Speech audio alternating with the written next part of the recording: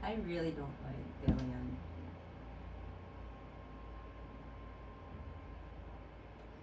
I really don't like Delion at all. Of all the naive NPC players in the story, I really don't like Delion at all. So I've been skipping a lot of him.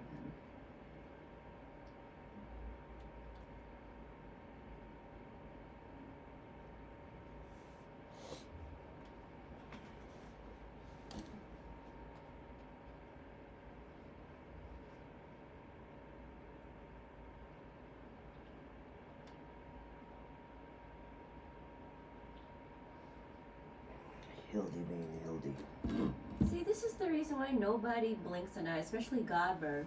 Oh, an alien? Well, back to business. Yeah. Back to business as usual. Yes, excuse me, I gotta go to the moon and find some stuff. Oh, yep, I found it. Oh, this happened? Anyway, I need to go do other stuff. I have a negotiation. There's nothing. Anyway. It's Poo Poo. Mm-hmm. That's a Final Fantasy VIII reference. Yeah, we never get to see him until now. 14. No, what? And then a whole little side quest. Give me an elixir.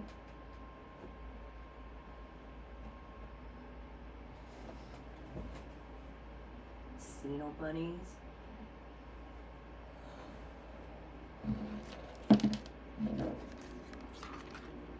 Why is it darker?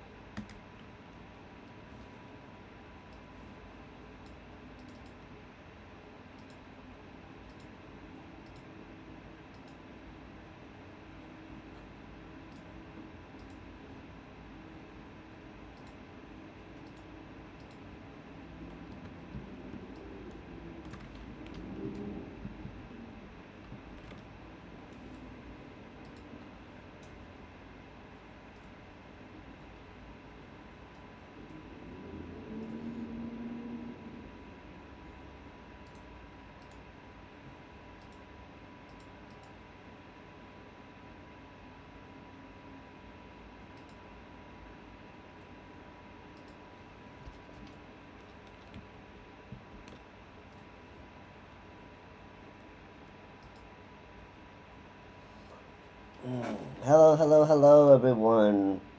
Welcome in, welcome in. Get a drink, get a snack. And we'll get started here in a couple of minutes. Just getting a few things squared away. And we'll get started with the fun.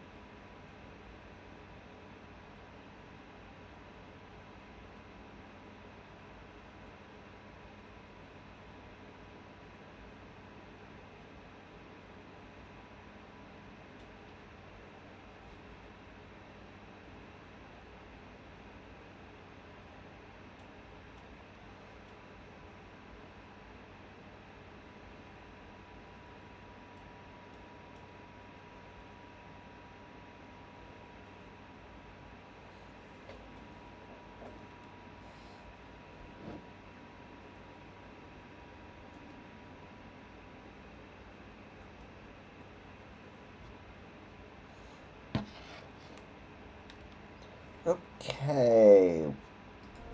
Welcome, welcome, welcome, everyone. Today,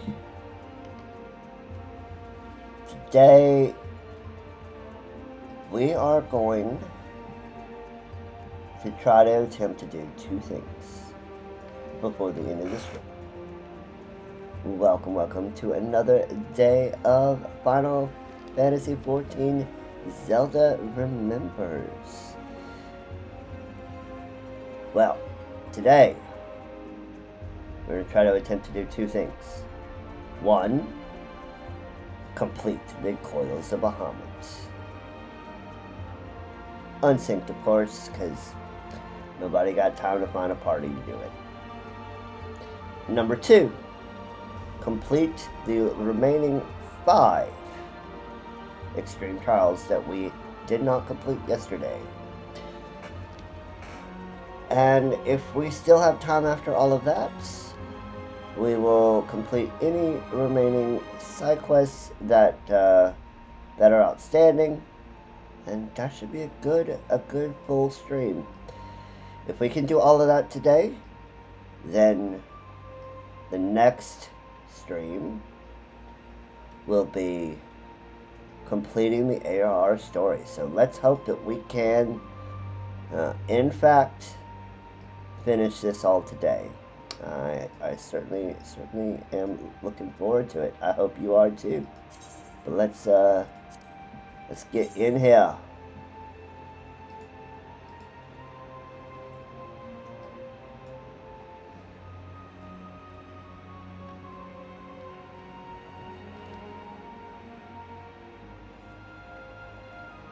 Let's get in and have some fun, shall we?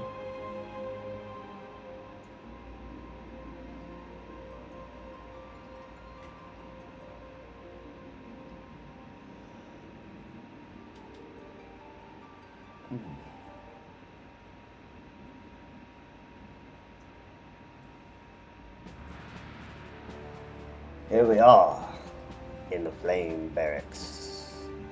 That is our 2 hours and 49 minutes till our dudes come back. Alright.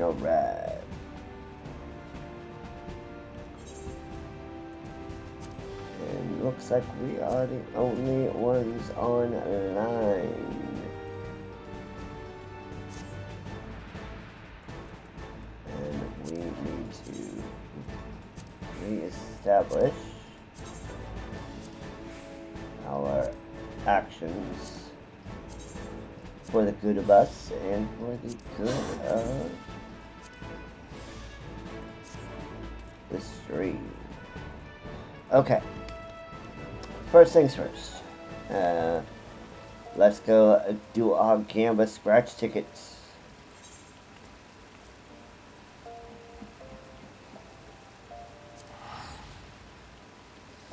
We gotta go do Gamba, chat.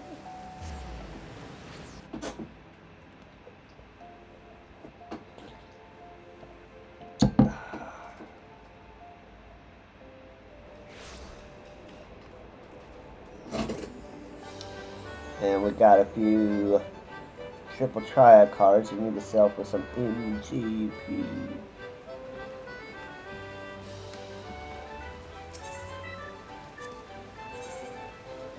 Namely this lovely Onion Knight card.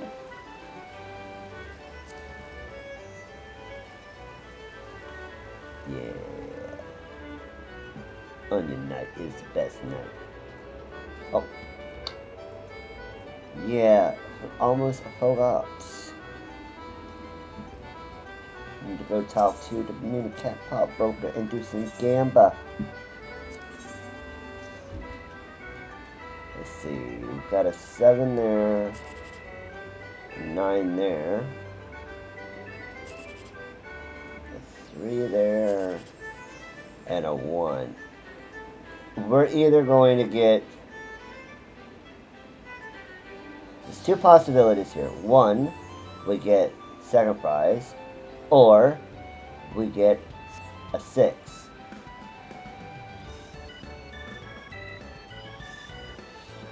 Let's see, do we get the jackpot? No, we got neither. Rats. We were so close. Okay, we've got a 1 there. It's in the center, a 2. There's our 3, so the jackpot's out. We've got a 7. We get 7, 8, 9. Yep, we got second prize. That's good. That's good. We'll take it. We'll take it. We've got a 7, a 5, a 4, and a 1. Is this our jackpot? It is not our jackpot. Well, we got at least a second prize. So I will take it. I will take it.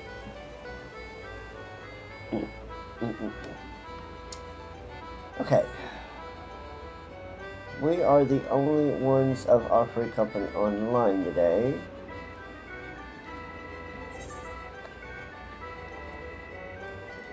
Let's see. We might have to do a party finder.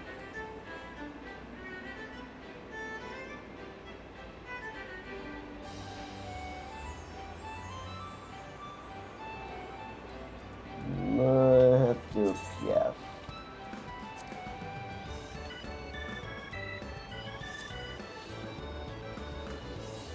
Duty.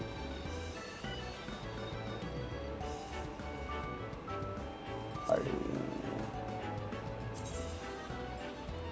Let's see.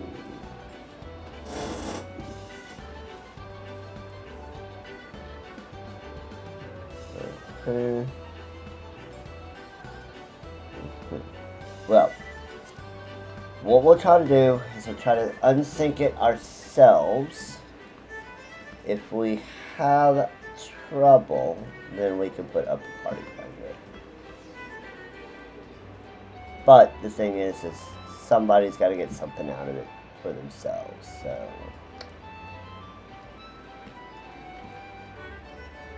Anyway, we need to go to the we need to go to Vesper Bay, and we need to pick up another turn in the coil so we can actually do the thing.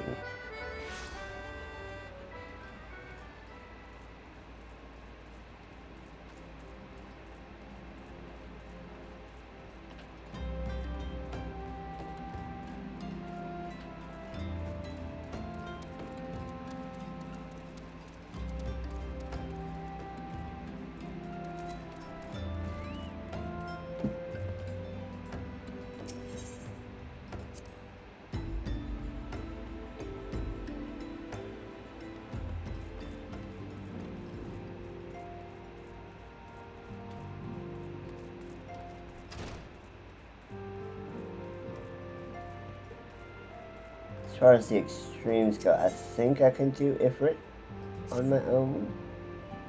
A crystal choke abyss lies beneath the Continental Flats, the unholy cradle of an elder primal, and by thy hand were truths great and terrible wrested from those once celestial depths. Yet as is oft the case, the answer doth bring a profusion of questions, and the unknown doth beckon its irresistible allure. Ne'er have the mysteries of the Red Moon lain so neatly within our grasp. Lady Alizé hath sent word of her coming. 'Tis time once more to brave the precipice and leap unflinching into the jagged wound that does gape beneath the land. Very poetic there, Rianjay. Mine apologies. I trust I have not kept you waiting over long. Hi, Alizé. Zelda, I am both delighted and reassured to have you at my side once more. I would not waste your time with trivialities. Let us proceed directly to the discussion of that which we have learned, and that which we hope to learn anon. Initially, it was evidence of a new primal that led us to delve into the cavern beneath Castrum Occidens and explore the subterranean scars left after the fall of Bahamut. As you will well recall, we found it was vast and largely intact, fragment of the fallen satellite. Within the depths of that structure, we discovered not the new primal we had expected, but a broken form of Bahamut himself. Yet even this great revelation would soon be overshadowed by the appearance of my own dear grandfather. I have since shared our sundry findings with Ramprose, preeminent scholar of the Sons of St. Coinoc, and he in turn did kindly furnish me with his theory concerning the elder primal's elegant prison. It would seem that Bahamut was constructed to gather unto itself the rays of the sun, and thence channel this radiant bounty into the crystal tower. The ancients saw great potential in Bahamut's capacity to manipulate energies of otherwise unimaginable magnitude. 'Twas for this reason that they did bind him with the Red Moon, within the Red Moon, to serve as its living core. Lovely. Do you remember the sight that greeted us at the culmination of our journey to the colossal devices that surrounded and it seemed to cradle the incomplete form of the elder primal? From the information provided to us by the Sons of St. Coinoc, we have learned that these contraptions were termed internment hulks, and that each bore the designation of Ragnarok class. The purpose of these hulks is believed to be twofold. First, they are meant to act as binding coils, rendering Bahamut incapable of escape. Second, they were meant to feed him. Perversely, the self-same energy which prevents him from moving also serves to sustain his corporeal manifestation. Bahamut is prevented to neither die nor to truly live. He is merely allowed to be. For century upon century was the elder primal thus imprisoned, bound about in fetters so subtle in their working and yet so adamant that though his cell be destroyed, Bahamut lieth yet at the mercy of his long departed captors.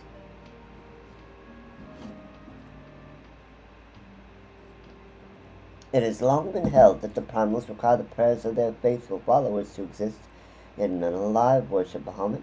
Could it be then that the elegans found a way to simulate prayer itself? Whoop.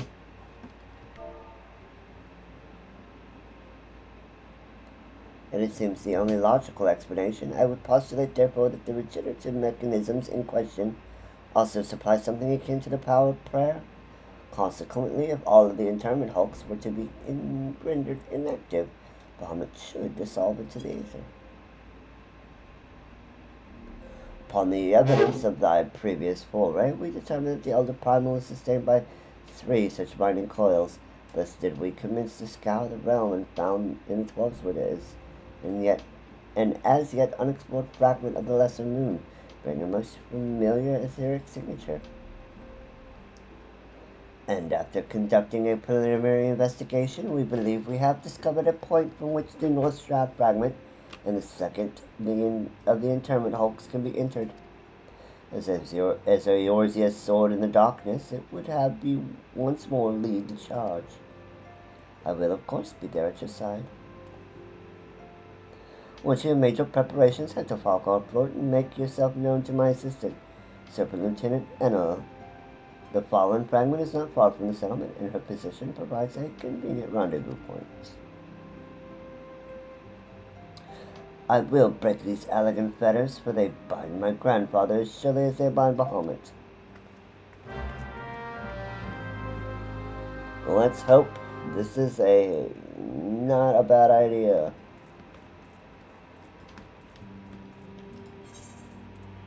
To Falkar floats.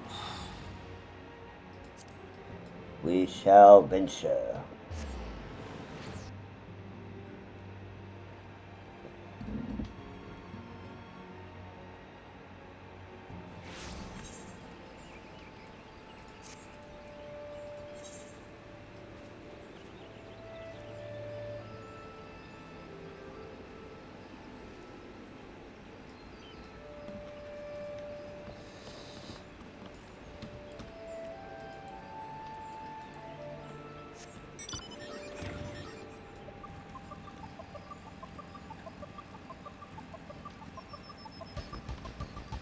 We didn't even need to do that. Zarahime, I've been expecting you. My name is Enel. I have been recorded the rank of lieutenant within the Order of the Twin Adder, that I may better assist Lady Alize with her endeavors here in the 12's Wood. Wait, so are you telling me that they promoted you to lieutenant? To lieutenant, just so that you could help Alize. Wow, you're a lucky woman. Such authority has allowed me to act without interference from the local soldiery and to conduct a preliminary investigation of the Alder Springs fragment. From what we have seen of the exterior, the structure shares many common features with the one you explored in Lenosha, and likely plays a host to a similar complement of guardians. But I feel words alone will do little to prepare you for what lies ahead. Pray, seek out my comrade to the south and west. He is charged with observing all that occurs in the vicinity of the fragment, and will be well placed to show you the thing, if nothing less.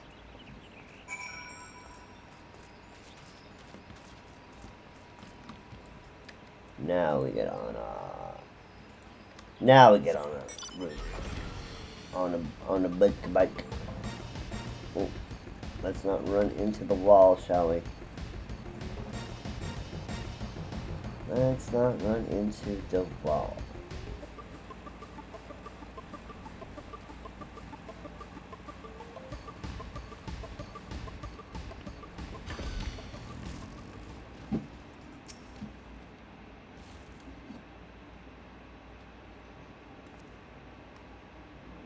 What business brings you to this broken land? Unless you fancy being ground to a bloody pulp under the granite fist of a wandering golem, I suggest you bugger off. Oh, my apologies, madam. Lady Alice did send word of your impending arrival, but 'twould seem I have grown rather too accustomed to shooing away curious sellswords and reckless explorers. Behold, if you will, one of the falling shards of the Red Moon Dalamud. Our initial survey uncovered no evidence of the Empire's presence, which, while fortunate in itself, meant that the approach to the fragment had yet to be cleared. After much effort, however, we succeeded in carving out a semblance of a path which should grant you access to the entrance, and that, I'm afraid, is where our progress ended. The interior, well, assuming that the architecture of this hulk resembles the first, the master controls you seek will be located on the bottommost layer, past all the ingenious and deadly defenses of which the ancient Alligans seemed so indecently fond. If you would know more, I'm afraid there is nothing for it but to brave the depths of the fragment yourself. Lady Alize will soon be arriving at Falgard. Pray do not tarry on your way back to the lieutenant's post. I imagine our young mistress will be most eager to commence the expedition.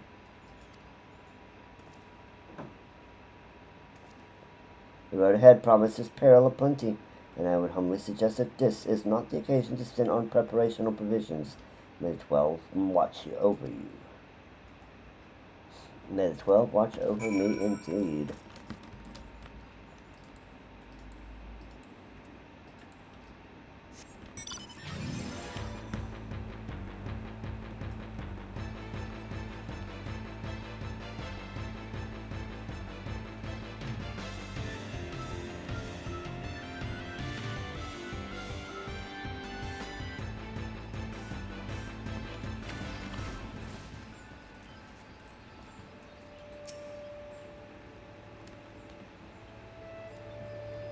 What you got for me? Mistress Hime, I trust the private's explanation was worth the journey. It was rude, but yeah. Simply securing an approach to the fragment's entrance proved a monumental task. I dare not think what defeating its inner defenses will entail. If there is aught I might do to aid you. Hi, Alize. Ah, Lady Alice. Oh, my apologies, Master Alvino. Has there been a change of plan? Oriange informed me of the impending expedition. I merely came to exchange a few words with my fellow scion before she disappeared into the depths of the second coil. Zelda, though I would strenuously deny it were she present, my sister's admiration and affection for our grandsire exceeds even my own. Upon the matter of his legacy, therefore, Alice is wont to go above and beyond the call of duty. In our grandfather's absence, she has made the salvation of Eorzea her personal crusade. 'Twas that which prompted her to brave the perils of the first coil, yet the fact that she risks her life in this manner is not the greatest of my concerns.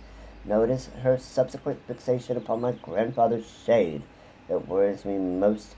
This quest to rid the world of Bahamut must not become a quest to save a man long dead. My sister must needs have a better reason to fight. A time will come when the fate of the realm rests upon our shoulders, and when it does, we must be strong in our resolve and certain of the stakes for which we risk all. There is a wide difference between fighting for the good of Eorzea and the fighting for the love of a man who died for the good of Eorzea. Alice must choose her own path. She cannot rely on grandfather to choose it for her, for he is gone. I'm glad that it is you with whom she makes this journey. If Alice is to discover a deeper purpose, and there is, then where better to find one than on the side of Eorzea's greatest champion? It was there that I found mine, after all. But 'tis past time I was gone. Fair fortune in your endeavors, Zelda.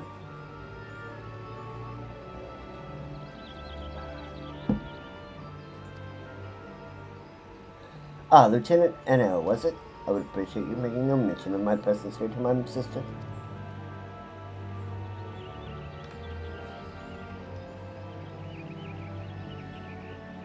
The Alizan bow is so elegant. Lady Alizé is due to arrive at any moment. I shall abide in confident expectation of your triumphant return. Alright. Second coil of Bahamut unlocked. Now, there are elements of this that will be extremely difficult. But, even if we are doing unsynced. However, I have done this before unsynced. I am not, and solo by the way, so, but I also had access to healing spells, so we shall see what happens. If we can't, then we'll have to find some people in a party finder, but we'll at least make the attempt. There are 4 turns in the second coil, so let's see if we can't do it by ourselves, at least up to a certain point.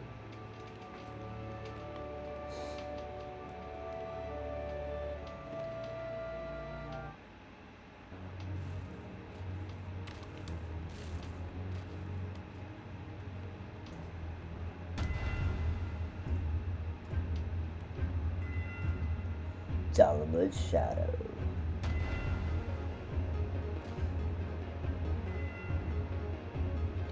So many golems.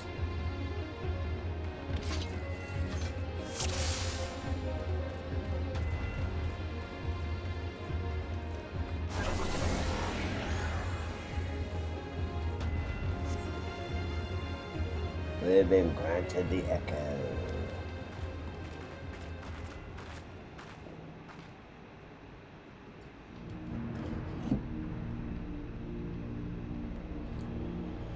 How strange.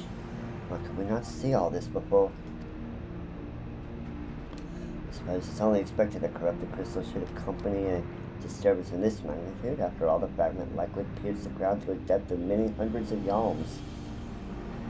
This swelling ether leaking from the wound must have blocked the very air, creating a veil that hides these formations from view. Well, it's not as if we expected this to be a straightforward task. Let's tread carefully, shall we, Zelda? It's imperative that we win through the depths of this structure and disable the mechanism that powers Bahamut's regeneration. Of course, we would chance to encounter my grandfather upon the way.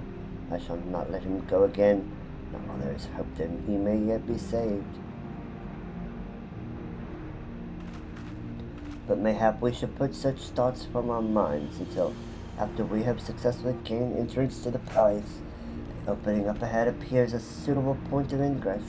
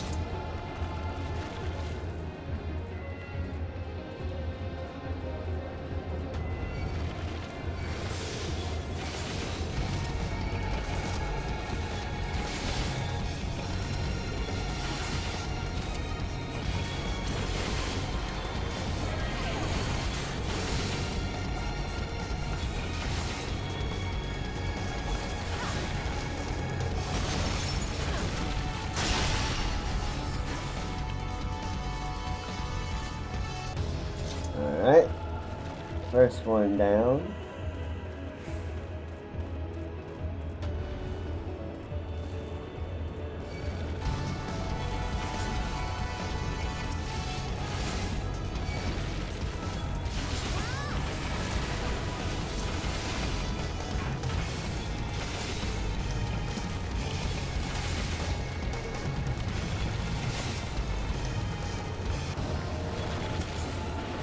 Gotta take out the dark matter cluster.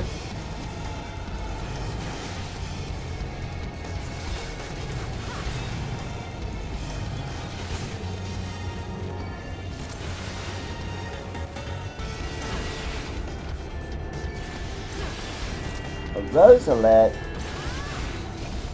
I don't think so.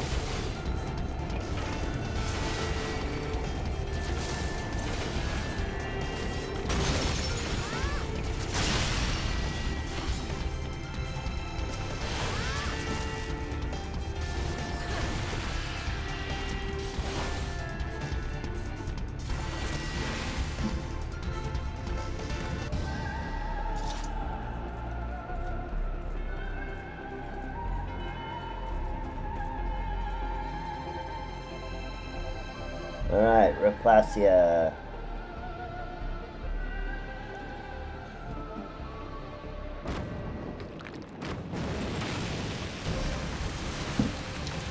This should be a good test.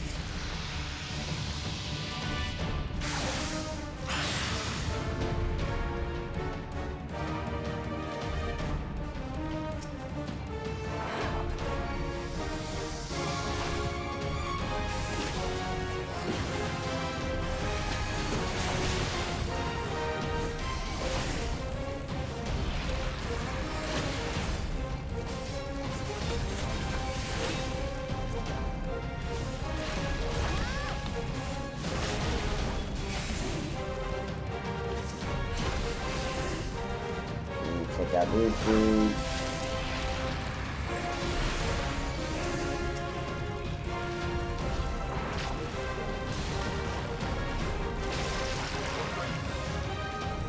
Ooh.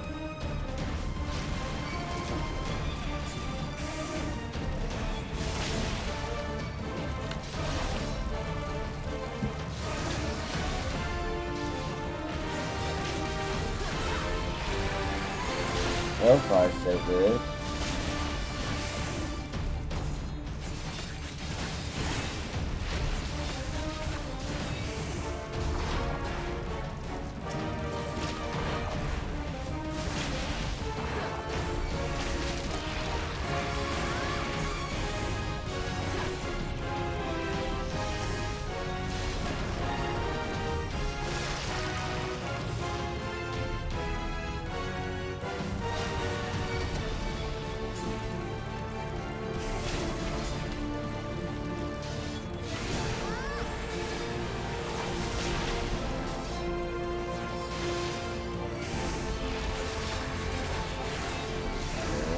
Going too slow. We might not have it.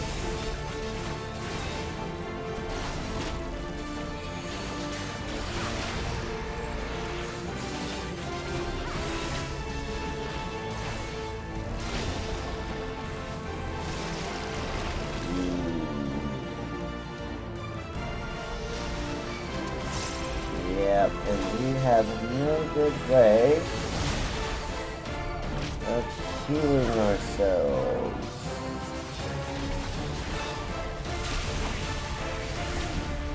Yep, no, we're not gonna make it. We're not gonna make it. We are not gonna make it, chat. We need at least one person to help us. But we have an ad. Ooh.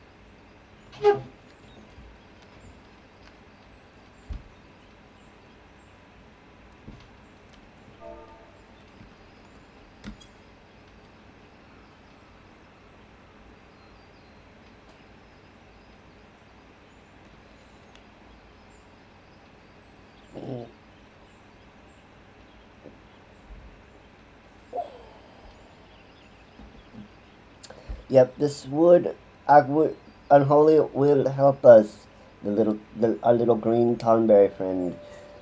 But I could have done this myself if I had something that had a self heal at. Uh, but because I do not, and all my other jobs are at like 50-ish. This, I'll need to have somebody else help, because I just do not have self heals.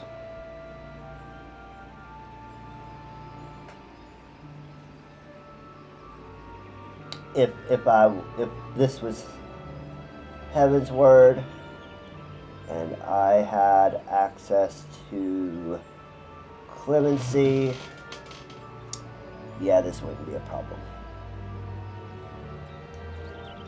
Because then I could just spend some MP to make sure I stayed topped up and healed, and I'd have access to better gear. But unfortunately, that is not me right now.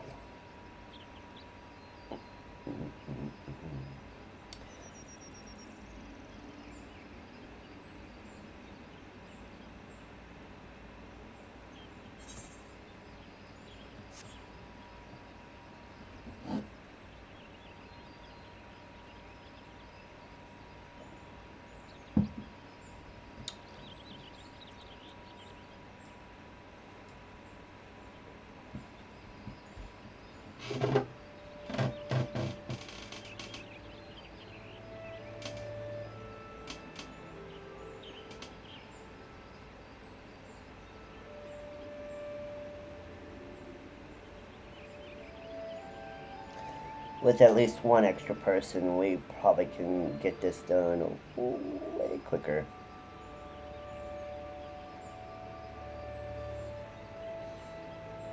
And then we can be in a greater position to do some nice mount farming with the peeps when people are available. Not everybody's available when I am, so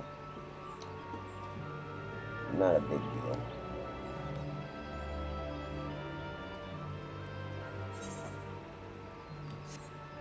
He's still working on the subs.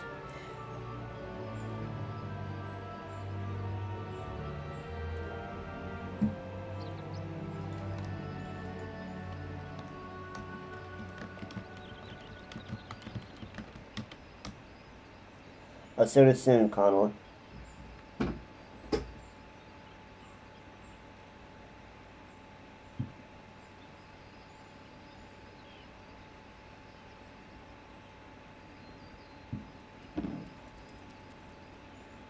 So in about 20 minutes or so.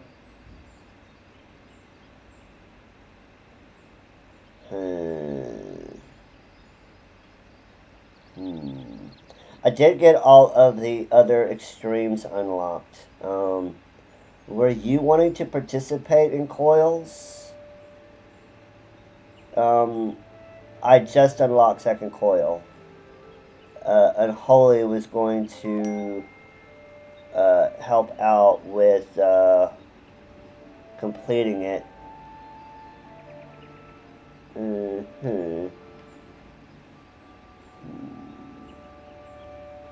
mean, it's possible we could...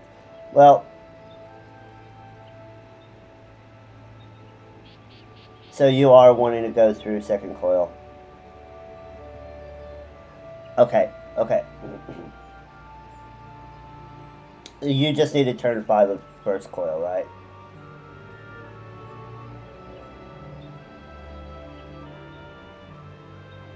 Okay. Well, we put Coils off to the side for a moment. You do have all the extremes done, right? You've got them all unlocked and have been just farming them for mounts, right? Okay. So what I'll do is I will pivot to completing the trials with Unholy, and I'll wait for you to get on so we can do Coils when you get on. How does that sound?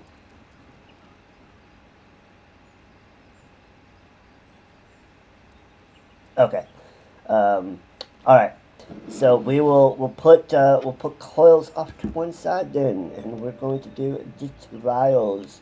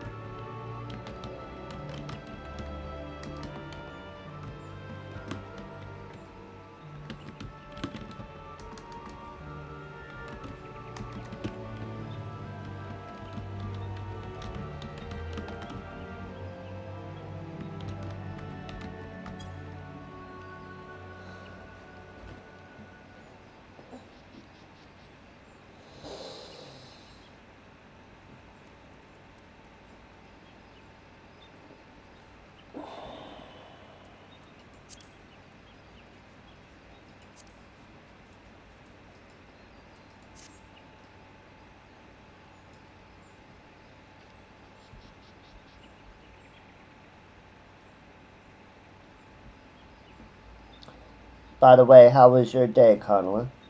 Did it go smoothly? Was it rough? Was it frustrating? Was it same old, same old?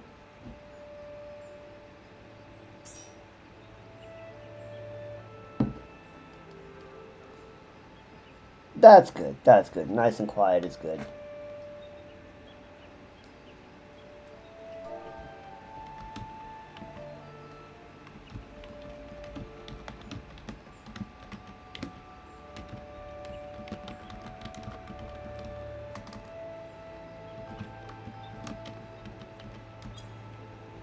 Alright. We got Unholy. So let's switch over to here. Naval. There's Bowl of Embers. Let me actually select it. Alright, let's go. Yeah, he's doing alright. Had to wait a little bit for him to finish sending out the company subs and stuff, but you know, gotta let him have his fun. You do know the story about like how he and I met and how he agreed to join our company, right?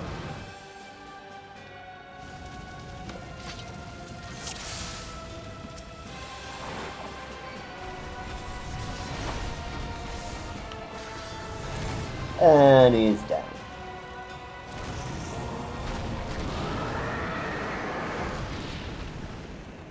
The blessing of light defies me. Yeah, because the two Chads just kick your ass. Let's see. Oh, Noah. No mounts.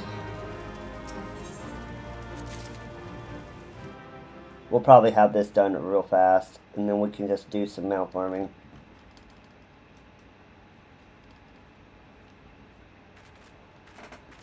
Ifrit was born with the strength of 1,000 raging infernos, and yet you vanquished him. I can offer you naught but praise, bringer of light.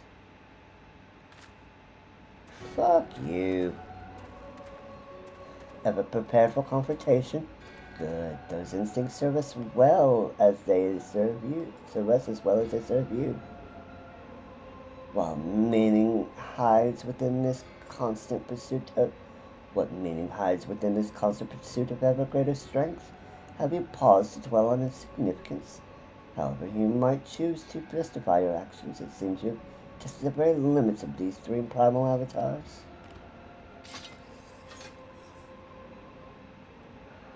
Again, with such furious response, did we not make ourselves clear, as assuming such might prove, we do not come to trade blows with you? This meeting is at an end. We must thank you for a most enlightening display.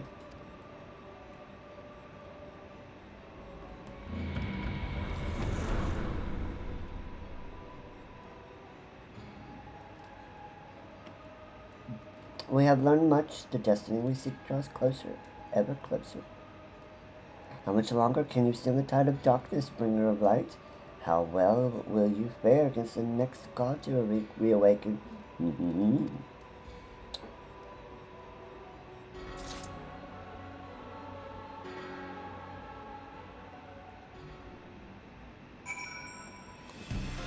Alright. Got Ifrit.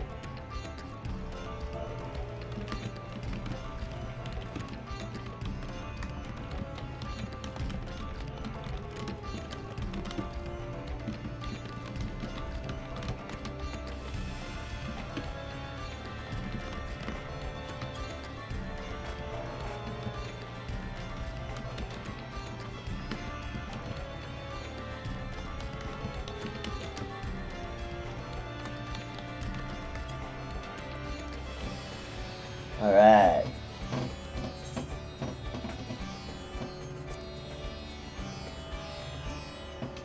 Alright, we got that one done.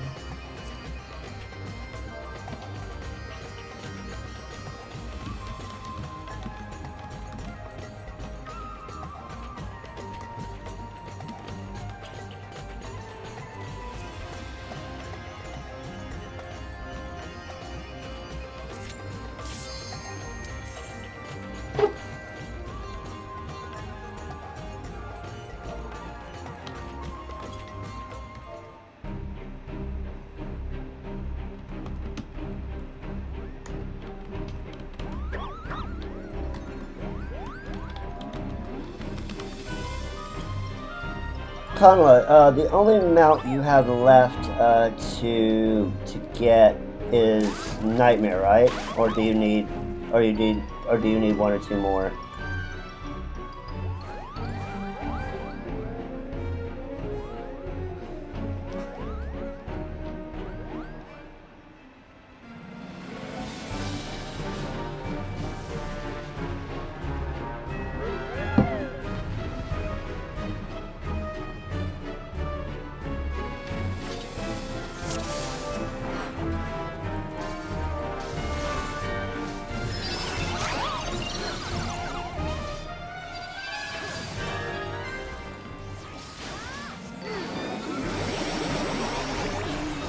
And there's the Kingslayer.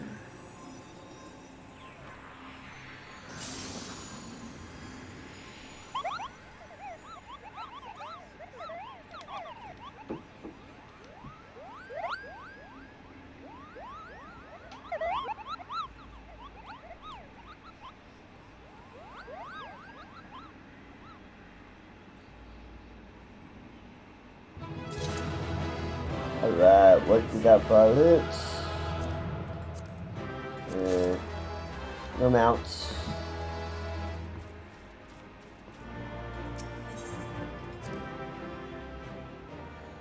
We will get them though. Alright, next clear.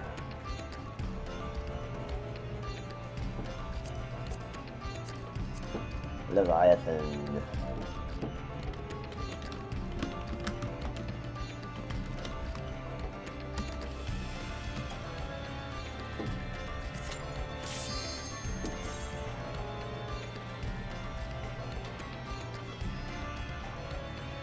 Alright, we got an ad getting in 50 seconds.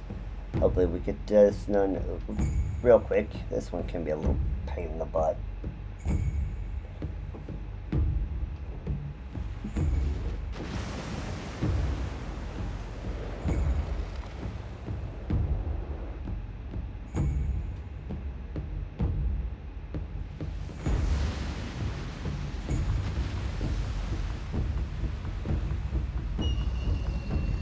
Had to learn how to not die on this one. Even I had to learn how to read the tail slap. Which way to run. I figured it out though, but without a lot of trial and error.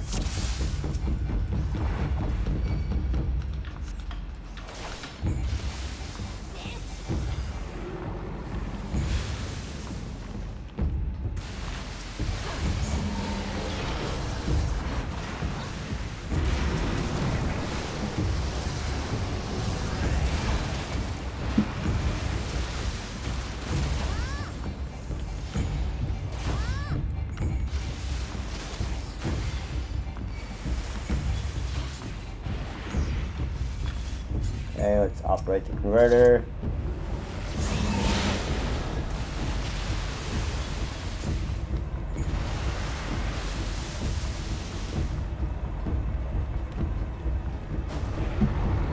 I bet your flesh shall be my minion to the deep. Oh no, the railings, no. Maybe go this way. Take it back.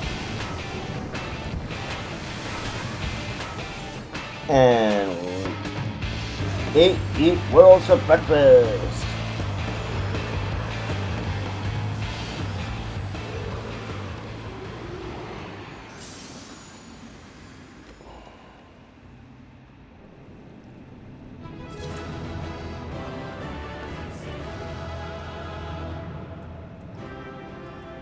Ooh, and bar. We got Leviathan.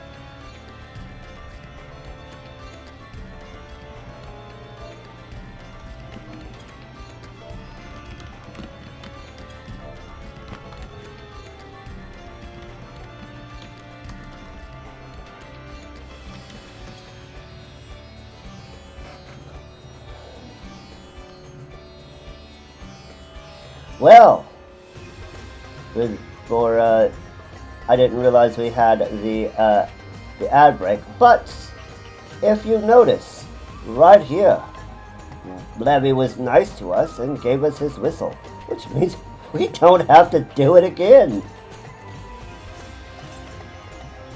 So we've got N-bar. Let's show it off.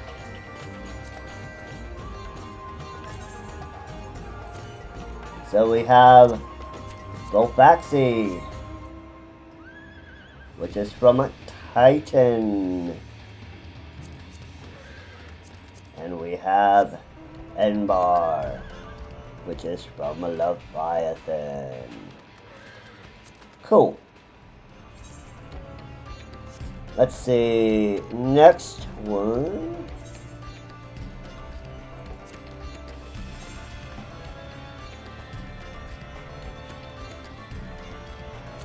Is a Ramu.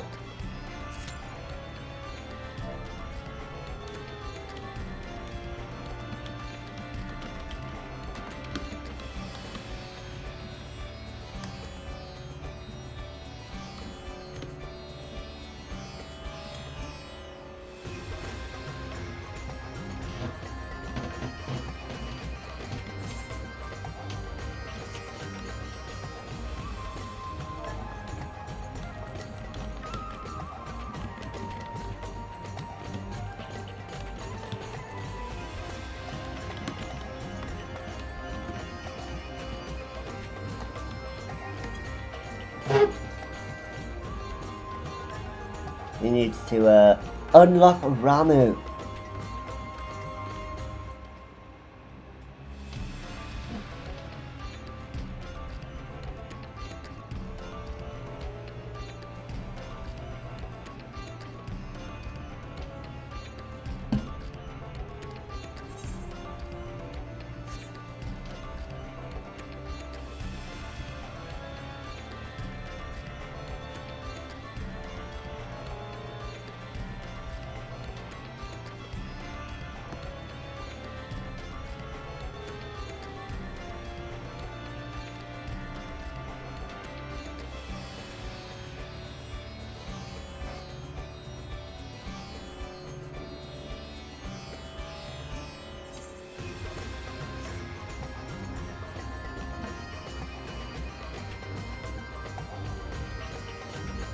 Alright. Gotta wait for Unholy to unlock Ramu.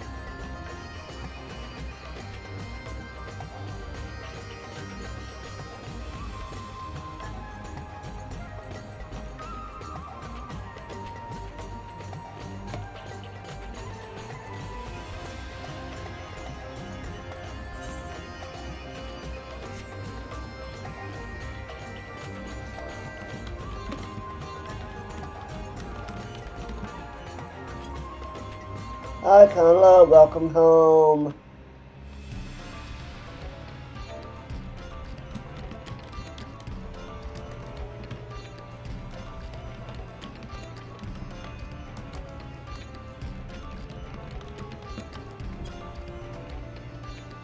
Hey Conla, gonna invite you to the party.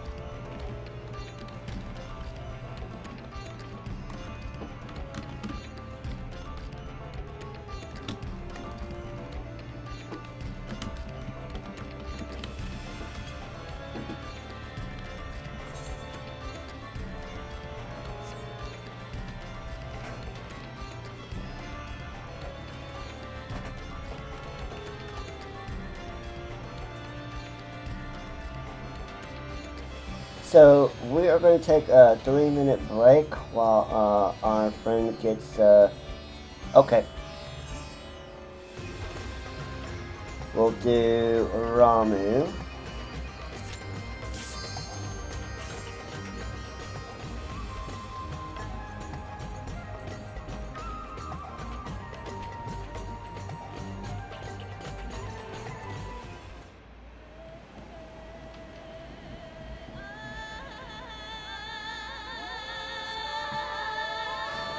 This is such a banger song. So yeah, what we'll do is we will get all of the clears for everyone involved. Then we will help Kamala do the last turn of the binding coil, turn 5. And then we will go and do all of second coil and final coil. So we'll get all of the coils done. And after we get all of the coils done, which shouldn't take too long doing it on sync with 3 people, then we will we'll do some mount farming. That'll be fun.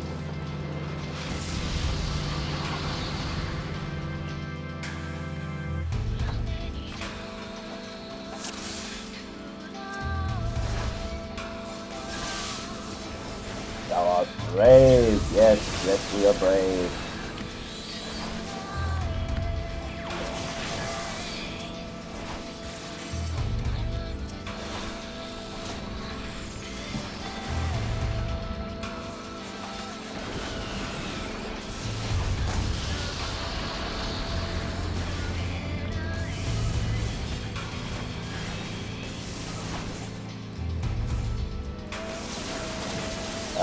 Oh, got a little seduced over there, did you, Kadala? Must have been that big, gigantic, luscious beard of his.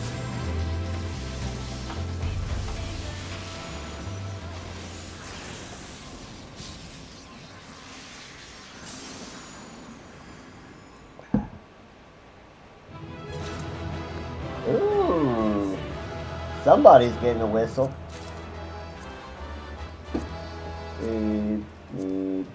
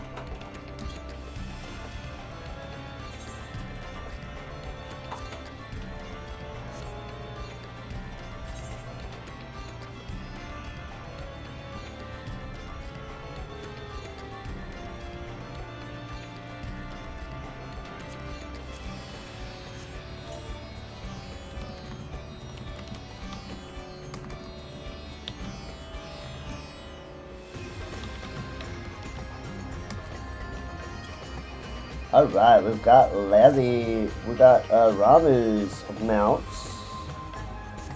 So let's show him off real quick. Markab. He's so pretty.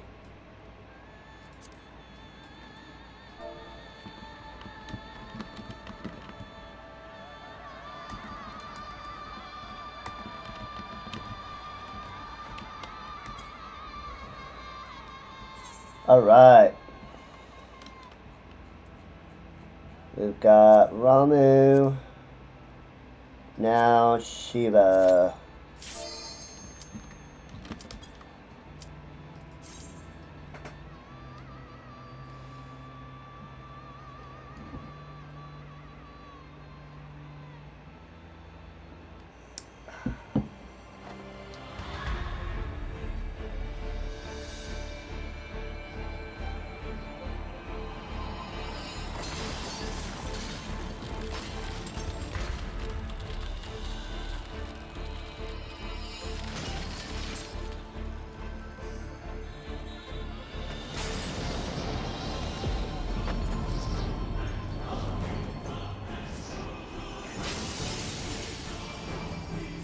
Another banger incoming. Too bad we won't be in here long enough to hear it.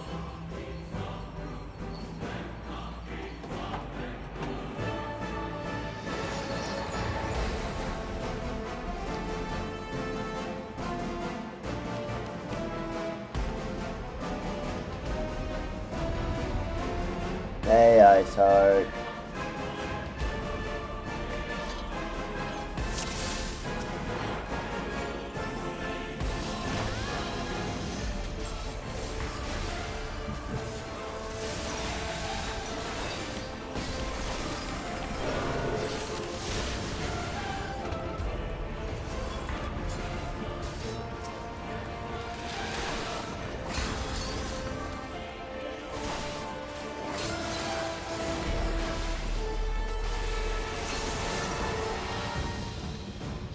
Embrace serenity!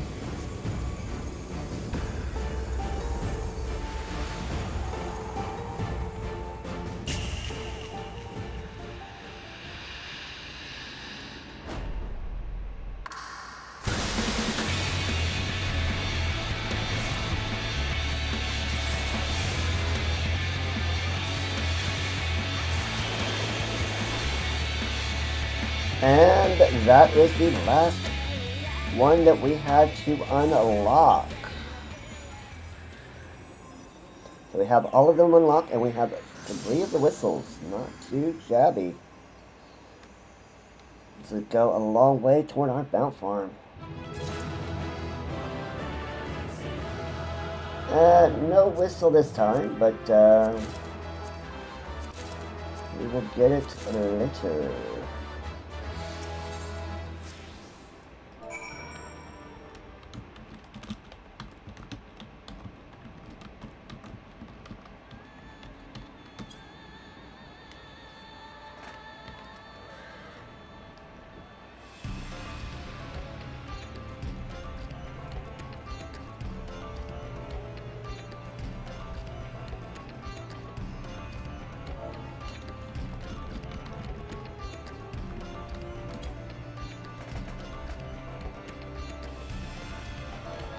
Okay, so Unholy will do that later. We are going to go and do an ad real quick, and then we will start with Coils. So be right back in about a minute and a half.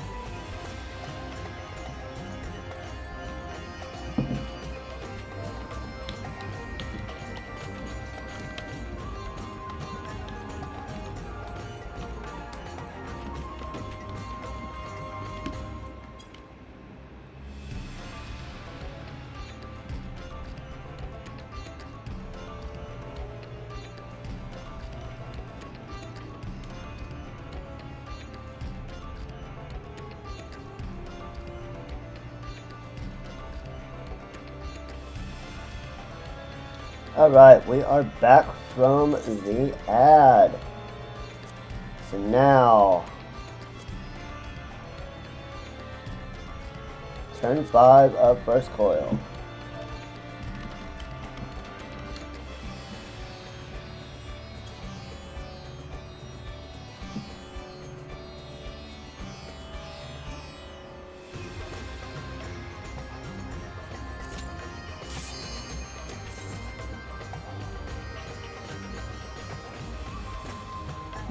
Unsync and smash.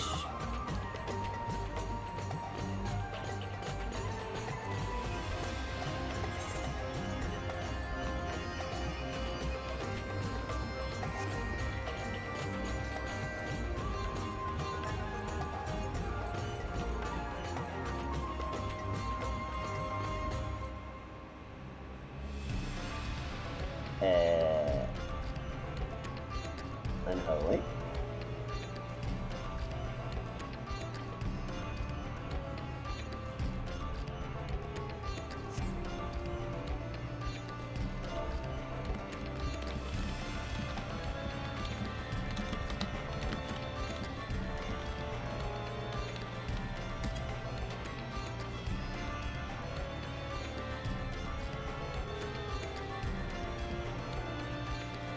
Unholy, not ready.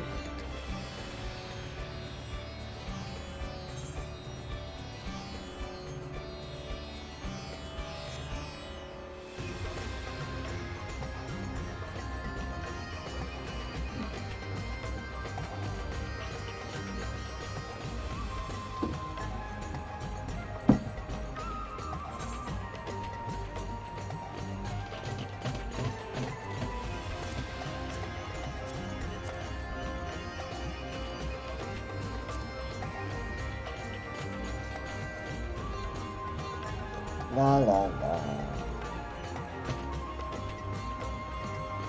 We will do either in this character or in the power slot character that I'm playing. We will be doing all of these synced, and we won't need to turn on min eye level. I don't think, because I'll be going in with minimum eye level gear, but anyone who joins me, I'm not going to hold them to the same standards that I am.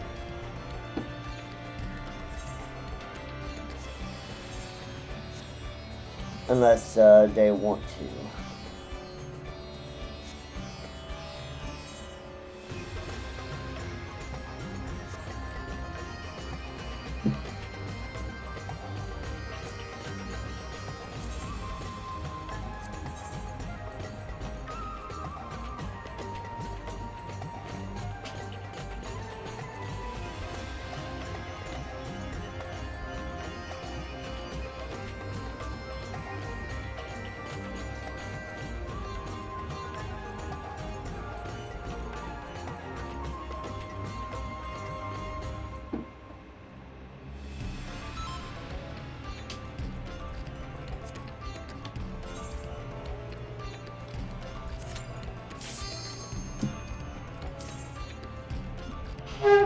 Alright. First turn. Or fifth turn. Let's go take out a dragon, shall we?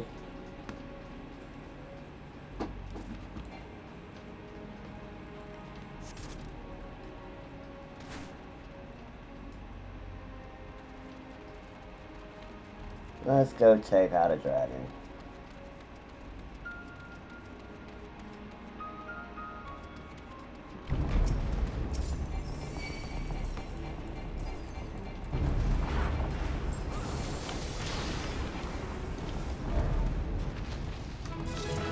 Lol.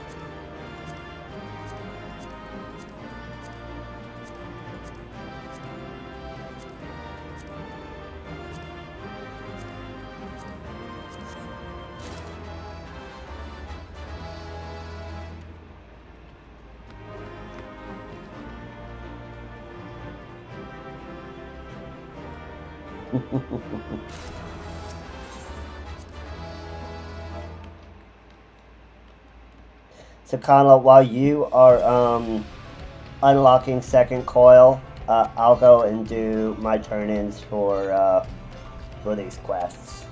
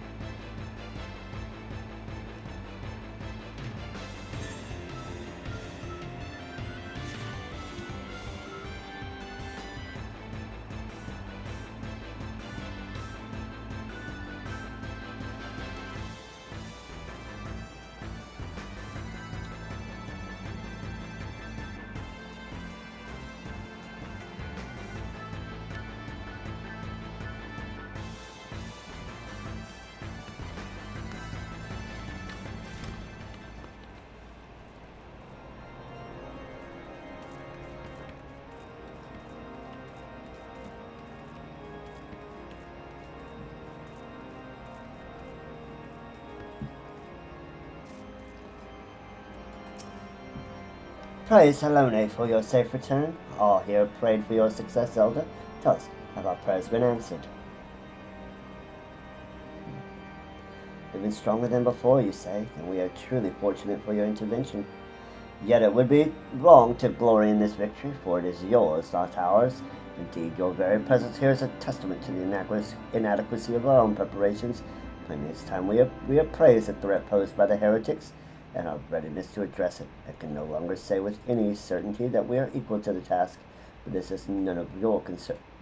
Forgive me. Your deed shall not be forgotten, my friend. You, Oriente, and the entire order have my utmost thanks.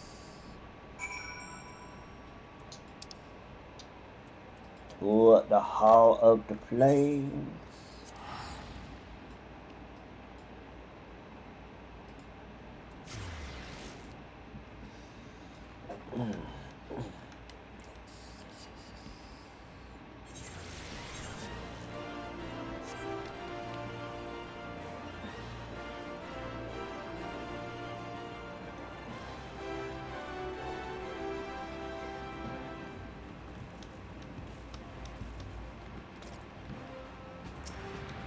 So the infernal primal had returned, after all. It was well that you set out prepared for the worst. Come now, Lieutenant Hime, you must describe your epic encounter in detail that we might revise our tactics for future engagements. Any information could prove useful. Inferno ritual focus. Well now, this is an ominous relic. All the Amals are known for their barbaric trinkets. I sense something is different about this one.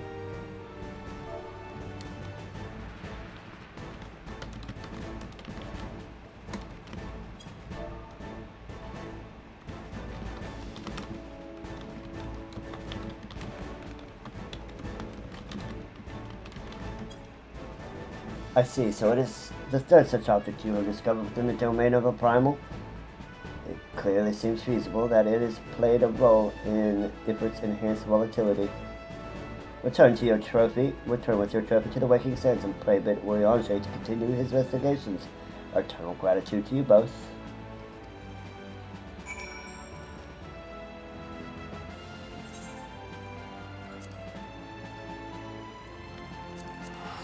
Vesper Bay.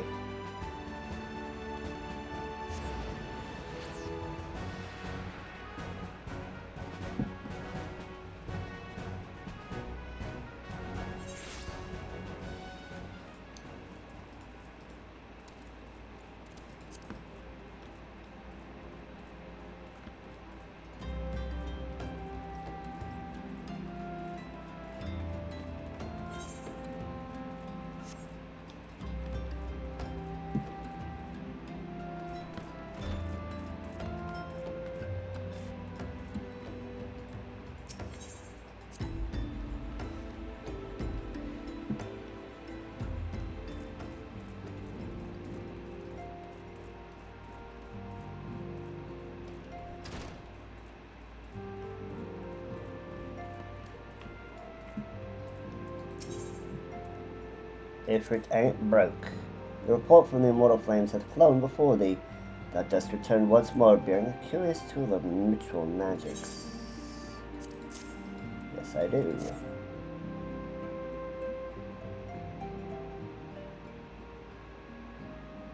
Ah, yes, it doth most closely resemble the others in form, and I dare say in function.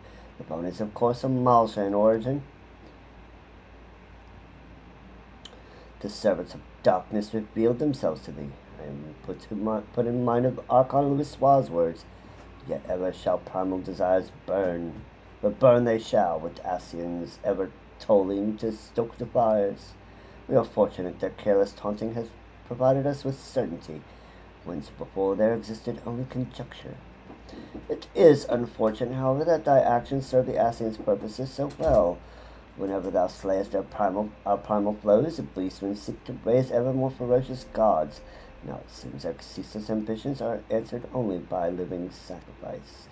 Each ritual object thou didst recover is a manner of focus, a tool fashioned from the bones of a willing worshipper. These foci contain the vast etheric power generated from the fervent prayers of a beastman zealot in the moment of his death. This power was then poured into each primal during the rite of summoning, thus giving rise to the augmented avatar thou didst engage.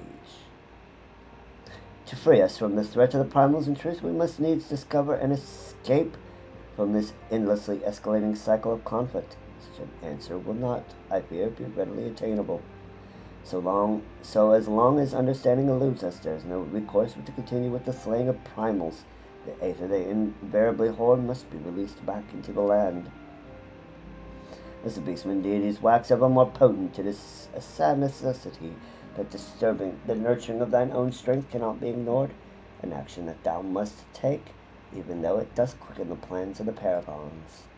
One of the passive inexorable might hath ever been the pursuit of sturdy arms and armor, and in that endeavor I may be able to assist thee.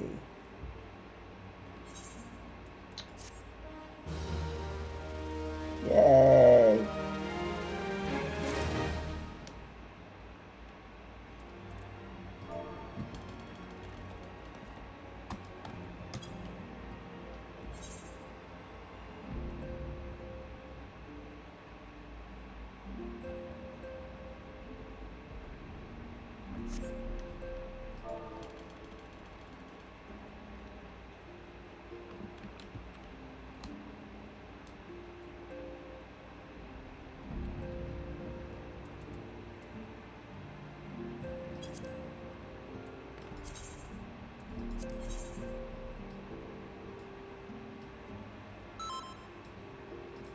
Alright. Second coil. Let's smash.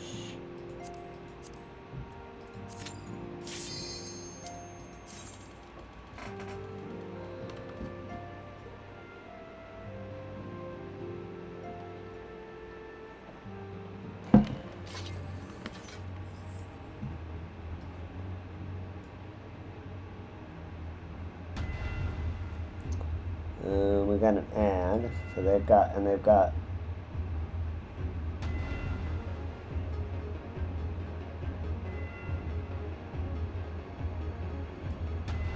no, he's still watching.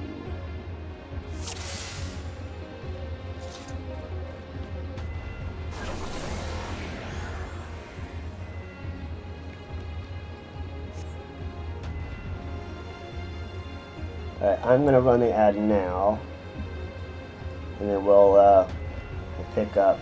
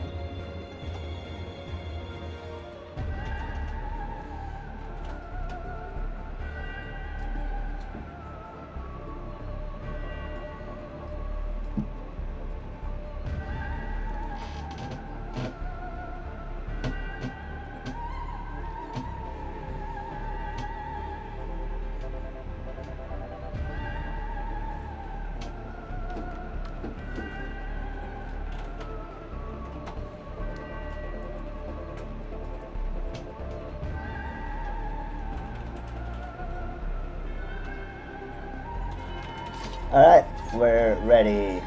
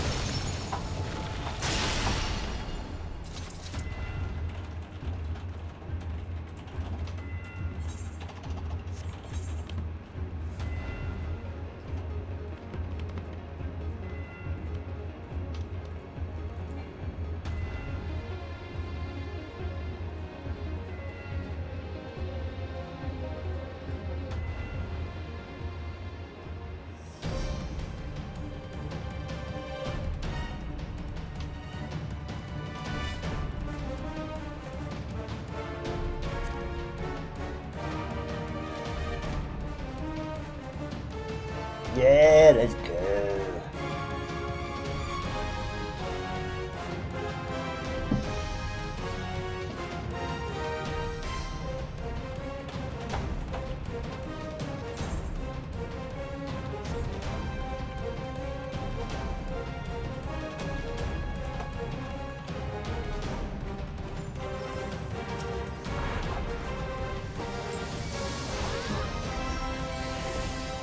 And the Glacier is down.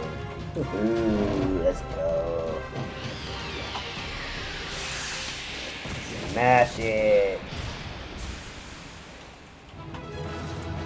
Most people nowadays will do this unsync just for the story. People who are really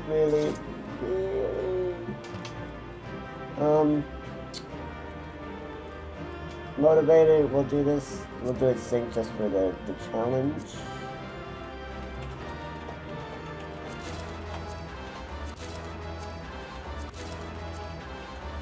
But in a normal run, people will just do the same.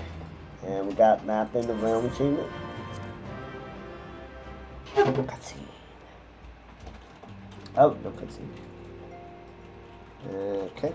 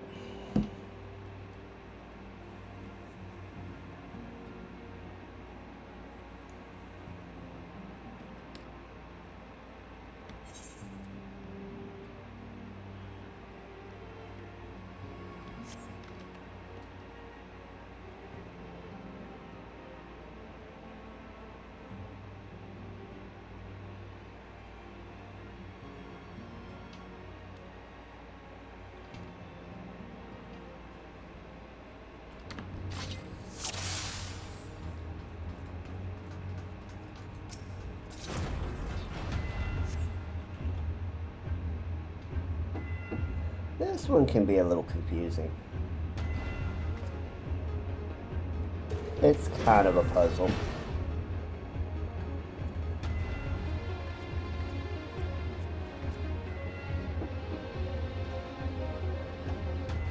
Who this?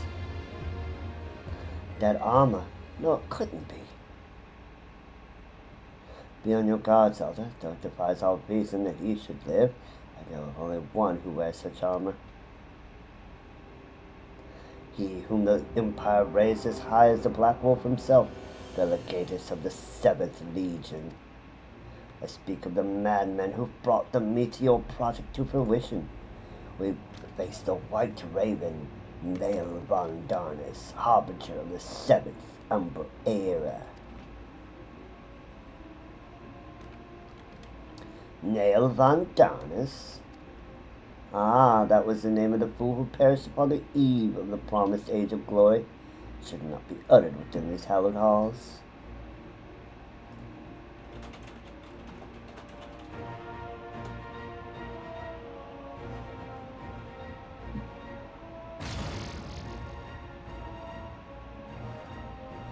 Out of the Neo Deus Adonis. Out of the love for his loyal servant, the one true deity, named me Deo Deus Adonis.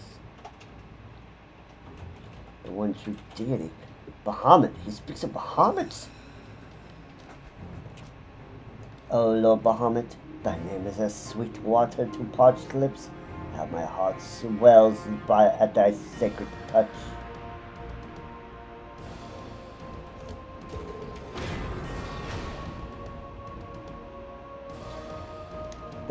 This blessed sanctum is the domain of my God and his beloved children.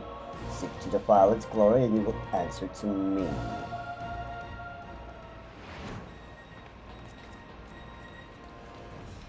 Well, ain't she a peach?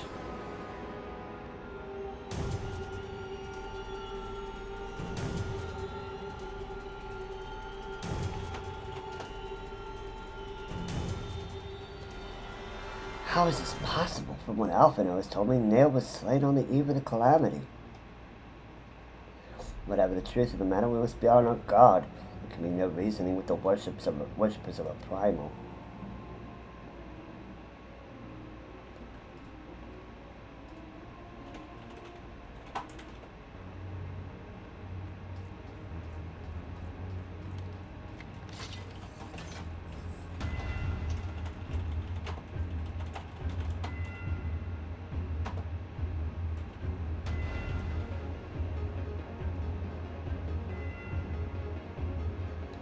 The outer coil.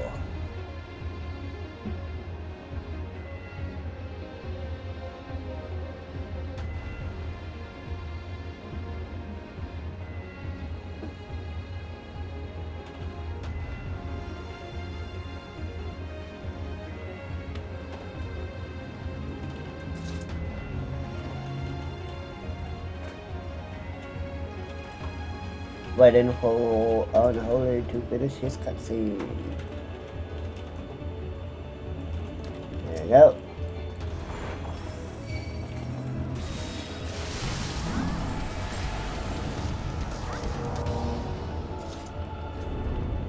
Sector 2.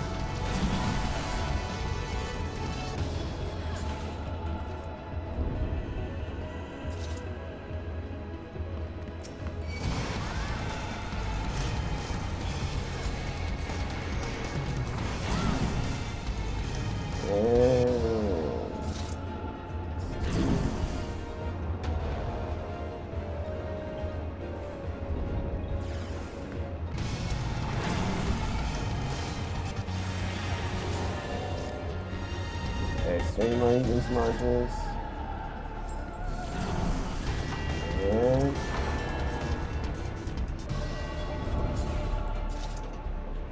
alright, now see.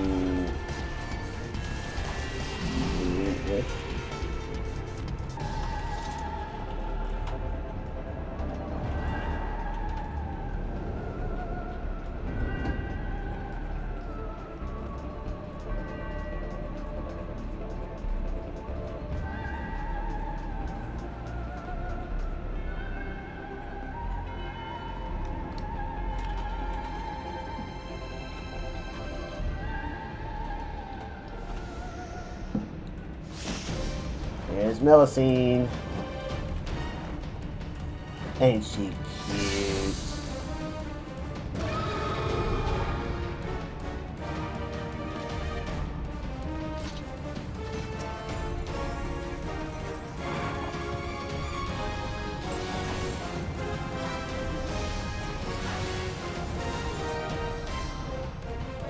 GG's.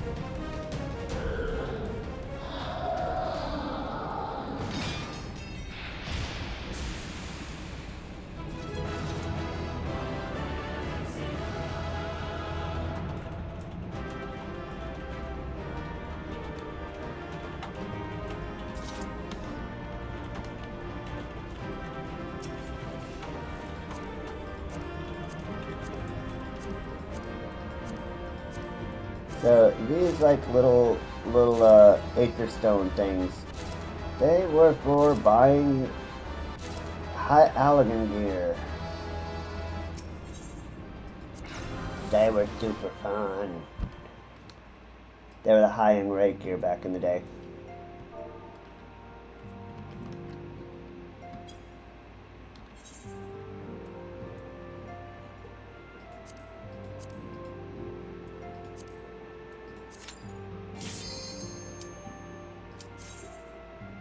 The durability's low. Oh noes. Have to repair. We will have to repair.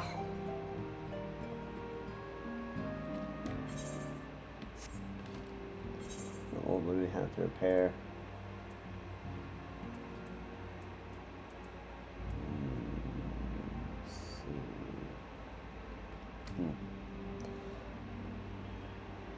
We will need a repair, but it's not critical yet. Central Dex 326, 32, 56. Okay, this one is the maze.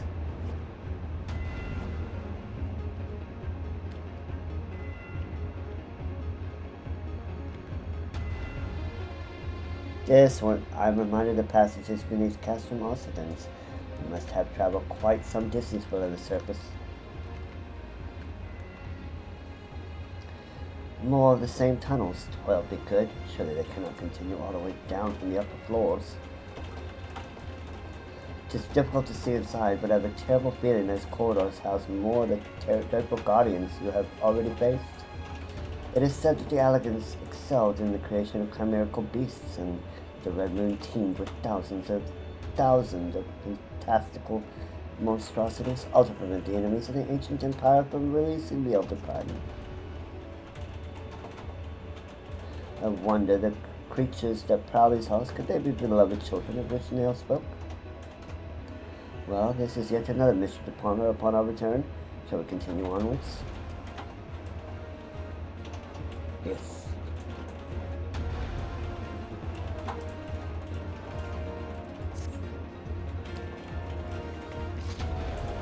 And how they still view the cutscene?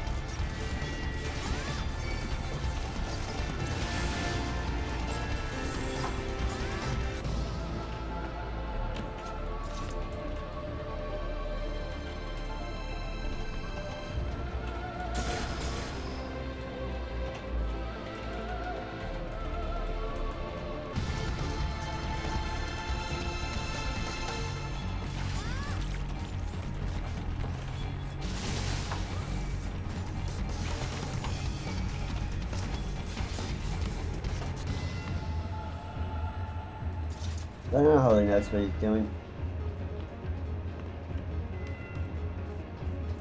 We have to activate this dude.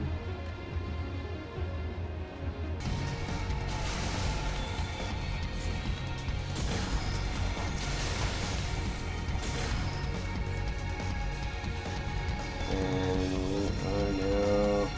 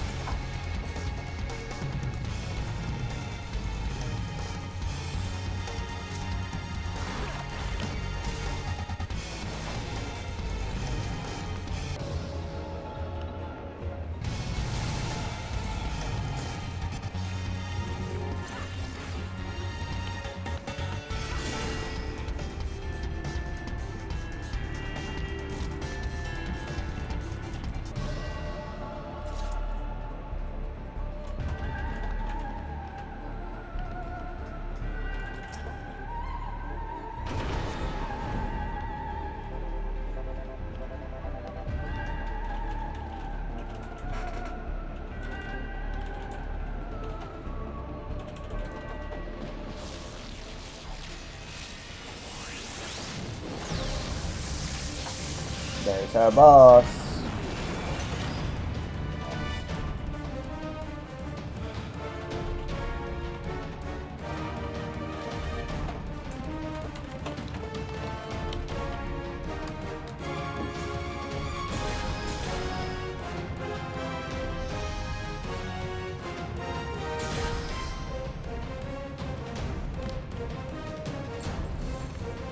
Alright, never mind.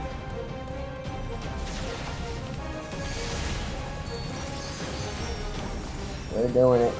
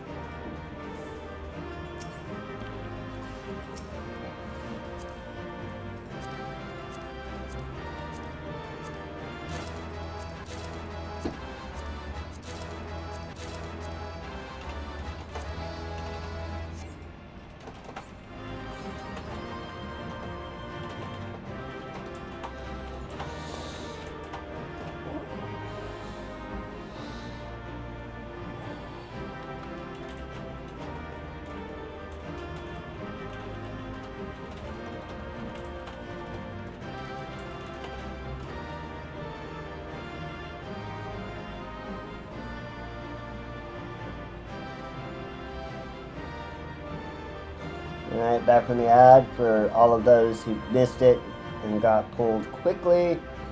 Well, you can just watch the VOD.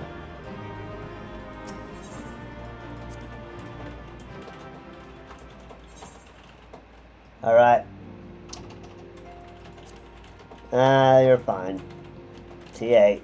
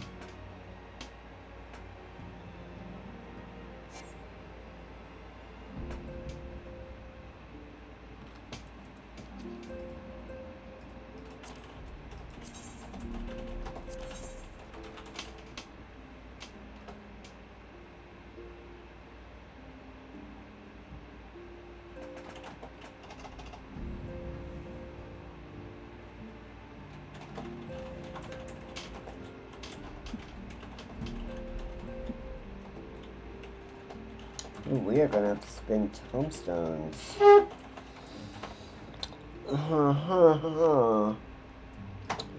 Yes, we are. Yes, we are.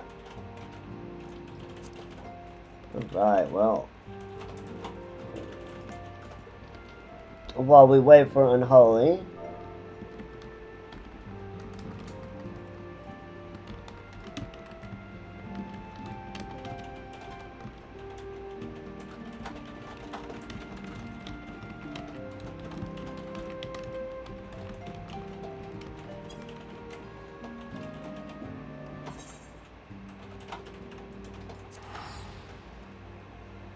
While we wait for Unholy, I need to go spend some poetics.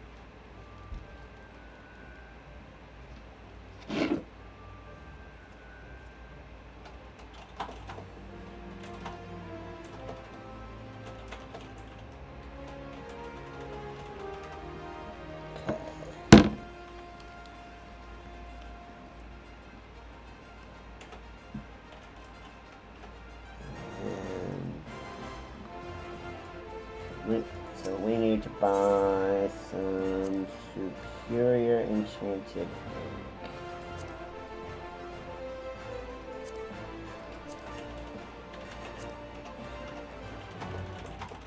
We need 3 of them.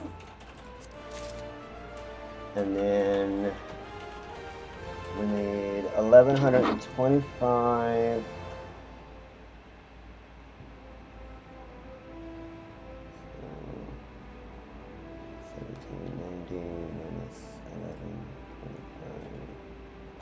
So we can also buy a dragoon weapon.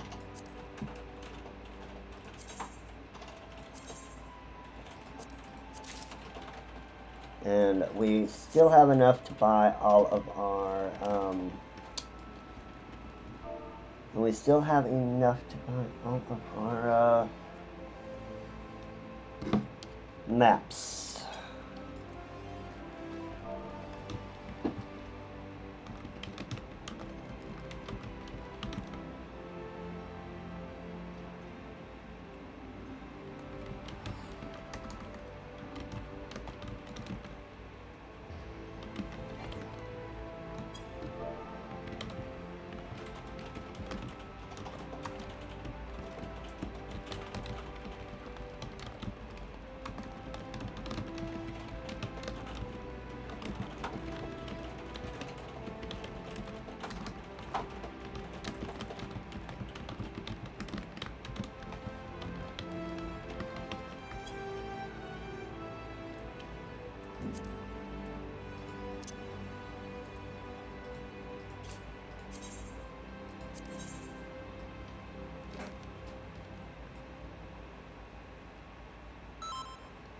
All right, ladies and gentlemen, I present to you TA.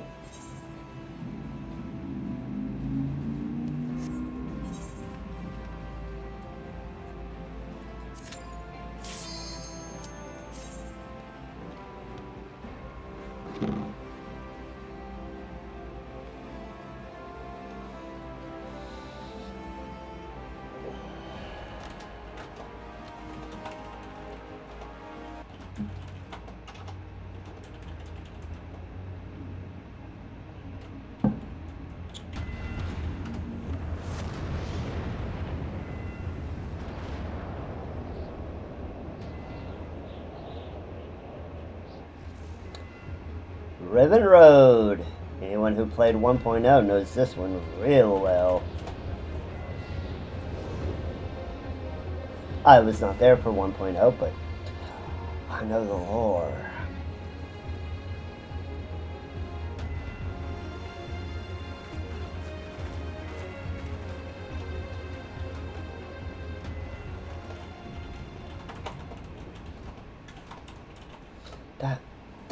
That surely cannot be Dalamud. How? Where are we?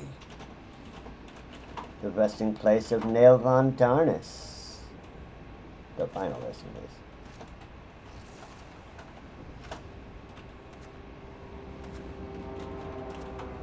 This is a grave for the undeserving.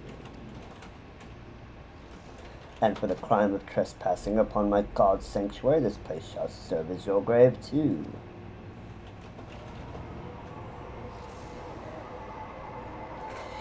She's kind of... yeah. No!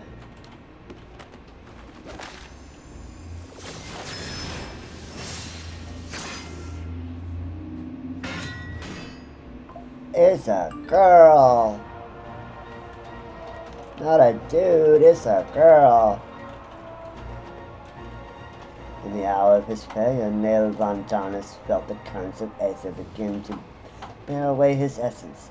But before the oblivion could claim the last of him, a divine will reached out, and I was born.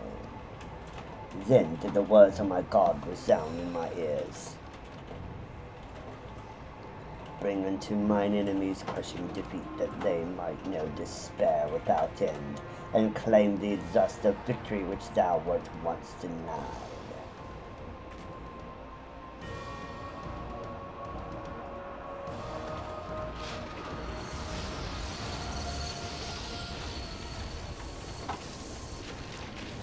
The extreme of this fight, even unsynced, is very mechanics heavy. It can be done unsynced, of course, but you have to actually do the mechanics.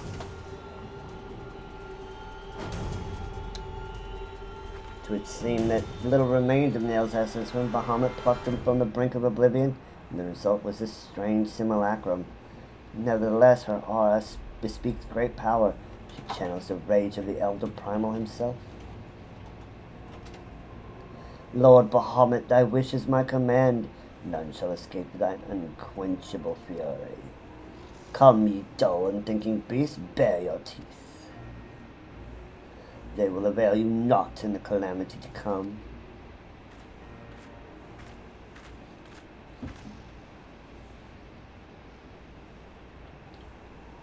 Let's go. Let's do it.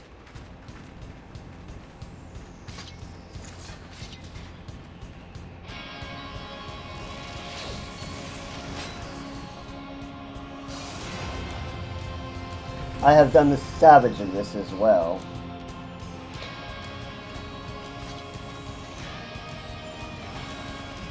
Oh, we see that unholy doing his cutscene. And that definitely has mechanics, oh my god.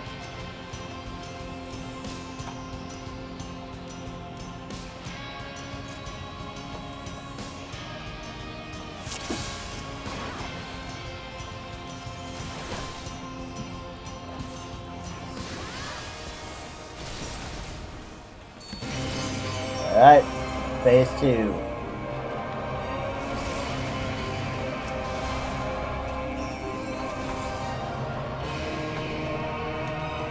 GG.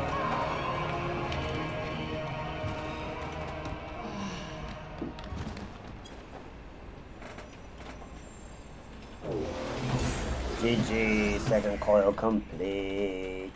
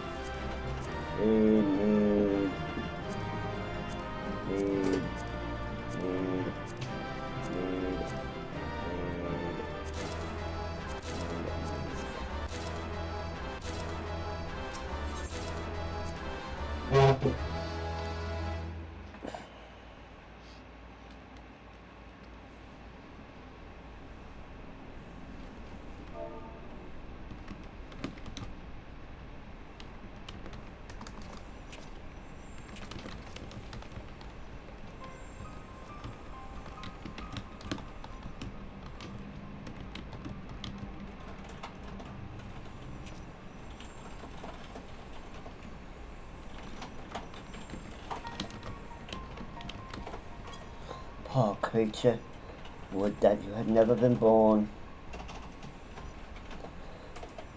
You had but surrendered your physical form and collapsed into ether, but Bahamut denied you death and imprisoned what was left of you in an ethereal shell, resembling what, I wonder? Images from your memory, perhaps?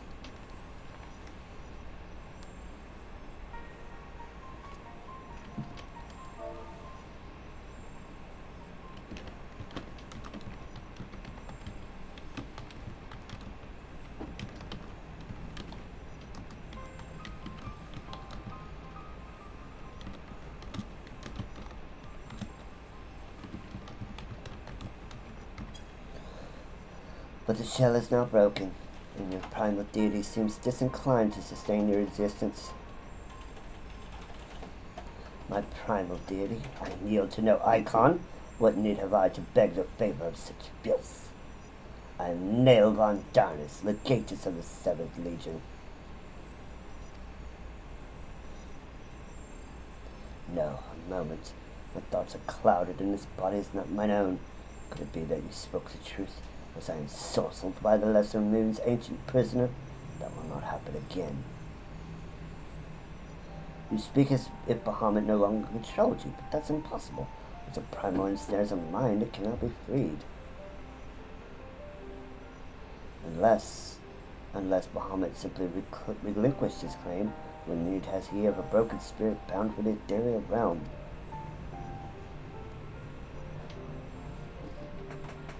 Oh, that I should fall prey to the very influence I sought to purge from the land. The irony is galling. But I do not assume that all my actions were chosen for me. It was my will that the Meteor Project be resurrected, mine and none other. Yet it seems that my grand designs were destined to fail. Even the ungentle release of death was denied me. Now, please, you must tell us more of the calamity. You must know the truth of what has befallen the world, and what has become of my grandfather, Archon Louisois. You are Louisois' grandchild. Ah, the fates are generous with their cruelty. Continue on if you would have your answers. They await you at the terminus of your path. You know that this path leads only to despair. The light of truth was ever harsh and unforgiving. Why do you say this? Grandfather will be freed once we put a stop to Bahamut's restoration, will he not? Are you not telling us?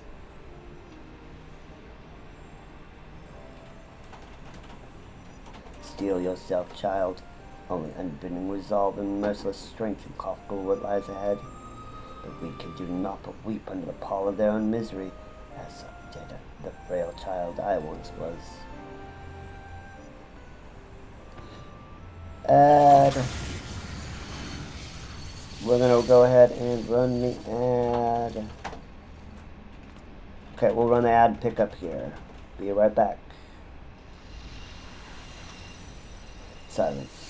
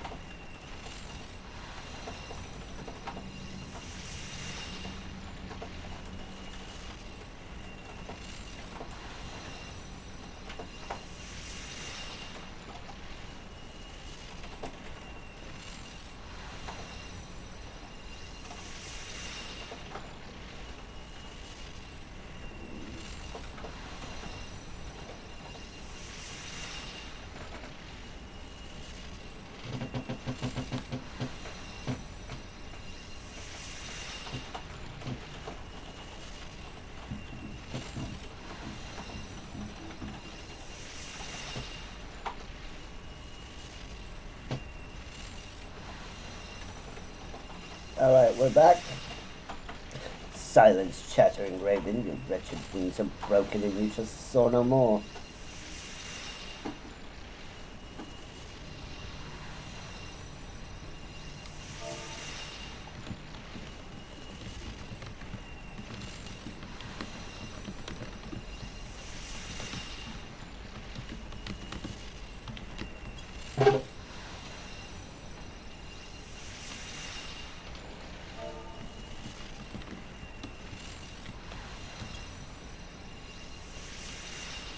My crimson moon, your brilliance sears mine eyes.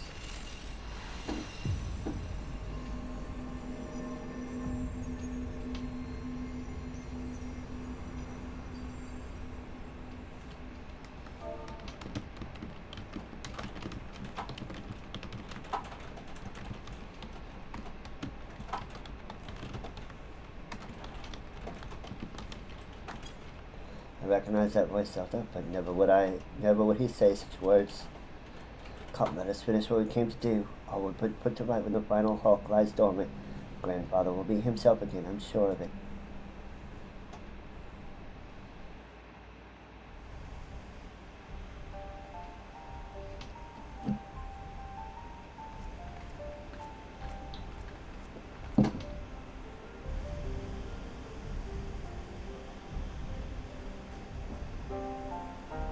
Bahamut regenerates more swiftly than I anticipated.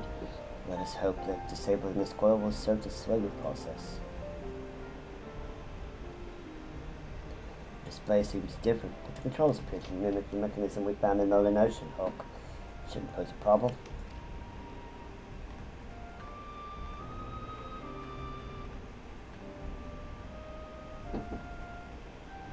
Zelda, forgive me. The moment I beheld Neil's transformation, hope wilted in my heart. I did not believe that you could stand against the manifestation of Bahamut's power.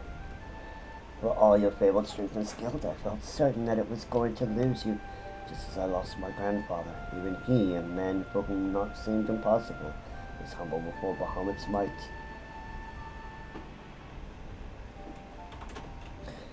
Yet look how far we've come. It is incredible the feats of which we are capable, our boundless potential. It was this capacity for greatness I believe that grandfather so dearly wished to protect. With all that has occurred, I've come to understand it, much at least.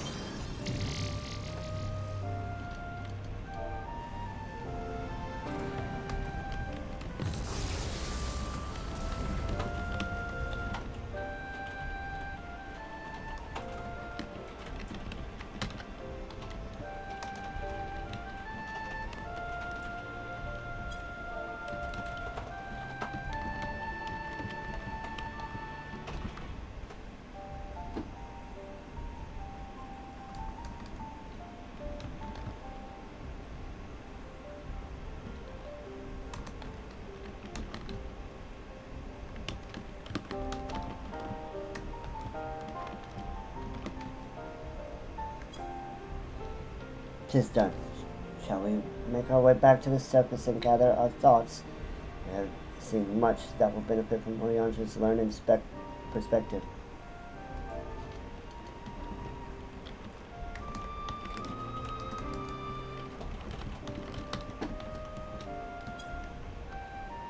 Tis done. Shall we make our way back to the surface and gather our thoughts? We have seen much that will benefit from Orianja's learned perspective.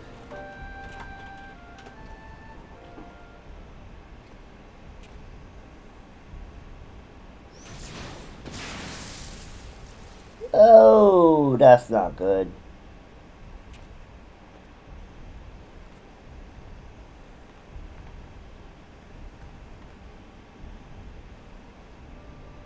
Grandfather, it is you.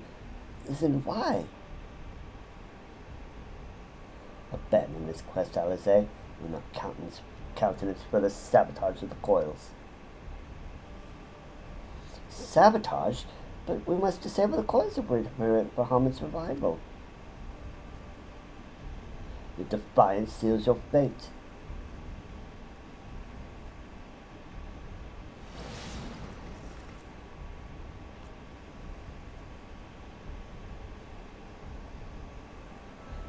No, you're not who I thought you were. My grandfather would never.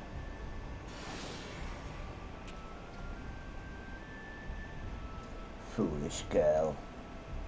How could the White Raven allow herself to be bested by such sniveling opponents? Listen well, we all exist at the pleasure of one divine will. At the word of Lord Bahamut, and the word of Lord Bahamut is absolute.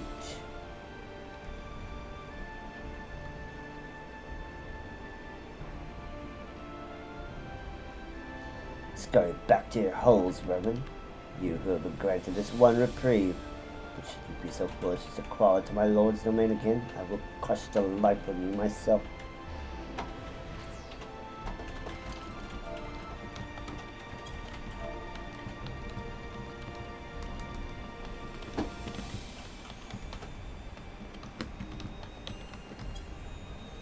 That light in grandfather's eyes, he has suffered the same fate as Nail.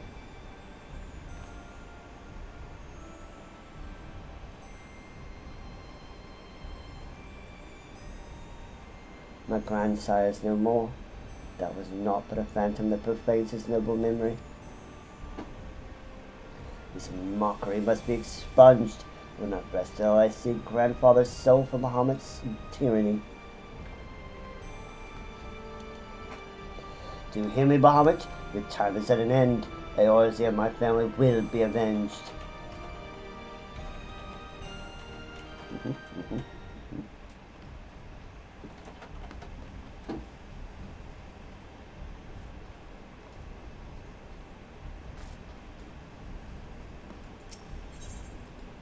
And back. Alright. Alice's resolve. Truly it is wonderful to escape that stifling air and return to northern Thanalan again, it would appear. I must thank you, Zelda, were not for your bravery. I strongly doubt that I would be standing here now. But you need not tear in my account. The danger is past. Pray, go ahead and apprise Eorzea of all that has occurred. I will join you in on. My thoughts are yet unruly, and I would rest here a while. Back to the Waking Sands.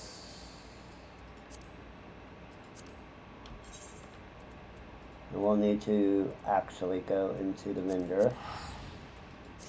The vendor there. I think they still have the vendor there.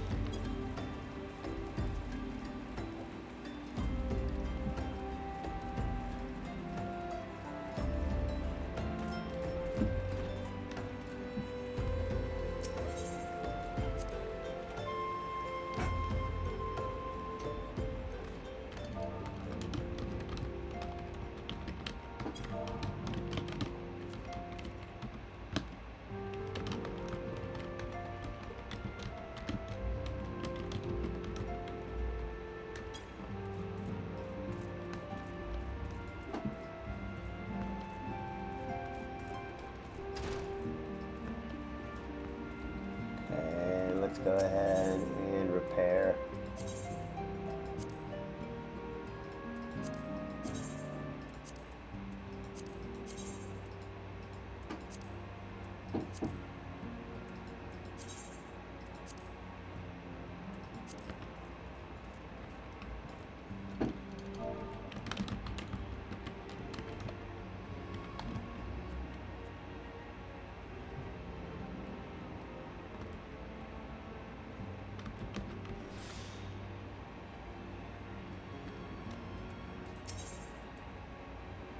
Okay.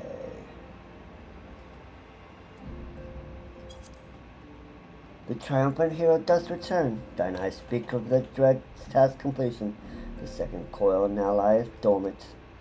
I sense the tidings thou bearest are not altogether glad. Pray tell me, what ill hath the shadow which falleth now across thy brow?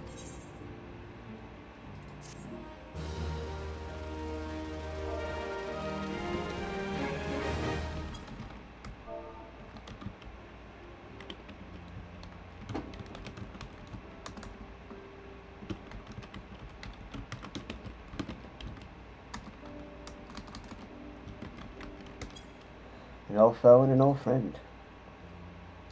So 'twas but the ethereal shadow of Master Louisoix that Lady Alice beheld, and a natural conjuration enthralled to the elder primal. That the fiend should deign to choose him of all men, ever in full knowledge of the shade's true nature, would be hard-pressed to weather such a confrontation. Yet what agonies must the young mistress have endured!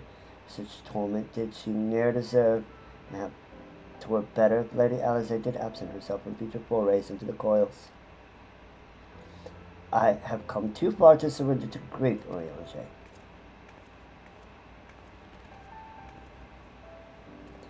My lady, I'm resolved to defeat these fiends, and naught shall sway me from my path. Now let us peer more deeply to the well of our discoveries. As you wish, my lady.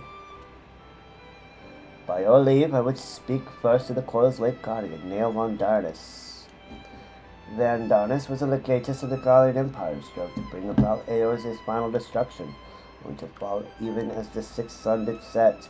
Thou hast heard the tales of the White Raven, and it is he of whom they speak. I say, for Nail was for a certainty no maid. The noble house of Von Darnus, as we discovered, was all too late, and long safeguarded the wisdom of ancient Alec. 'Twas thus the legatus came to learn the true nature of Bahamut and seek to employ the Red Moon as a weapon against Eorzea. But the crystal tower and the mechanisms required to command the satellite lay hidden beneath the ground, compelling Nail to construct a far less subtle mechanism. In his first faltering attempts to communicate with Bahamut, he did likely rouse the satellite's slumbering prisoner. Thenceforth did the White Raven's soul belong to Bahamut. He was fortunate indeed to acquire so powerful a thrall by chance. 'Tis little wonder he was so loath to part with him. Why let a simple thing like death deprive one so useful a pawn? They may accuse him of bungling Von Darnus's resurrection. I dare say Bahamut was as content to have a handmaiden as a manservant. I only hope that the two thralls we encountered were the extent of his flock.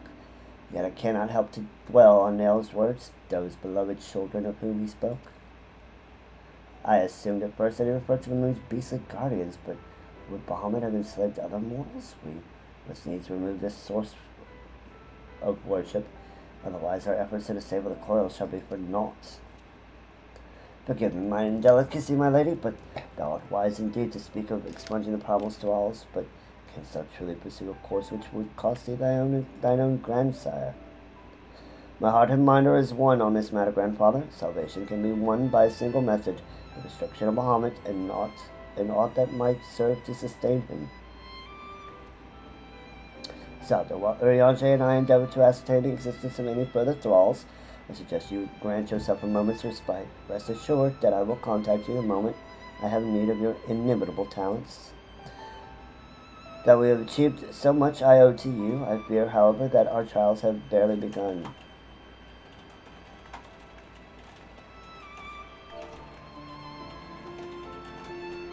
Though time dull the pain of thy passing, I find that I am wounded afresh. Master Louisoix, what good shall come of this unending search for knowledge and truth? Long have I believed the pursuit of such treasures to be the duty of every true Charlian. Yet when each new revelation serves only to heap further anguish upon those whom we claim to protect, must we truly reach for more? So you found your resolve, dear sister. Will you now find a use for the secret, the key that only you and I hold? Given our familiar propensity for curiosity, you would do well to remember that keys may serve to seal doors as well as to unlock them. And Bahamut is a most unwelcome guest to whom the door should never have been opened.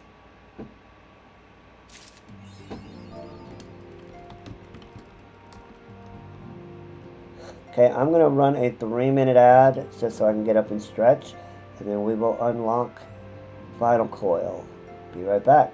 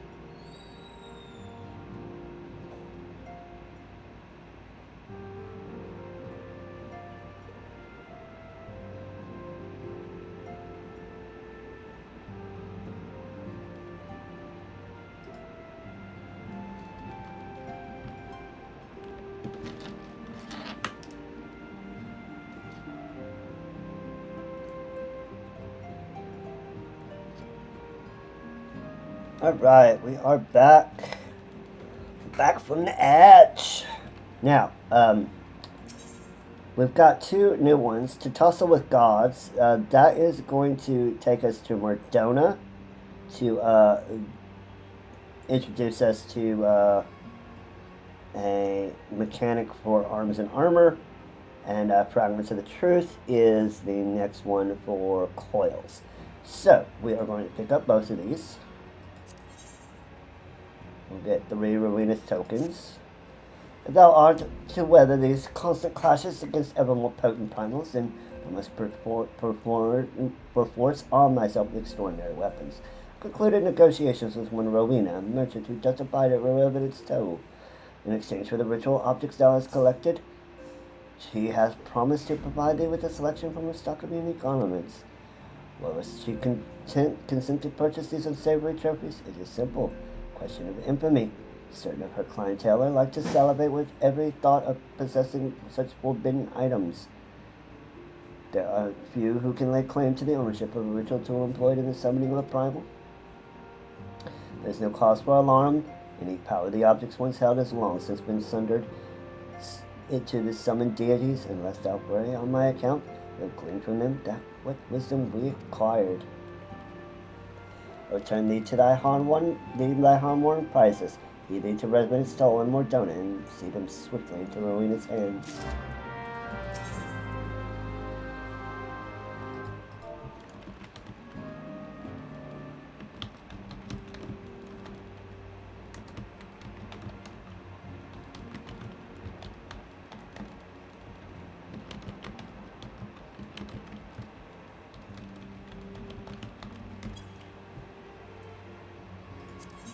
Fragments of Truth. Man is wont to cast light wheresoever secrets lie hid in darkness, though that much he illuminateth what seldom bringeth him joy. So it is with such unhappy truths as Bahamut in men's shadow does conceal. Yet ever onward forges Mistress Alizé, undeterred by the burden of knowledge that weigheth heavy on her heart. It is a perilous path she hath chosen, and a painful one. I prithee, Zelda, remain by her side as her valiant blade, that she might see her quest to its conclusion.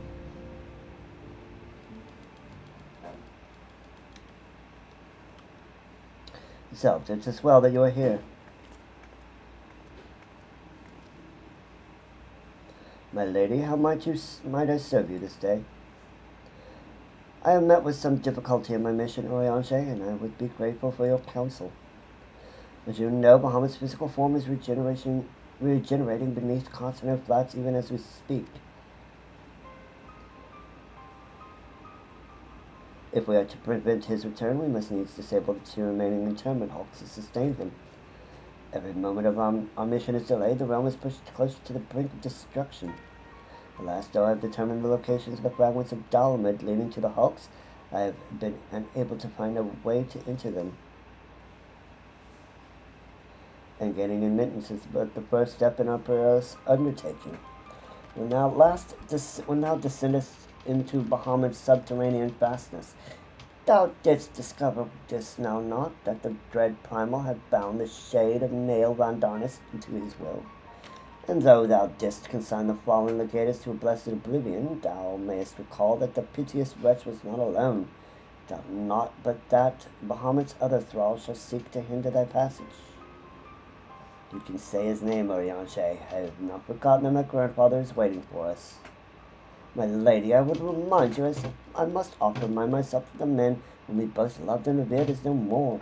What remains is but a shade which defiles his memory. The vile verbiage that spilleth from his lips must not be heeded, for it cometh not from your grandsire, but from Bahamut himself. You need not worry, Oriange. Come what may, I will not stray from the course. I will not let grandfather's sacrifice be in vain. But mere words will not take us whither we must go. As I said, I have been unable to find a way to enter the fragments of Bahamut. My lady, might I suggest that you visit the fragments again in Zelda's company? For oft have the warrior of light set events in motion by virtue of her presence alone. It is possible that she may do so again. I, the while, shall search for answers of mine own. By our efforts combined, we'll show that the path shall be revealed to us ere long. Were it to anyone else, I would question the wisdom of such advice, yet I cannot deny that what you say about Zelda is true. Very well, I shall do as you suggest. Assuming that you have no objections, of course. Good. Now we seek entry to two fragments of Bahamut. One lies at the burning wall in eastern Fenland, the other at the singing shards in Mordona. I left an assistant at each location with instructions to continue searching for a means of ingress. It is not possible that they should have since found something useful to us. Let's begin by visiting my man at the burning wall. Dex, I think it was. Well, let's go. Let's meet this Dex.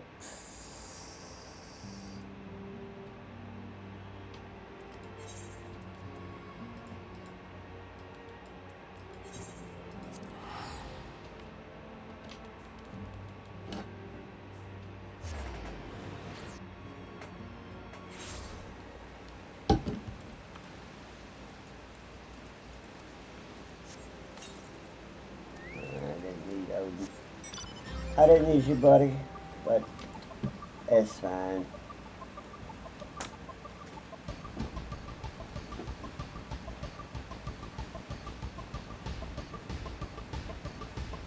He's cute. He's cute. We fly.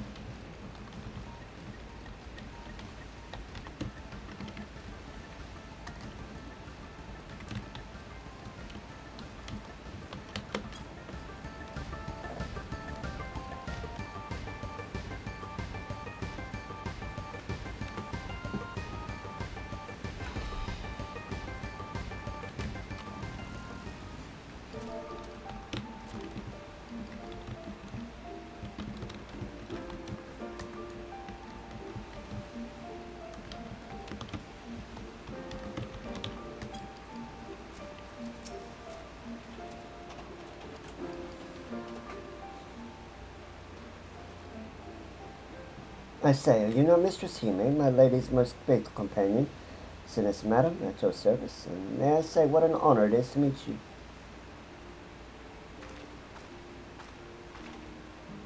How goes the survey, Dex? And my lady, it shames me to say that I found no viable path to the fragment. Though it stands there before our very eyes, the way thither has thus far been proven impassable.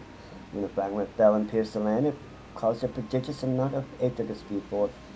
'Twas this that gave rise to the land's twisted lay, which seems destined to thwart our efforts. Even were an opening to exist, I fear that we would struggle to reach it. We cannot give up. Keep trying. So near and yet so far. Well, it avails us not to stand here and stare at the thing. Let us away to Mordona and try the other fragment. Perhaps Sinus has fared better. Upon that note, my lady, there was something I must tell you. I'm sorry to report that I lost contact with my brother just over a bell ago. As you know, the singing shards are home to many fell creatures, ogres, moan them. I do not wish to cause you undue alarm. I fear something unspeakable may happen to Dex. What? Why didn't you give me strength? We must hurry to my assistance today, Zelda. Let's go.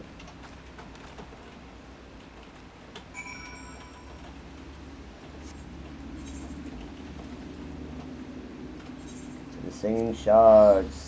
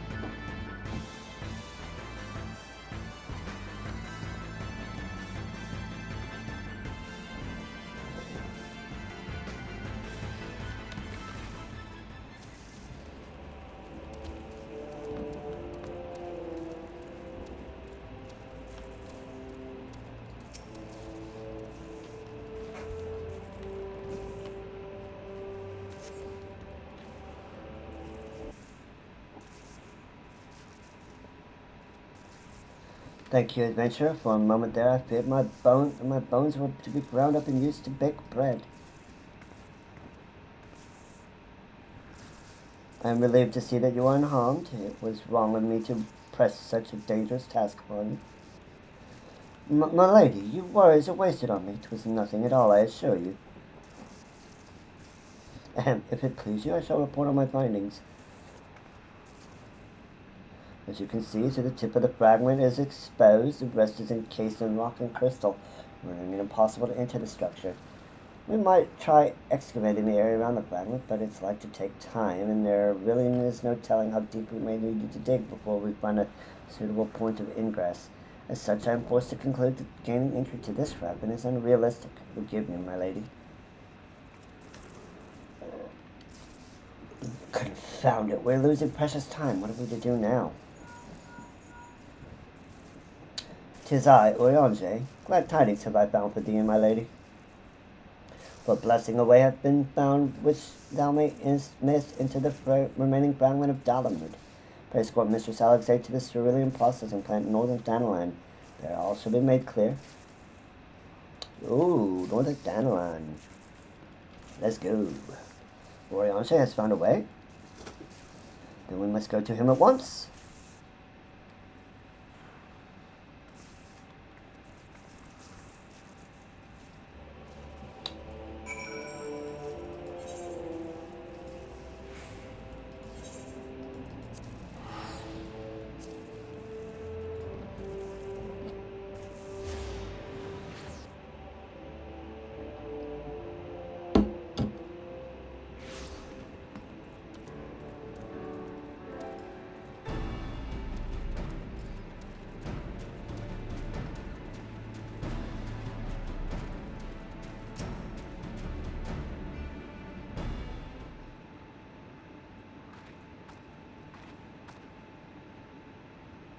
Mine apologies for summoning thus from afar, my lady, but 'tis here that your journey may finally begin. I did wonder, to my knowledge, there were no fragments in northern Danalan. No, you are mistaken, my lady. Yet the pathway does exist, one which you yourself have made use of in the past. At the conclusion of your several forays into the binding coil, 'twas at the crystal formation which lies to the north of this place that you did emerge, was it not? Yes, an ethereal stream bore us back to the surface, that which I had surmised. You're suggesting that we can use it to return underground? And even if that were possible, would it not simply bear us back to those places which we had already explored? Indeed not, my lady. Pray allow me to explain. Upon the evidence of your experience, it seemeth plain that two interment hulks may share the selfsame ethereal egress. From this we did infer that others may be connected in likewise, as we did labor long to verify the existence of further tributaries to the self-same stream, in which task we were at length successful. It was then but a matter of arriving at a solution to the problem of traveling to an unattuned destination.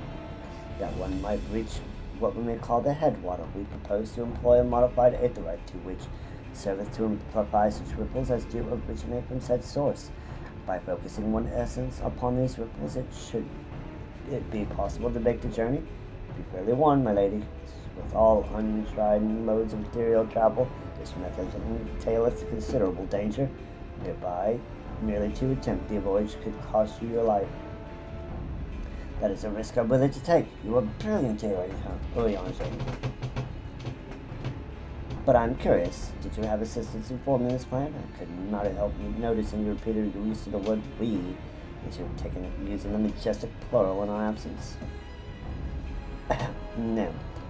Nay, my lady, as you correctly surmised, I was not alone in this endeavor. Meaning there are others who are aware of our mission.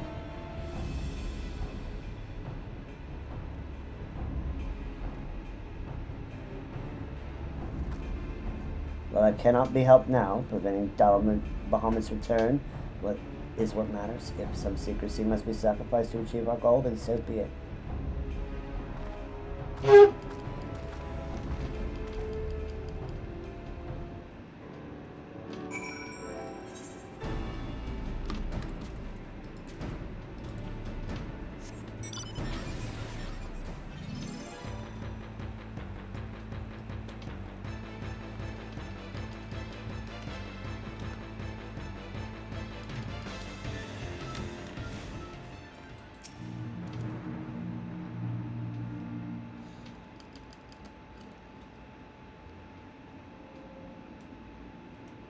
So that must be the modified Aetherite, but what are the immortal flames doing here?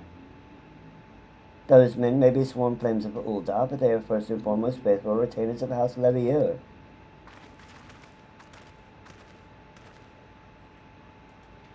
Alphinaud, so it was you who was helping Oriange. Who else could have been, dear sister? Lest you worry, I have no intention of making the details of an adventure public. Like you, I would prefer to avoid causing a panic. But given that which is at stake, namely the survival of the realm, one must be willing to accept help when it is offered. Would you not agree? At the very least, do not be cross with Oriange. 'Twas at my behest that he kept silent. We will speak later. Pray forgive me, my lady, but knowing full well your intent, I judged it meet that Master Alphinaud be informed. Though your grandsire became Bahamut's thrall, his noble blood courseth yet through your veins, if he must needs be struck down. Do you hear that, Alphinaud? I mean to strike down, grandfather, and when I have done so, I shall banish Bahamut to the Aether. Nothing you say will sway me from my course. I will protect Eorzea, and I will uphold grandfather's legacy. Grandfather's legacy, so you still do not know that you yourself desire. Your actions are still driven by borrowed resolve. Borrowed resolve? What does that have to do with anything? Protecting Eorzea was grandfather's goal, and we made it ours, both of us. That is why we came here, unless you have forgotten. God forbid I should ever forget. Alisaie, but you misunderstand. I do not question your resolve, only whence it came. If it were your own, you would be able to tell me precisely why you decide so fervently to protect Eorzea. But you cannot, for it is not your resolve, but grandfather's. You may struggle to see the difference, but borrowed resolve shall ever be as strong as that which springs from within. But let us speak of this matter another time. For now, preventing Bahamut's return is all that matters. To be plain, I have no objection of striking down whatever is left of grandfather. Know, however, that I will be accompanying you this time. As a son of House Levier, I would be present for his final moments. Very well, you may join us, on one condition. I make the decisions.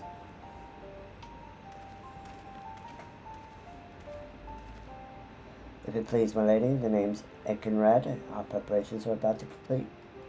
When you're ready to embark on your mission, just give me the word. I'll be waiting for you at the Cerulean processing plant.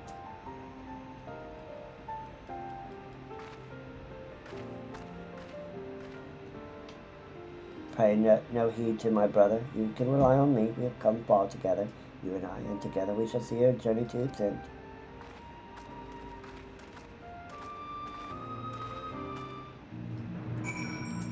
Alright. Last little bit and we have unlocked it.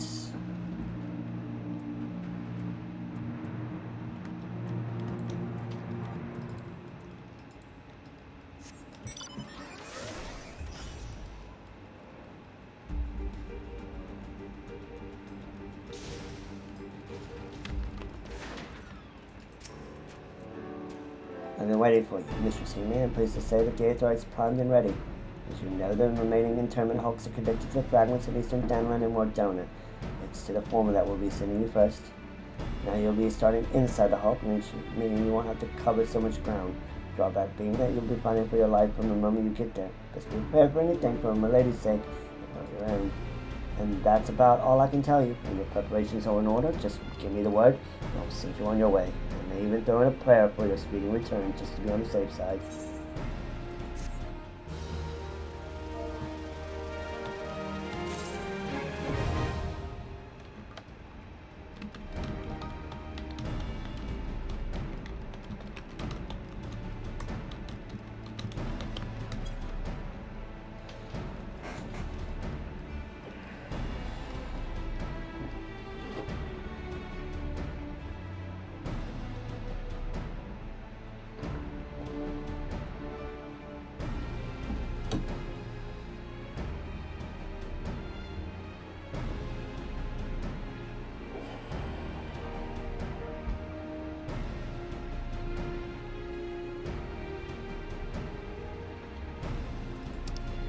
While we wait for Unholy, let's go ahead and turn in Tussle with Gods and unlock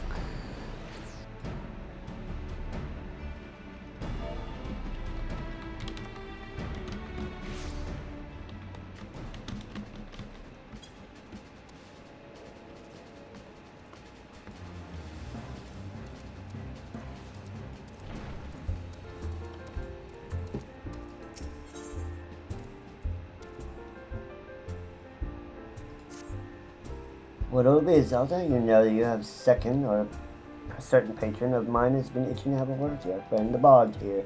He says he needs inspiration. The only unadventurous tale can provide him plain lacking in imagination, if you ask me. But he's not a bad sort. Wondering or not, he never tries to play in a song that he owes in what he owes in copper.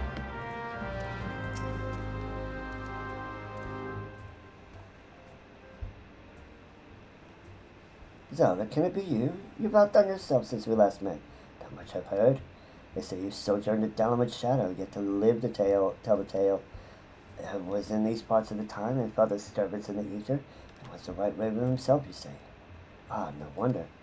Tell me more, my good Zelda. Recount to me your journey through the shadow. Take me there on the wings of memory and imagination.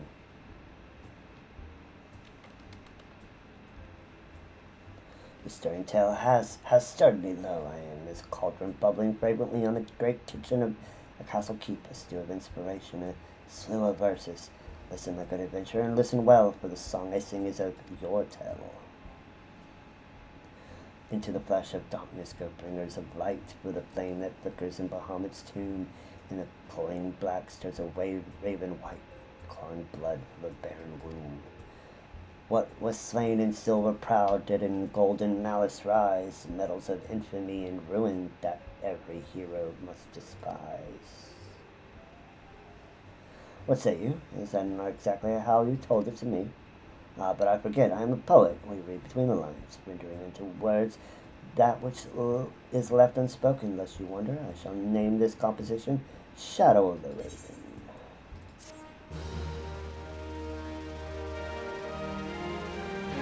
And we have second coil Savage.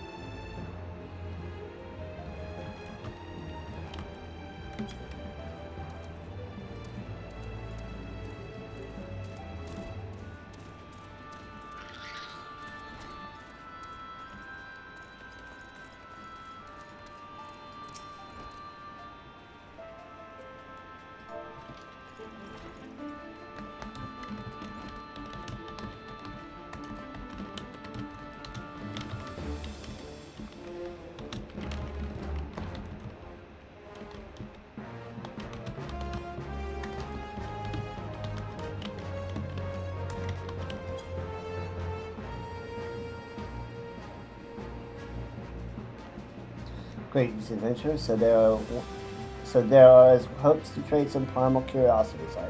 But aren't you guaranteed their authenticity? So why don't you let old Romina have a look at these ritual objects of yours?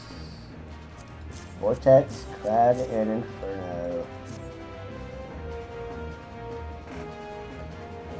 Carved from basement bones, just like you described. Oh, I'd be lying if I said these trinkets didn't make my skin crawl like dynamite in my undergarments. In case you misunderstand, there's an expression of high praise, lass. My customers will be cutting each other in the streets for a chance to purchase their trophies. Show them to Lorena, my acquisitions office. She will walk you through the transaction.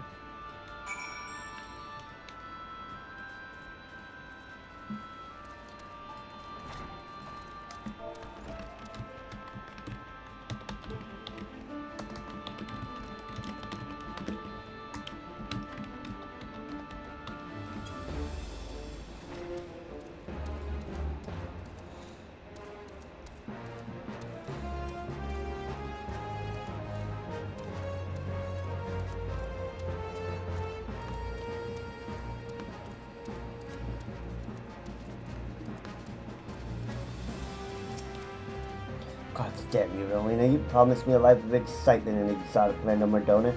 I'm stocking your shelves like a trained Opa. May I help you this? I have some things from some trials. What in the seven unholy hells are these basement ritual tools? The adventurers in your conscience were storing the most disgusting souvenirs in your packs. And that goes twice for Rowena for wanting to stock the stuff, and thrice for her adult customers for begging to buy it. But that's neither here nor there. Whatever it is that drives you broke also fills my purse with coin.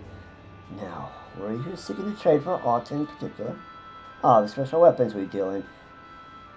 Is it? Here, take these few tokens, and you'll be able to exchange it for any arms you fancy. If you're one of those completionist types, then you'll no doubt want an entire armory of the things. Just bring me another set of these stomach-churning ritual tools, and I'll see you rewarded with more tokens. Let's talk to it. Alright, the reader here is... This is a recurring feature. If we talk to her, we can do the 3 trials again and again and again, over and over and over, to get more tokens.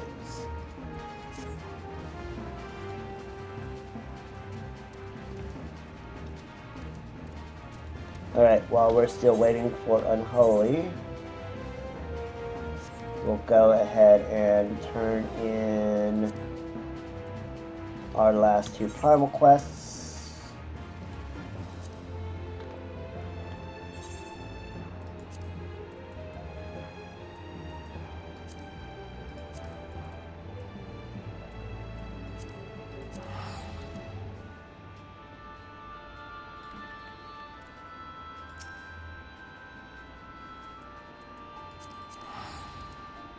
I see you, Connella. You cheeky bunny.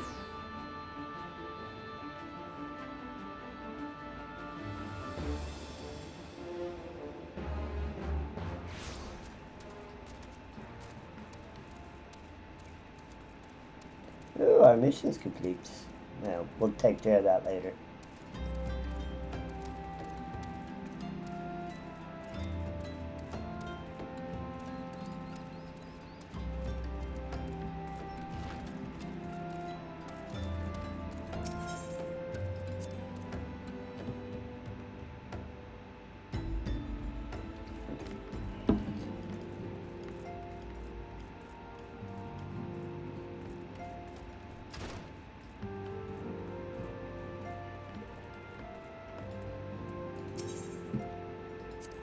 Turning Ramu. Greetings, Zelda. Though I would not discourage the company if you cross threshold away, he says, in a mere whim. Dost thou require mine aid in some matter?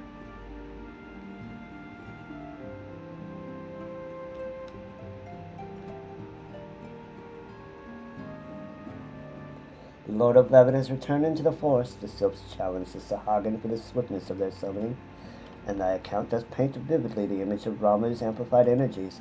I fear the touched ones to dabble in sacrificial ritual. Their stern expression bespeaks thy understanding. Even the denizens of the 12s would possess no immunity against Ascian manipulations. Once more we are reminded that only with the lifting of darkness shall this primal nightmare cease to haunt us. We shall prevail, warrior of light, by the radiance of thee and thy companions. We shall prevail. 'Tis not the first time that I've seen thee stride into the waking sands wearing such a look. Thou art as an open book, Zelda, wherein the tale of thy victory is writ large. In her redoubled strength I glimpse the dark hand of the Paragons. Her return and her very defeat severeth merely to continue the escalating cycle of conflict. But glad that I of thine all-surpassing martial skill, Zelda. Yet still more glad would I be that they are not required. Would that the Lady Iceheart could be made to abandon her misbegotten crusade. Still she must be converted, or else slain. The people of Ishgard will know peace. But be not disheartened. One day thy light, the darkness within and thou without shall be purged, and the Ascian shall taste lasting defeat. One need only have faith. Okay. I'm going to go ahead and run a 1 minute and 30 second ad, and then we'll do the we'll start on the final coil. Be right back.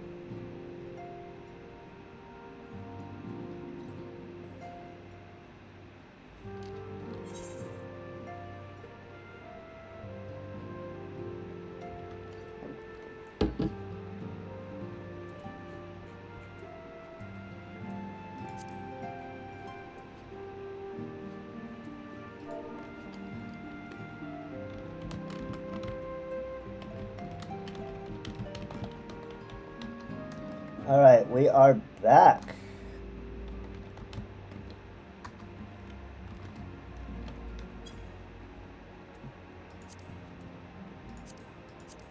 Final coil, turn 1.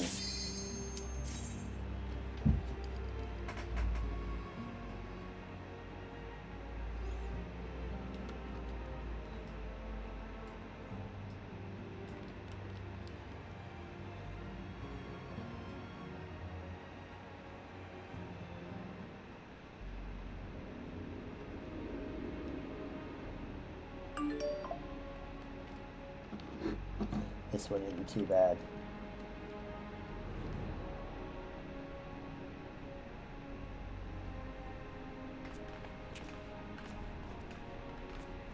So this is how it looks on the inside. This interment hulk still functions. The teleportation was a success. We have come to the right place. There's no telling how much further Bahamut has regenerated since we last beheld him. Let us make haste to the main bridge and deactivate the coil.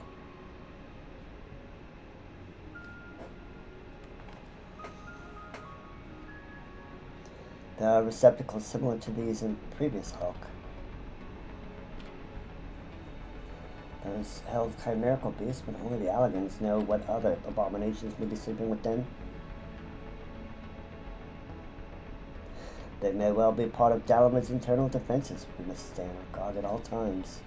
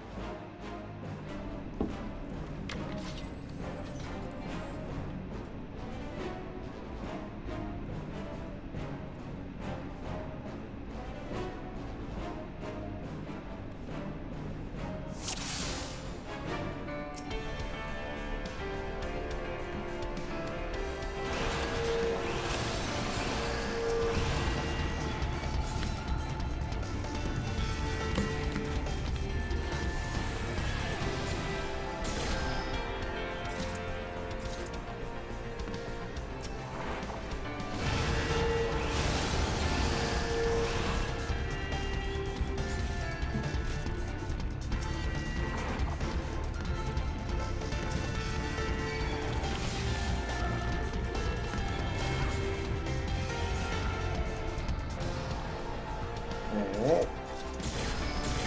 Swing.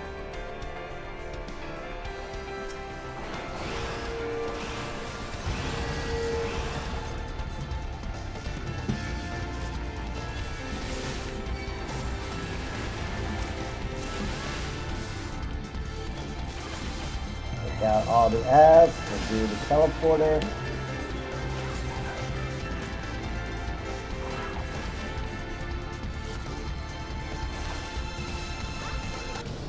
Alright.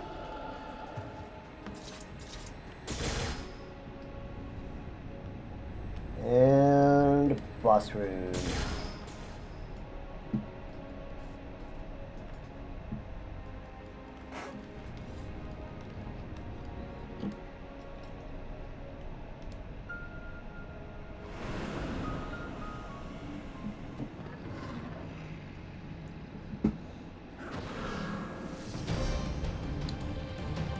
He doesn't look friendly.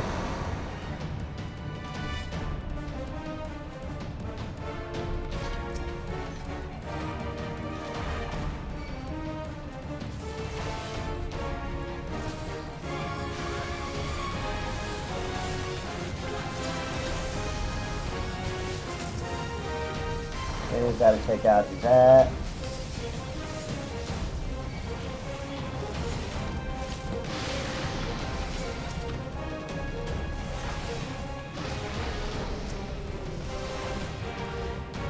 Alright, GG.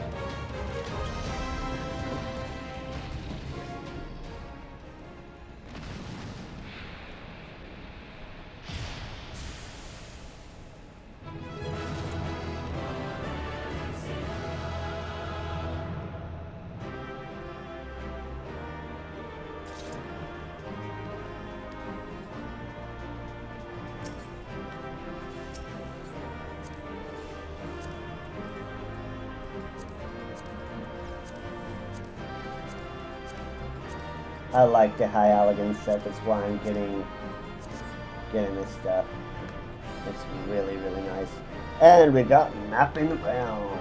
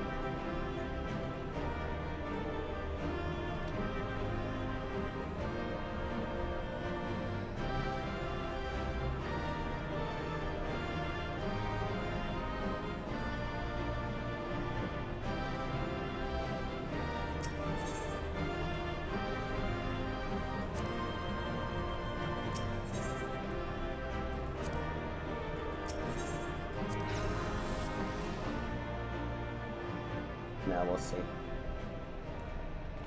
We need to watch the cutscene.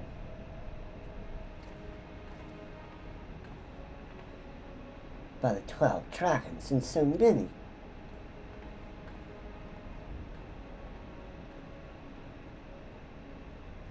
We were aware that the Allicans possessed the means to control their creatures, but they imprisoned us as barbaric, and no wish such a fate upon my worst enemy. 'Tis plain that no love was lost between the Allicans and the dragons, but was it truly necessary to keep so great a number here? Bahamut did not want for defenses. This we have experienced firsthand. Such guardians as the Allicans created, both living and unliving, really were so less capable of repelling intruders than the poorest creatures. Tell me something, Alizé. Have you not managed to determine by whose will Bahamut exists? No, I have not. At first I assumed that Bahamut had no people of his own, but the Allicans have perhaps discovered a way to simulate prayer itself. Nail's words give me cause to reconsider, specifically the shades mentioned of Bahamut's beloved children. What I infer that Bahamut was given form by the will of worshippers when we have yet to. Oh. God, strike me down for a blind fool. Bahamut's beloved children right before my very eyes. How could I be so stupid? Who else but the dragons are available to summon Bahamut? Who else but they could sustain him? I think I wonder why the Elegants kept him imprisoned here.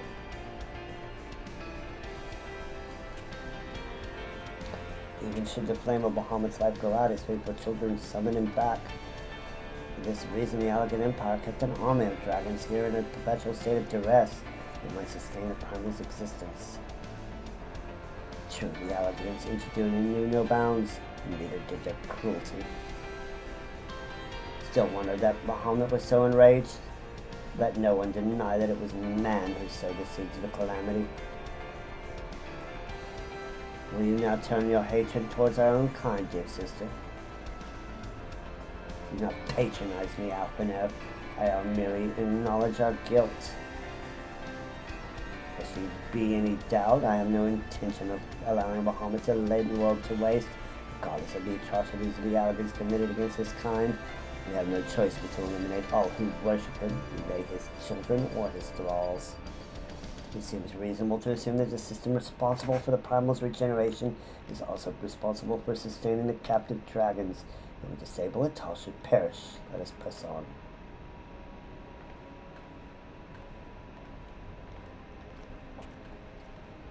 Okay. We go now.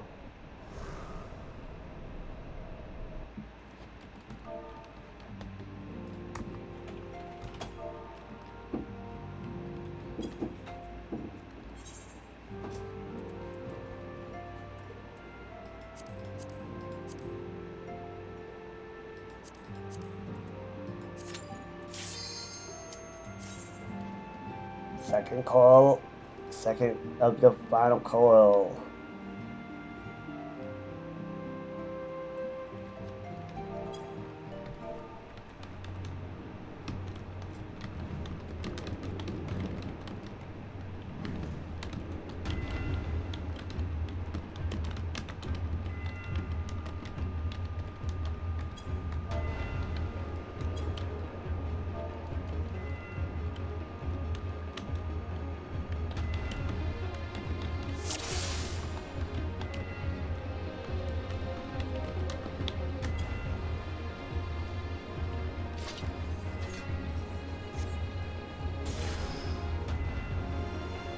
And we jump.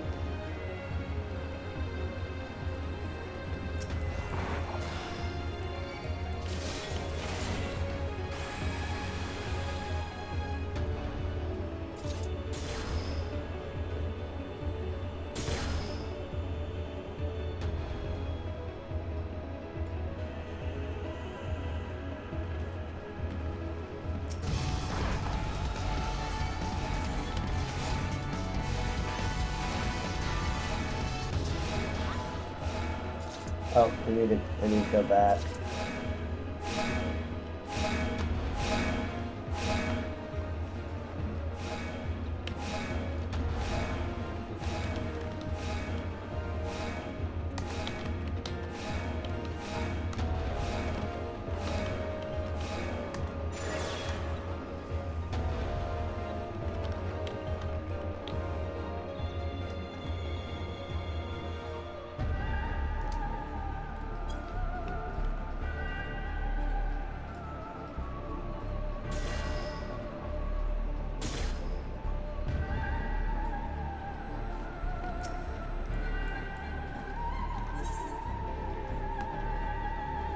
This is how this is supposed to be.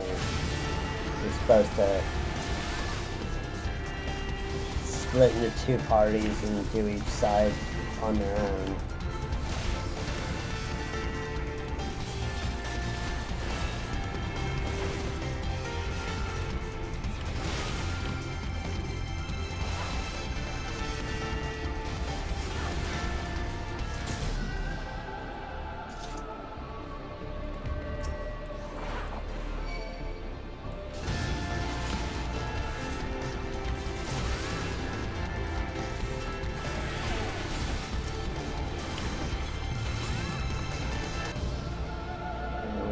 This unlock.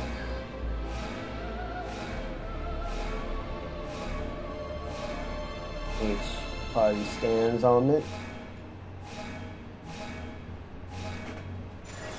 Barrier comes down and to the center. And boss time.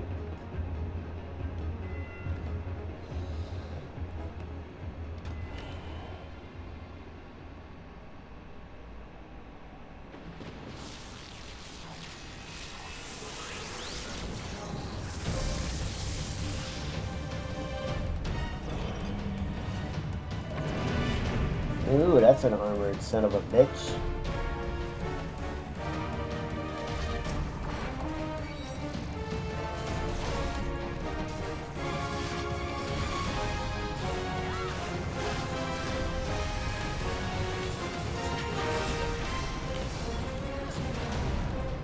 Okay. Let's go. T11 is done.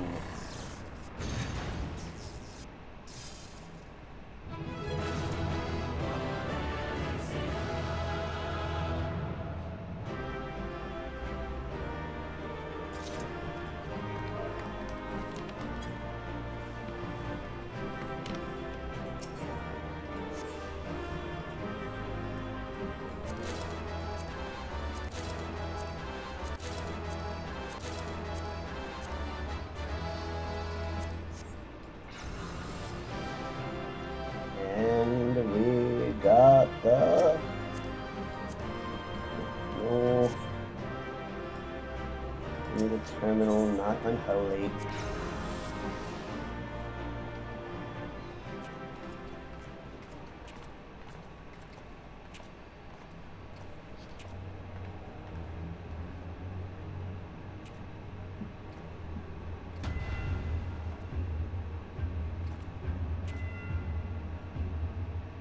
Why, this looks like a bottle of Dalamid, yes. The Millennium Bomb, he must have cased this unchanging view. Trapped inside a prison that was scarcely large enough to contain him. Unable to move, denied the release of death. His hatred for man must have burned.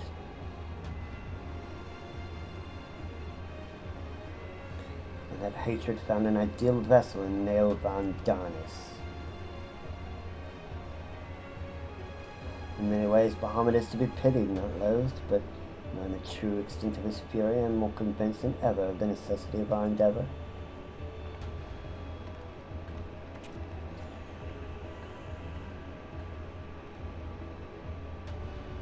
Besides, his is not the only soul that cries out for vengeance.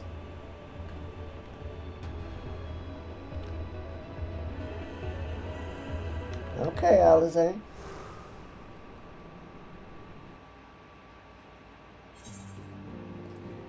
Alright, we got another minute. I am going to, before another ad, I'm going to run it, and then we'll do T12.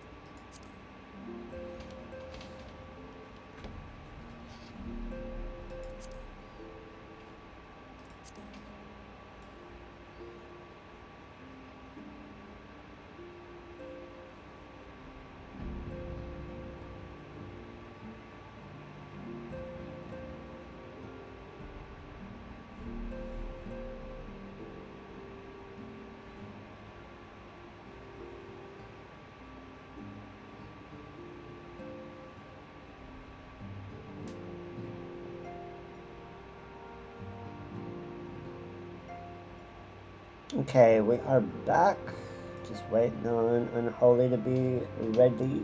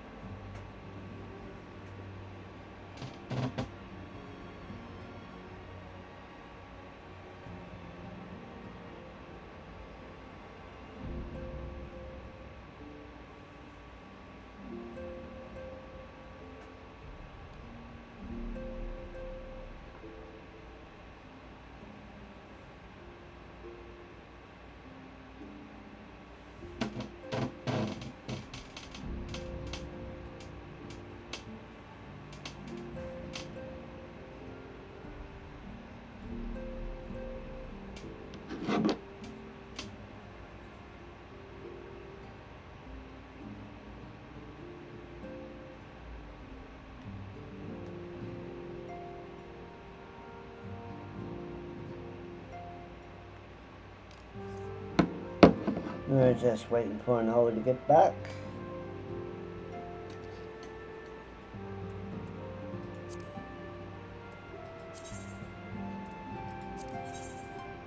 We're doing a ready check, see if he's ready.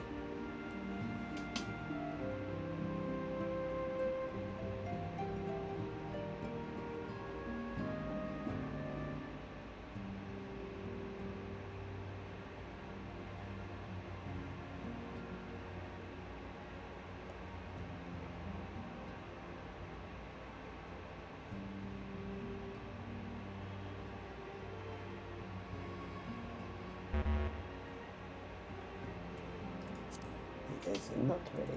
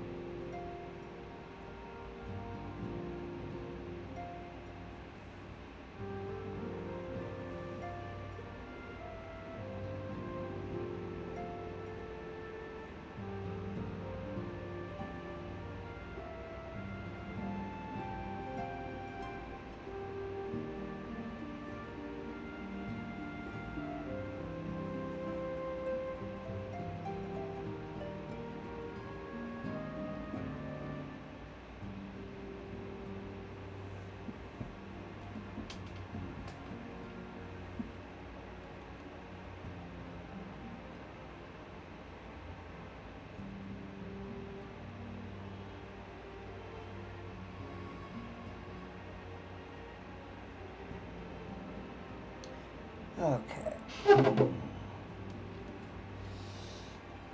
What can we do while we're waiting for unholy? Well, we can at least position ourselves. Pick up that Lewis Walk quest.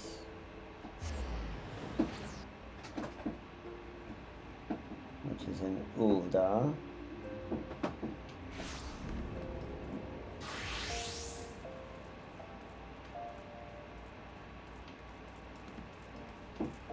It'll be this little Lala right here. We're getting so close to the end.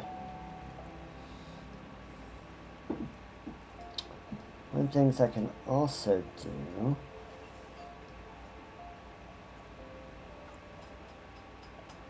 okay, he is ready. Let us alright. Final coil, turn 3.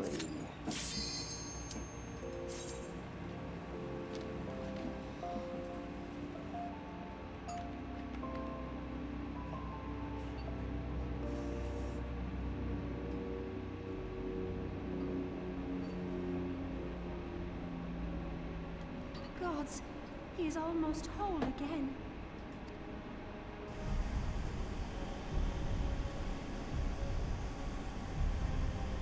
Ooh, that's not good. His size is staggering. I can scarce imagine how Grandfather stood against such a monstrosity. This cannot be allowed to proceed any further. Let us disable the coil and move on.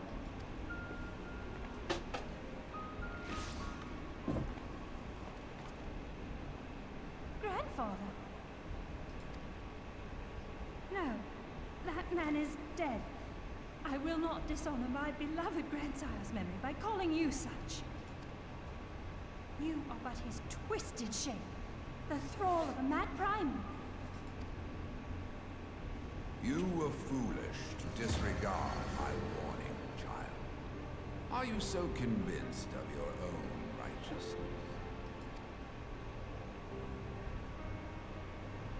'Tis the rightness of our path that led us to return. Eorzea will never be safe whilst Bahamut remains to threaten all we hold dear. What of the hero who gave his life in defense of the realm? Do you truly dispute the justice of our cause? My poor, ignorant grandchildren. Your world is shaped by naught but recent conflict. Listen, and I will speak to you of justice. 'Twas in the twilight of the third astral era. The southern land of Mericidia suffered invasion at the hands of the Alagon Empire. With no atrocity too depraved for their purpose, the forces of Alec were unstoppable in their advance. Desperate for salvation, the dragons prayed to one of their first brood, to their ancestor Bahamut. Infused by the power of their fervent supplications, Bahamut arose from the abyss of death and took wing as the Mericidians' newborn god.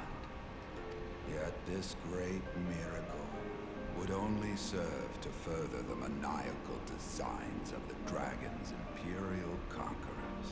The cruel fetters which bind my lord stand testament to the Alagon's boundless greed and hubris. I once summoned the 12 in an attempt to forestall the advent of the 7th Umbral Era. What then did the dragons of Mericidia do that I did not? Wherefore are they accursed and I exalted? 'Tis man's overweening belief in his own primacy that blinds him to the commonness of his condition and the truth of his own tyranny. As long as man is suffered to remain, the dragons shall never be at peace. Only when the plague of people has been expunged shall the children of Lord Bahamut be free. Then shall the world know true justice. Stop it! Grandfather would never say such things. His belief that people were worth saving never faltered. He had faith in their strength, that they could stand together and push back against the darkness seeking to shape them. A false hope. 'Tis folly to place one's faith in so flawed a race. Stand together? Huh?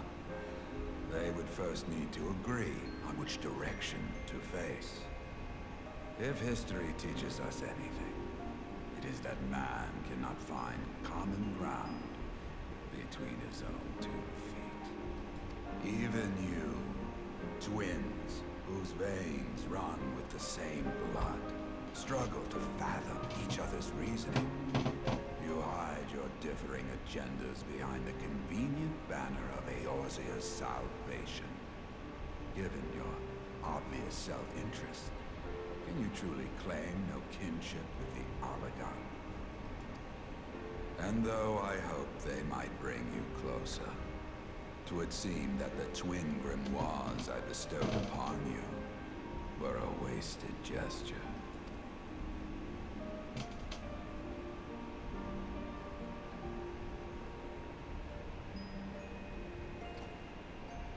There may well be truth in your judgment of Alize and me, but such a one-sided tirade bemoaning the evils of man rings false, coming from the lips of Archon Louisoix. Tell me, do you champion the cause of dragons because Bahamut compels you as his thrall? Or is it because you yourself have transcended the limits of man's existence? Ah, so the possibility did not escape your notice. What I prayed for, and what I have become. These are the keys that unlock the truth behind Eorzea's rebirth. If you would have them, then you must needs take them by force. Come, rend this divine form asunder and claim your answers.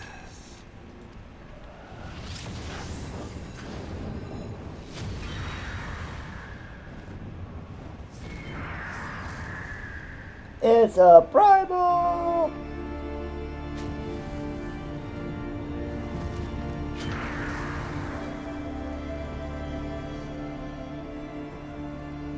But I thought... He has become a primal? It is difficult, I know, but you must accept it. That entity is no phantom or imposter. It is our beloved grandsire.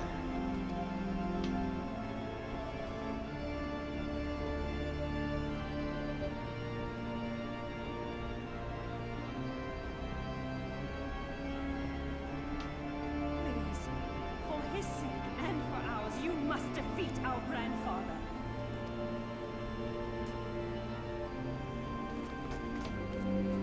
Well, let's go do it. And a heavy cutscene will follow this, so we'll take a good 3-minute break just so we can get it all in before an ad.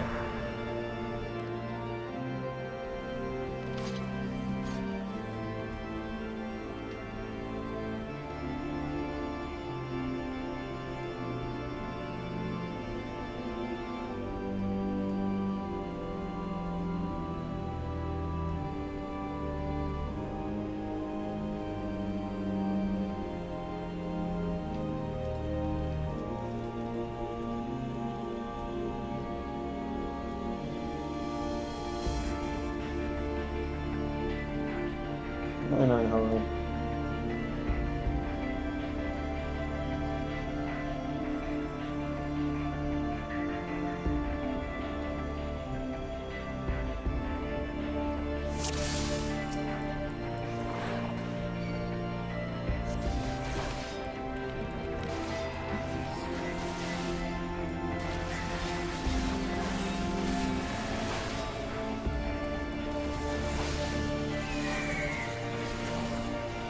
Okay.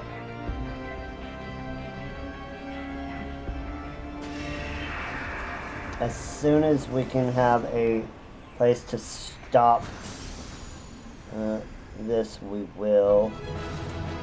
Okay.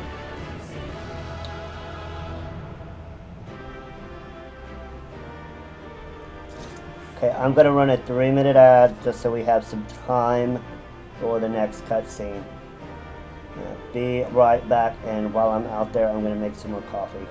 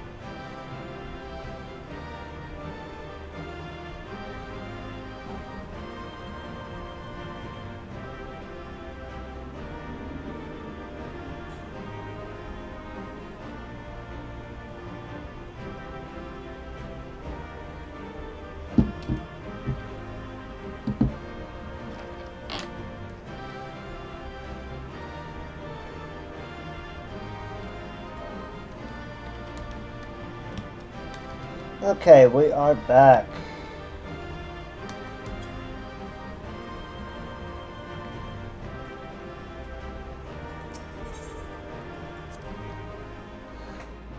Alright. Get more cutscene, and then final turn.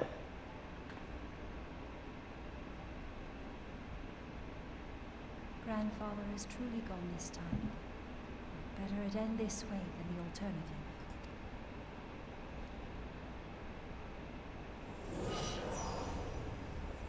I am yet here, Alice, my dear, sweet granddaughter. Grandfather?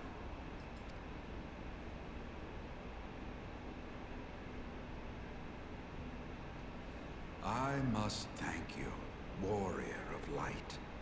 Without your valor, I might never have broken free of Bahamut's control. These last few moments are mine, to live as the man I once was. This is all that I wanted. Yet, now that it is happening, I find myself struggling to believe it. Is it really you?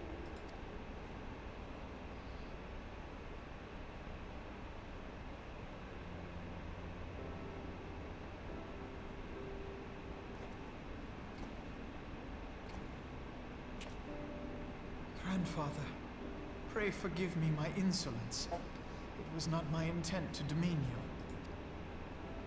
Forgive you? I am proud of you, child. You were wise enough to deduce the manner of creature I had become.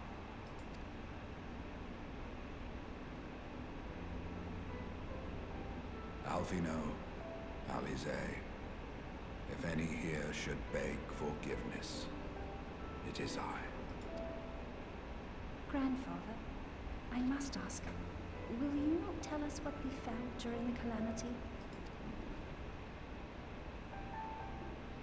Yes, yes, of course.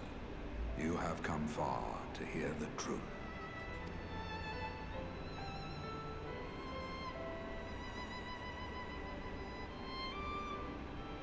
Let us then begin the tale at the Battle of Cartana, where clashed the forces of the Garlean Empire and the Eorzean Alliance.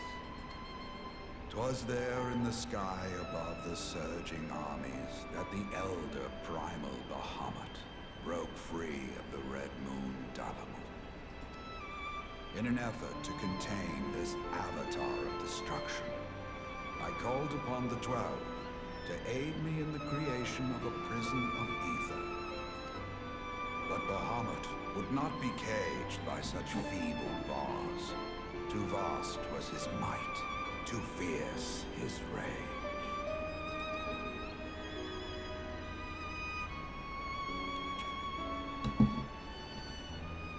Little choice remained to me. I used the last of my strength to entrust our hope unto the future, and prepared to meet my end.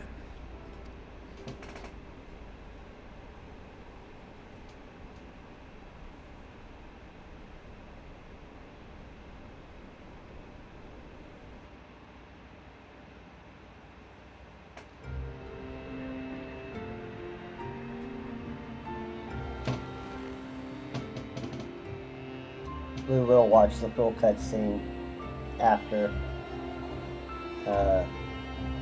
we get through everything, because there's a really nice cutscene of both the first and the second parts. It's called Flame Free.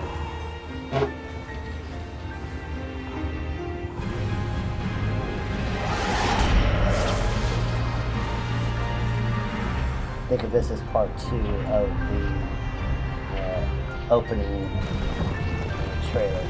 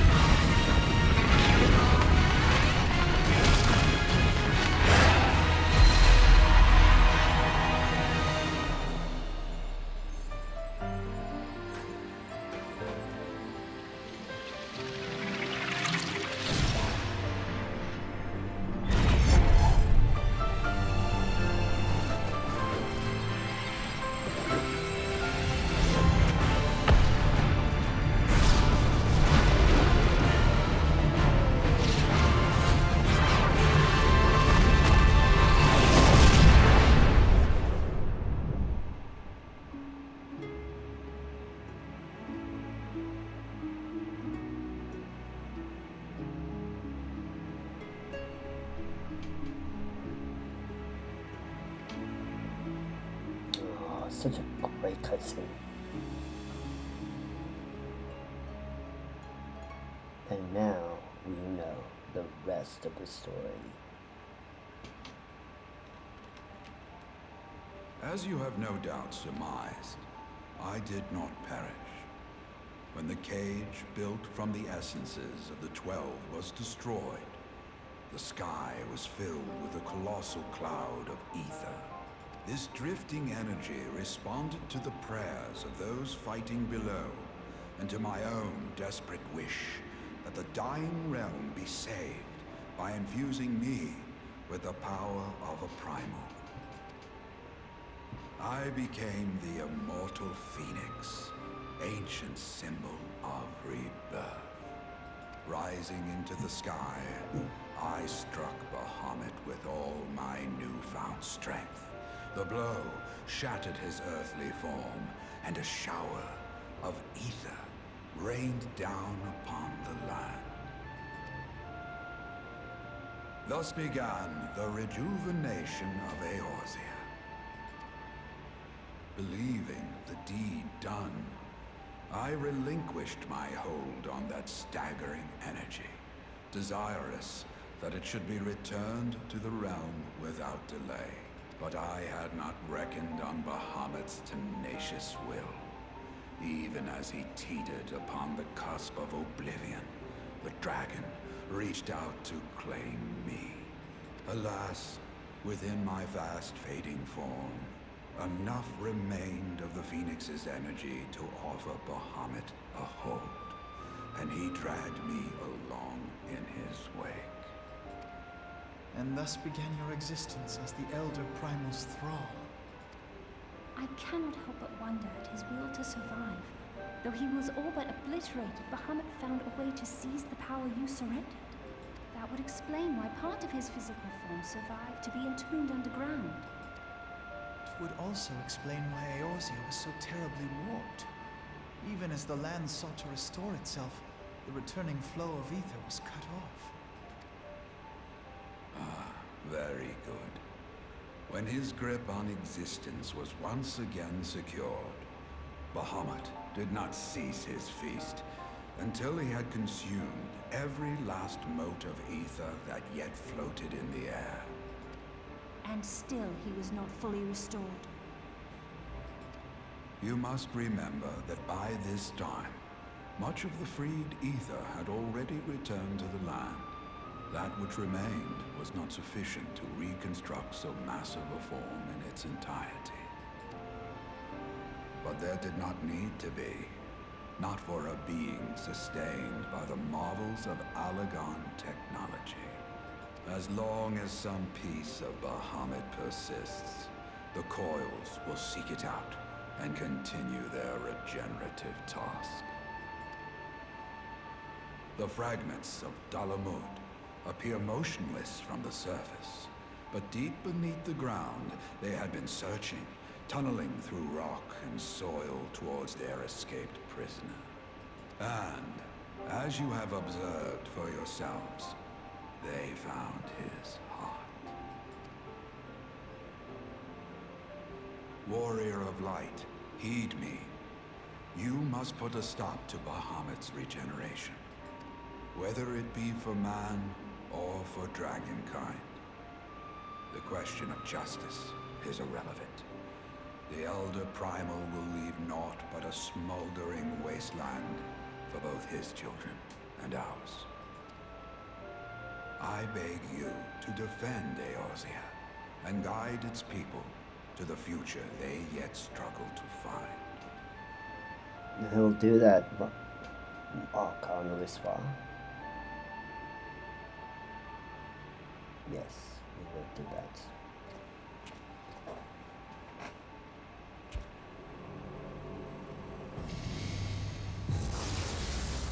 Only one remains.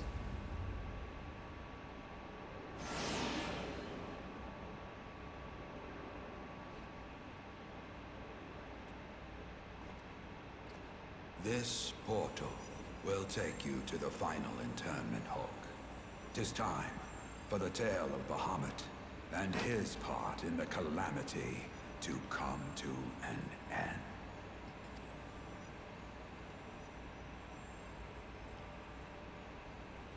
Alvino, Alize, pray, come closer.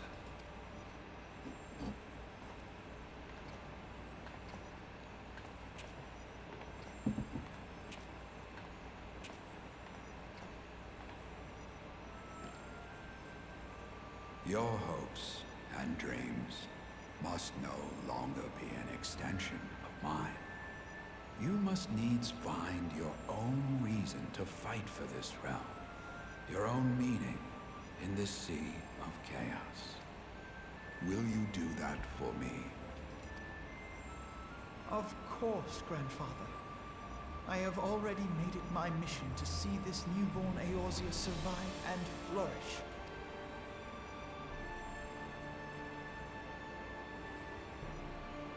Alize, while I was yet enthralled to Bahamut, you spoke of my faith in man's strength.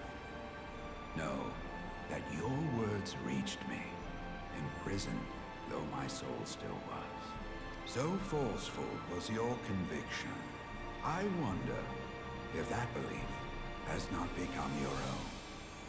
Perhaps, after all your anger and sorrow was spent, you found something greater within you.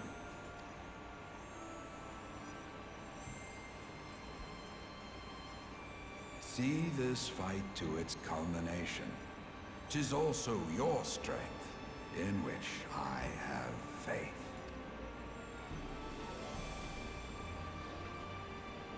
Thank you for everything. Pray, take your rest, Grandfather. You deserve it.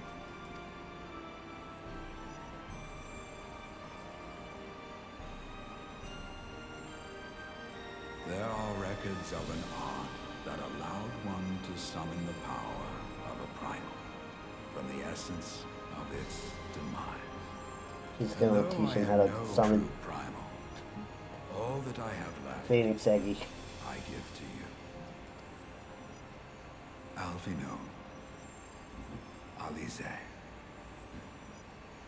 my darling grandchildren. May light's blessings ever keep and protect you.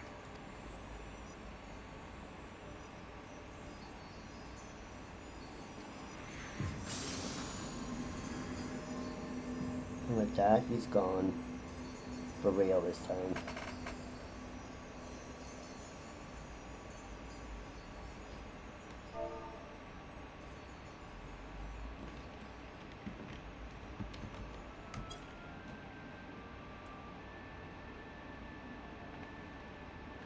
Come, warrior of light.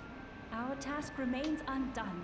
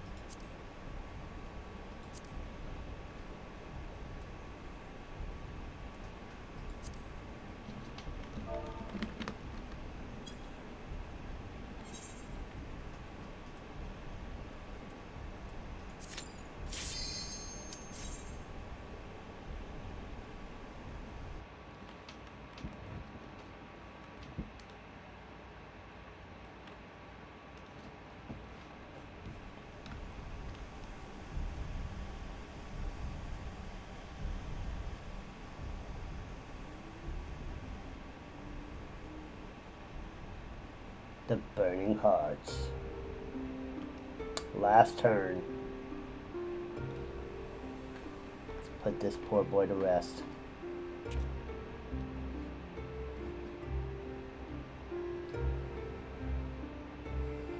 'Twas a long and arduous road, but at last we reach its end. Farewell, Bahamut. I banish you back to the ether.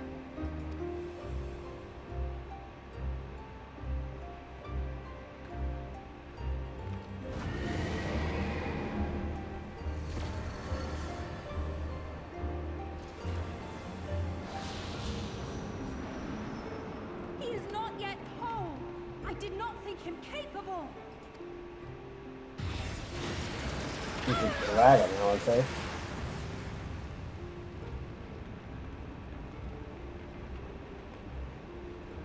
Well, that's fun.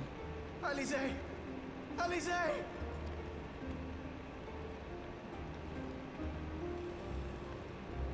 I had thought it finally over.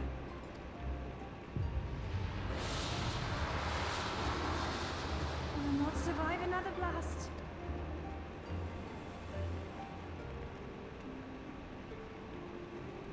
No. Is this how I honor my promise to grandfather?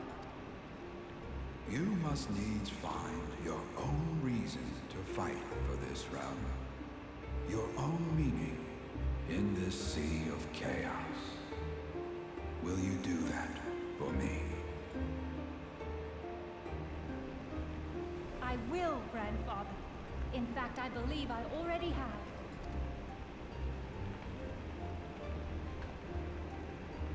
That reason has been with me all along, guiding me. Eorzea's blade of light, shearing through endless shrouds of darkness. I have been shown the miraculous feats of which we are all capable, of which I am capable. Bahamut, you have wreaked enough havoc. I will not let your wrathful fires consume all that we know and love.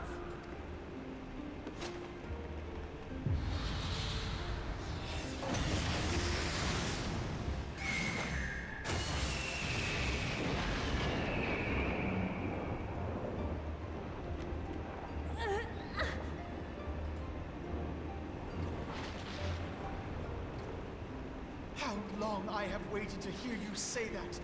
You have found your resolve at last!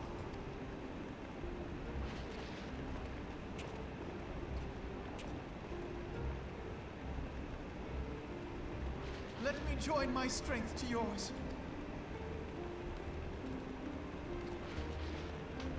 In this place, in this moment, our purpose has become one.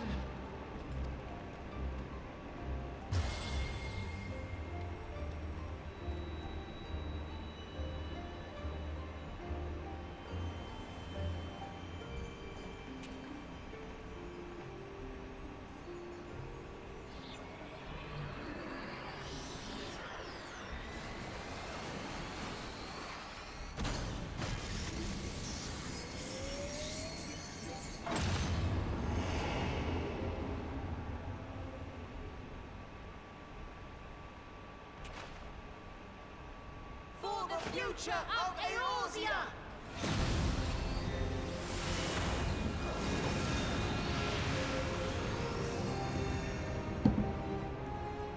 This last task is yours, Warrior of Light. You must destroy Bahamut's crystal core. Okay. It's our time now, bitches.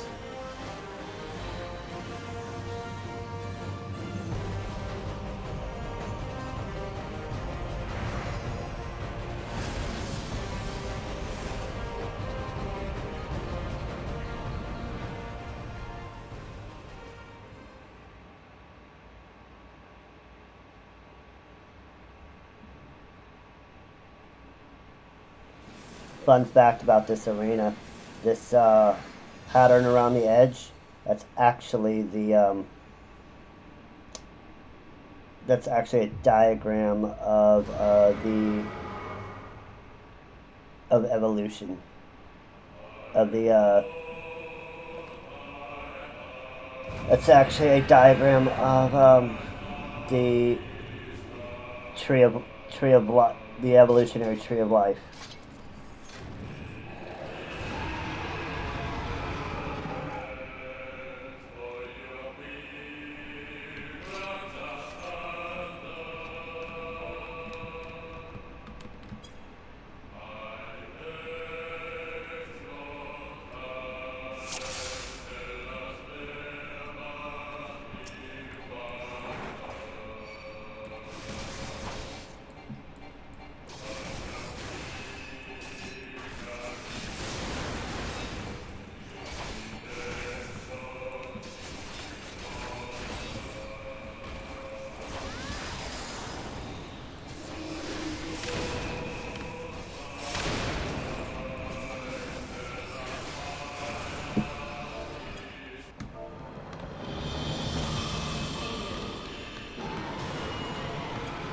that is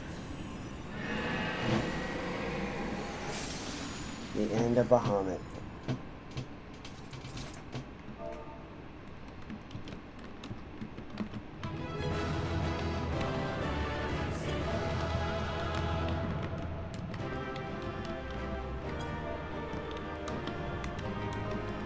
And final coil of Bahamut is complete.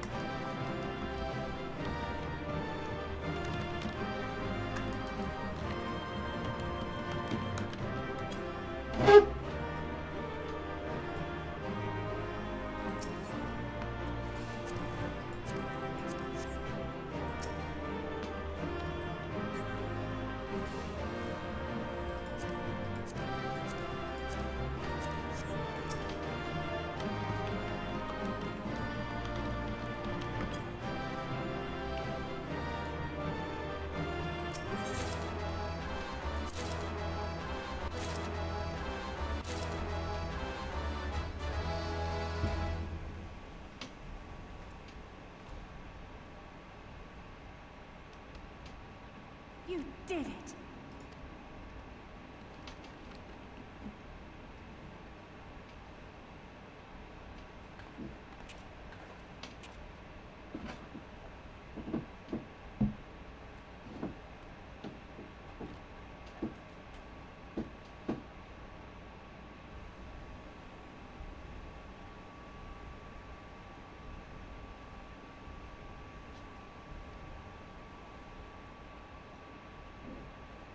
But one task remains.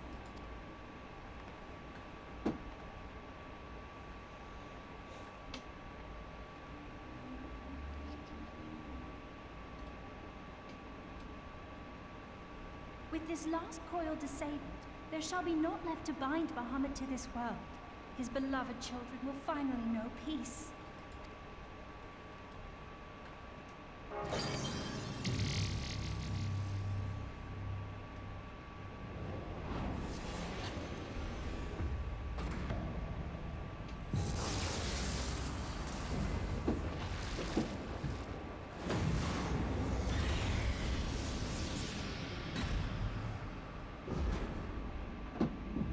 Rest well, Bahamut.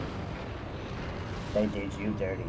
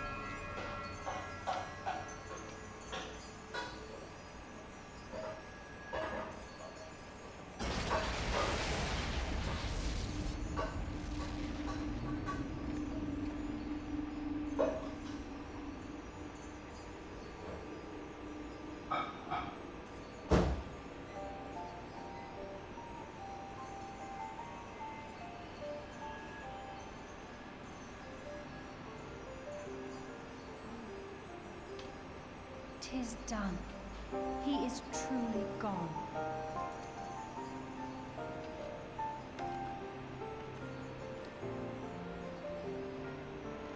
You knew, didn't you? You knew what Grandfather had become.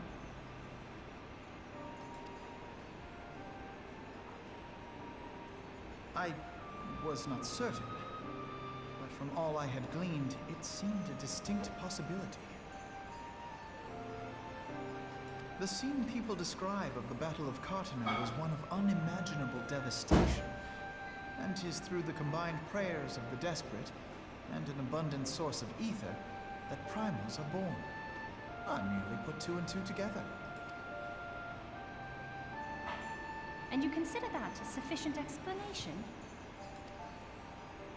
Well, however you stumbled across your theory, 'twas this revelation that made you wary of my attachment to Grandfather. You feared that in my obsession I would fall under his primal sway. Is that why you decided to join us?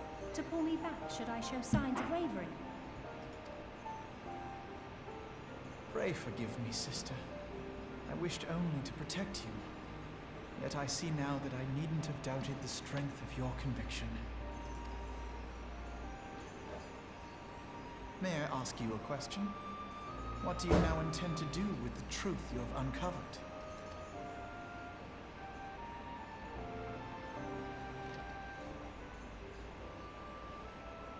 Which particular truth was that, brother? The fact that desperate prayer gave rise to the primal phoenix? That this new god was responsible for setting Eorzea on the path to rebirth? Should such a tale become common knowledge, people would soon offer up their prayers in earnest. They would beseech Phoenix to complete the healing that was begun. Yet as you and I know all too well, the very act of calling forth this savior would do more harm to the land than good. We cannot encourage such worship for this very reason. A grandfather forced to return as an ether-draining primal would undo all that he had worked to protect. Your abiding love for him was the key that unlocked the truth of the calamity. But keys may also serve to seal doors that were best left unopened. Let your love now guide your actions, and lock away deep inside the fate of both Grandfather and Bahamut.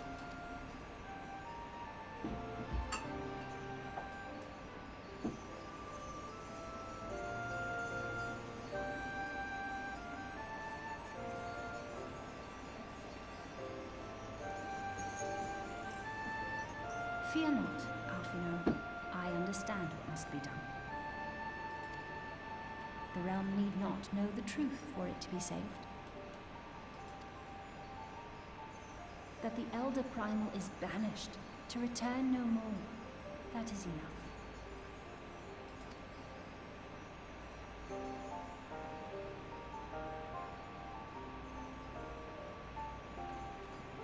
Let us make our way back to the surface. Poor Orionje must be beside himself with worry.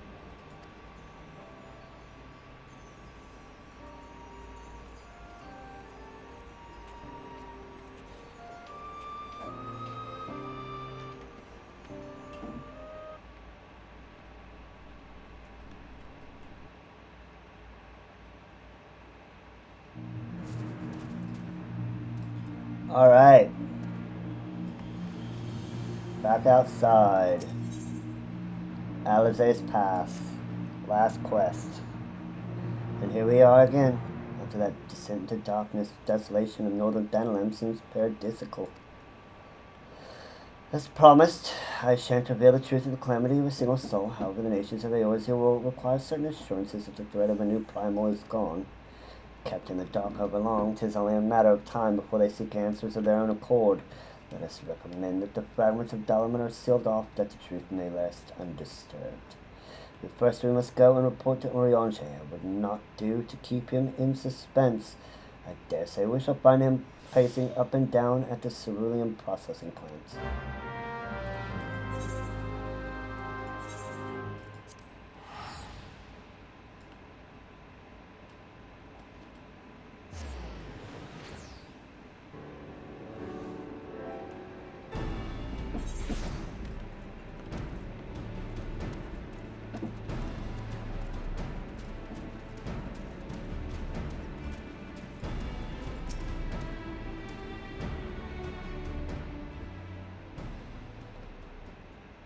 Ah, the Royal of Light returneth, undimmed from the depths of darkness.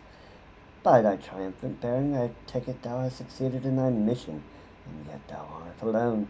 Mistake not, dear friend, full glad am I of thy safe return.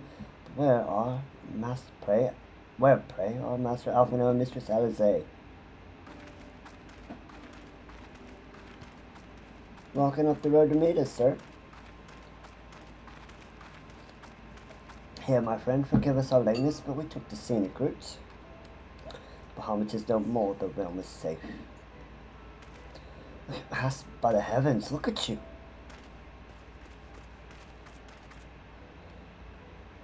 Okay, we will let the ad play, so be back in a minute and a half.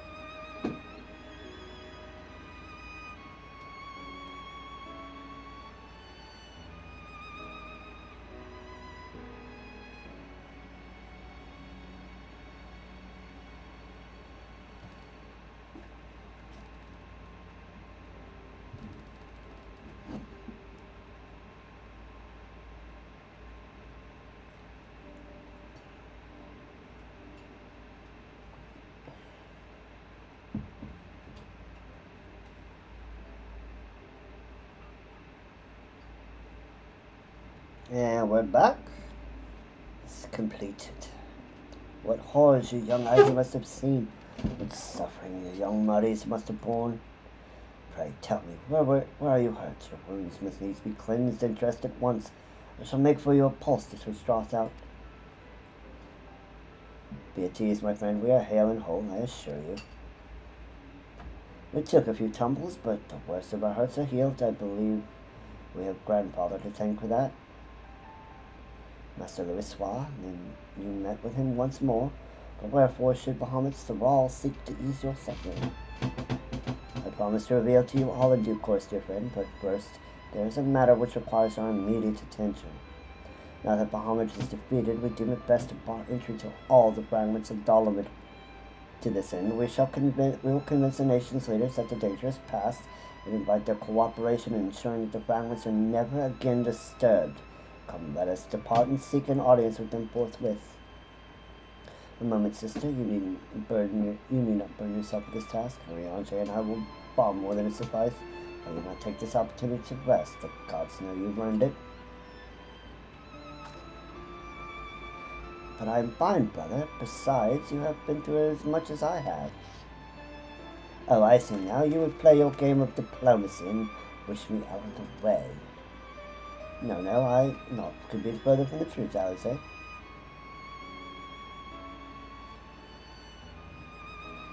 My lady, 'tis mine earnest belief that your brother has your best interest at heart, and more than done your part, and he desires but to relieve you of a burden he might easily bear alone. I have some experience treating with dignitaries, you must allow, and as you never fail to remind me of my fondness for diplomacy, I feel it's only right that I remind you of your aversion to it. Then it is settled, Oriange. Pray make arrangements for a chocobo carriage. The bride should give us ample time to prepare our story.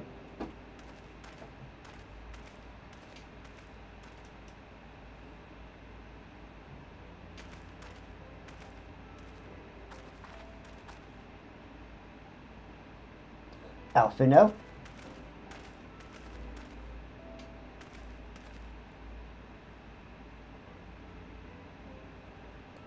Though our paths are different, we share the same goal, do we not? But of course, dear sister, that which we have just achieved together stands as a testament to that fact. Whatever path we choose to take, our hearts shall ever lead us to the same end, of that I am certain. Thank you.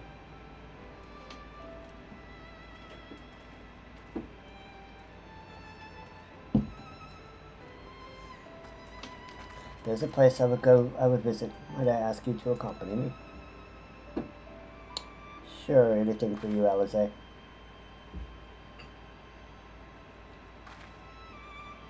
But first, I do believe a change of garments is in order. It won't take a moment.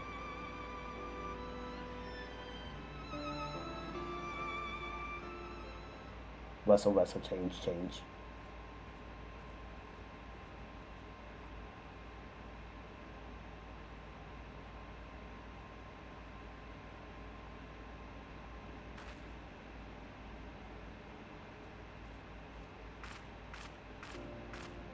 We look good, chat.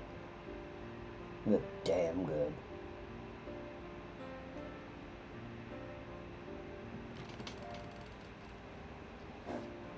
The landscape is the same, of course. There's no reason that it would be otherwise. Though it would be poetic for the fragments to magically disappear, I am well aware that they shall remain long after you and I are gone.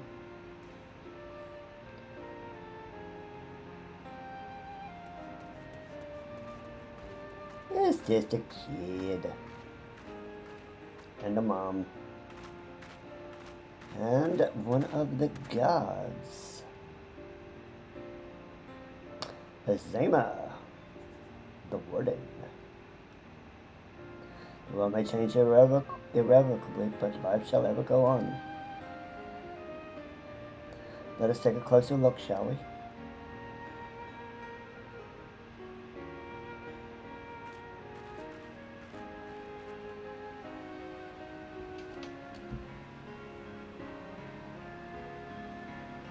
I have no doubt Alphinaud will do an admirable job concealing the truth of the calamity. And such truths as were revealed in those dark depths shall never see the light of day. I myself agree that it must be so.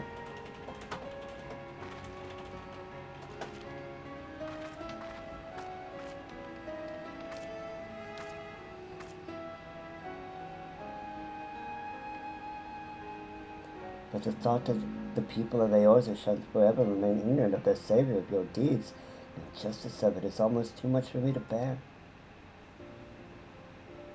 Don't worry about it, Alize. I know better. How typical of you, Zelda, ever the heroine. Even so, I cannot deny that I feel better for your reassurance.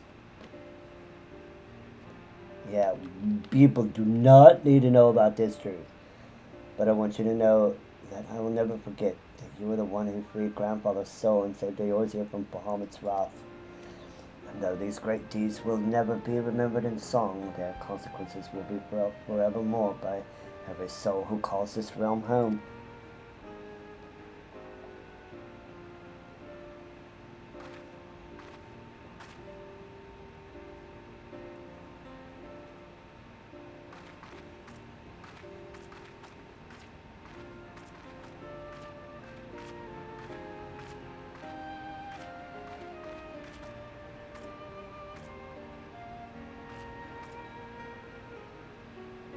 Yes, this spot will do.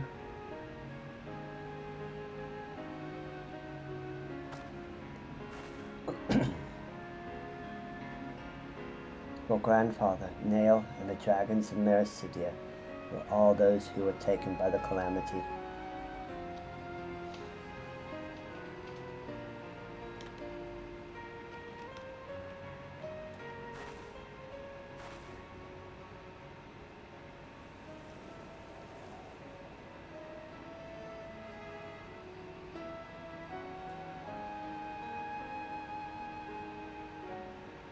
At long last, our struggle with Bahamut is over.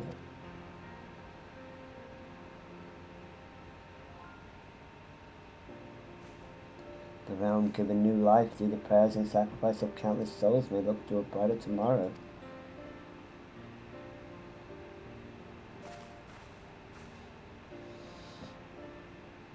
When the dust of our adventure is settled, I shall embark on a new journey, aiming to find my own reason to fight for Eorzea. When I do, I will fight with all my being.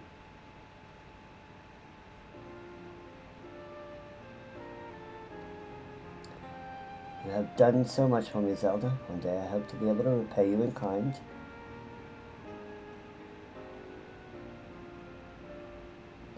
I have no doubt that you will continue to help those in need and grow ever stronger in so doing. I shall endeavor to do the same, and if this world of kind, I hope one day to become Eorzea's sword in the darkness as you are.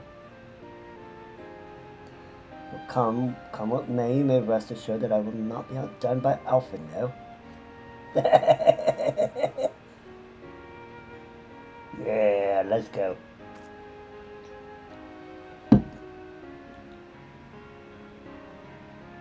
The next we meet, I promise I will not disappoint you. Till that day, fare you well, my friend, and thank you from the bottom of my heart.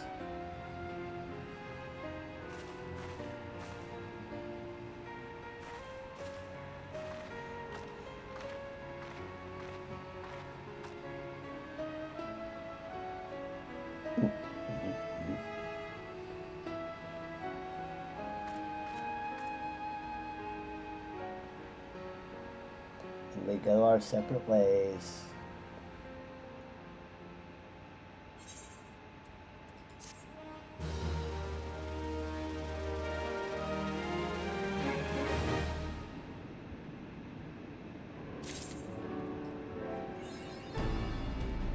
And we have the achievement uncoiled.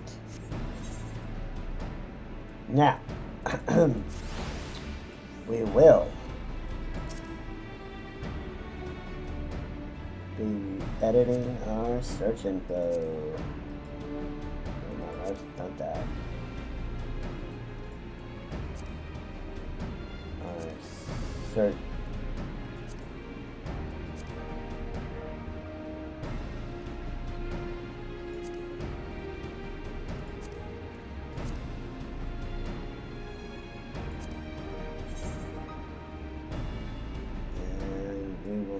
edit our profile. And we are no longer the heart of the party. Where is... We are the final witness.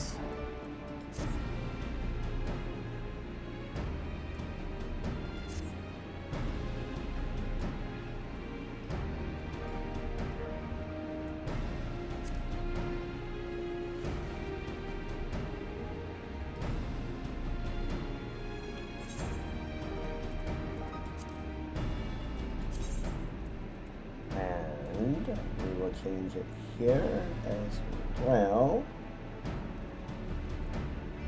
Where is it?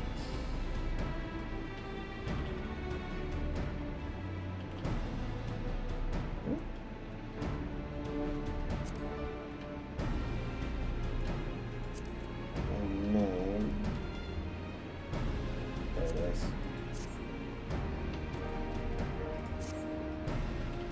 We are now the final witness. We have updated our adventure plates. We have updated our nameplates. We have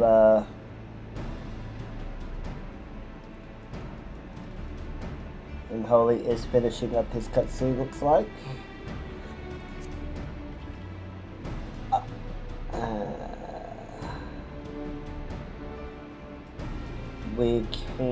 We'll probably will do the first, the turns 1 through 4 of second Coils Savage, which is the only Savage that was done, and then we will start farming out some mounts.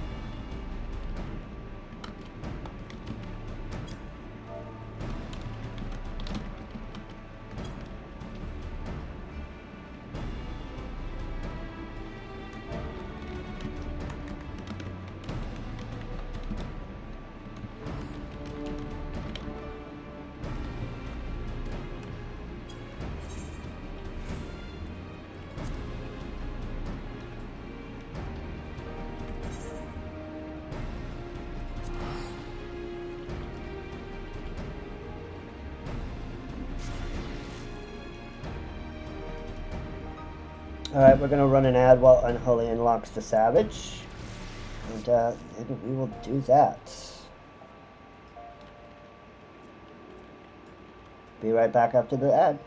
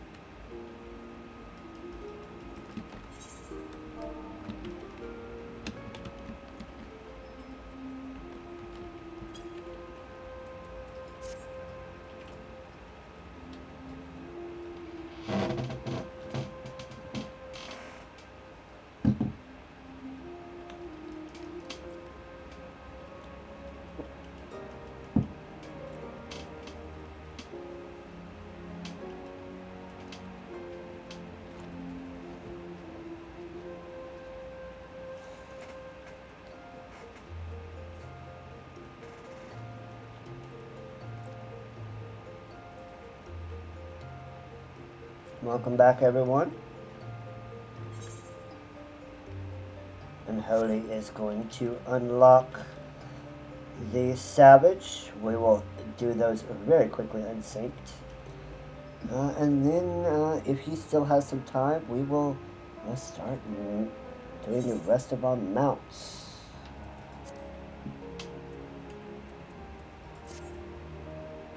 We have 3 at this point.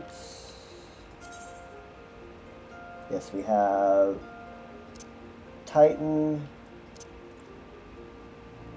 Leviathan, and Ramu.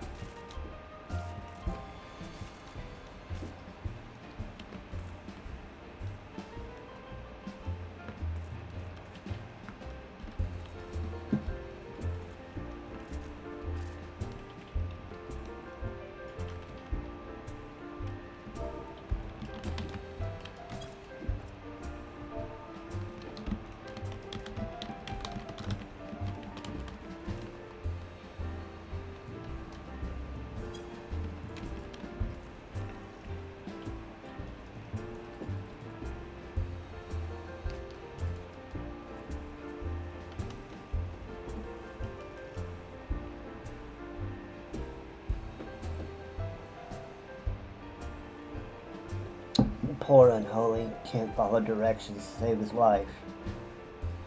Told him to go talk to Alice here. But he talked to the minstrel.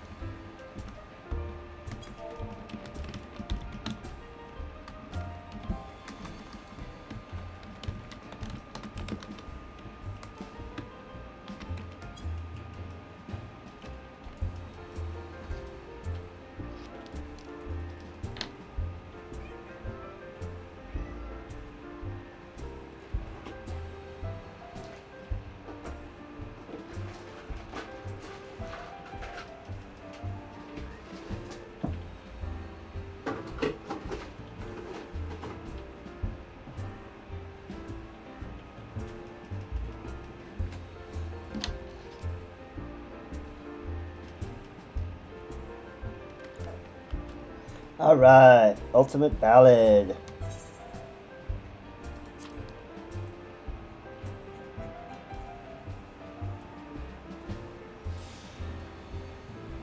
I think that's Ultimate Bang. Yep.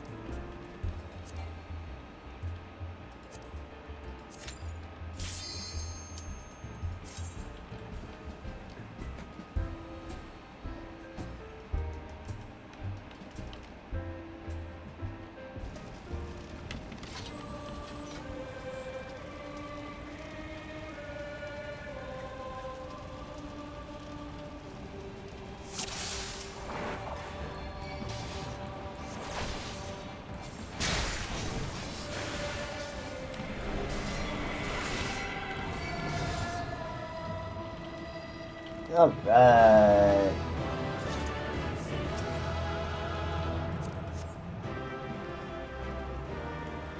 Wait on that. We're gonna need to spend our tombstones.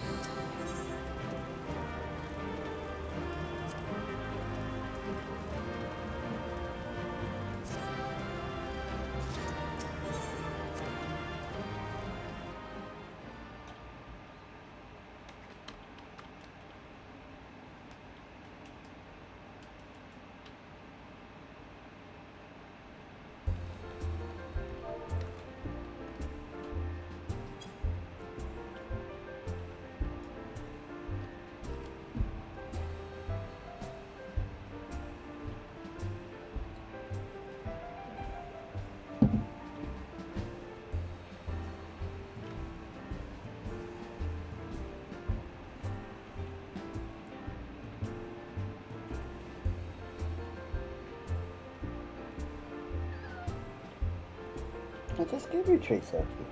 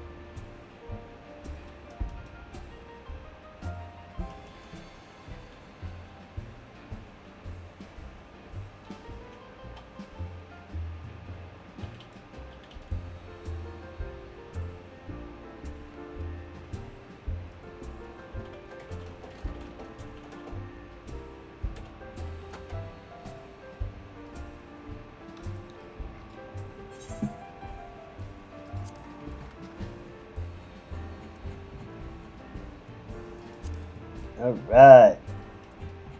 Turn savage.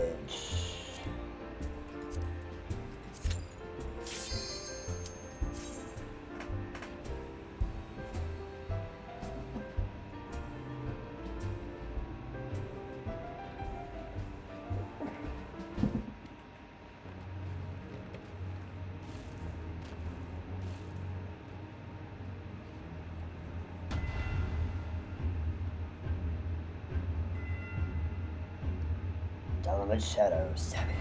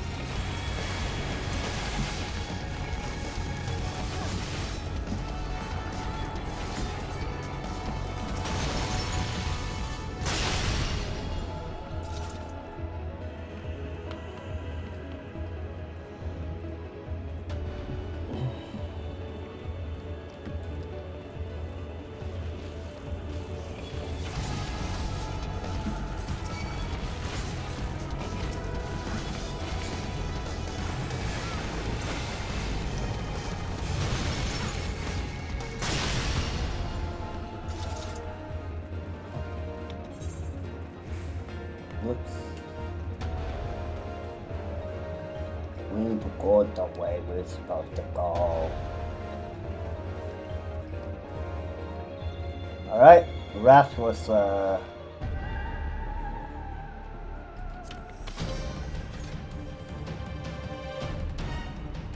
wait for Unholy to catch up.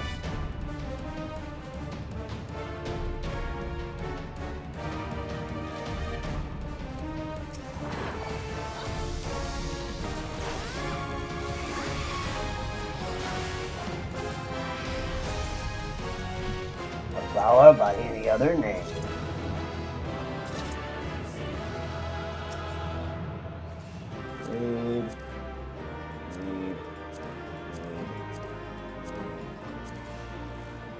pass. And 3.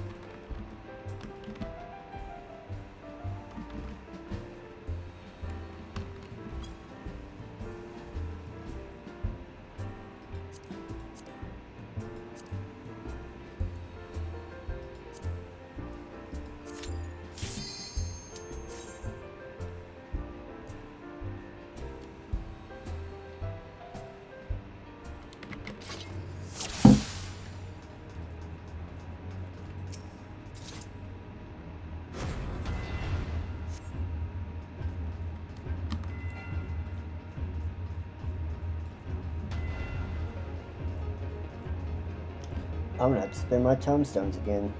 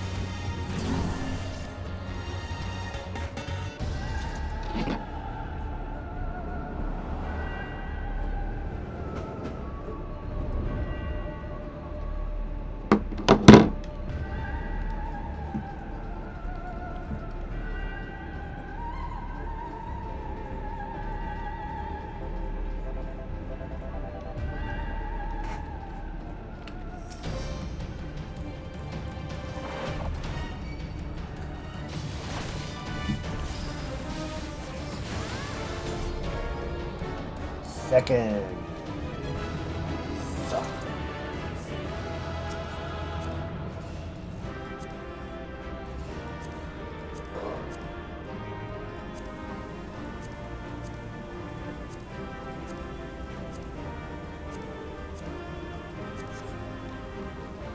Okay, need to go get some tombstones.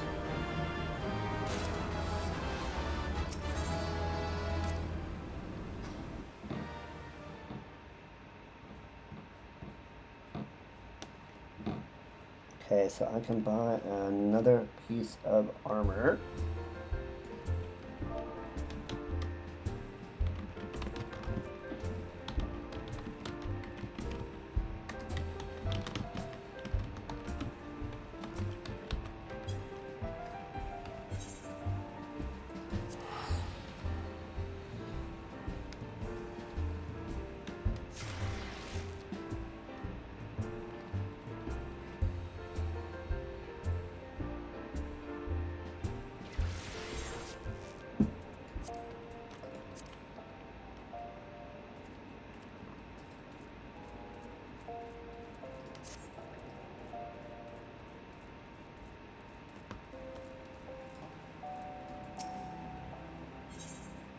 Okay.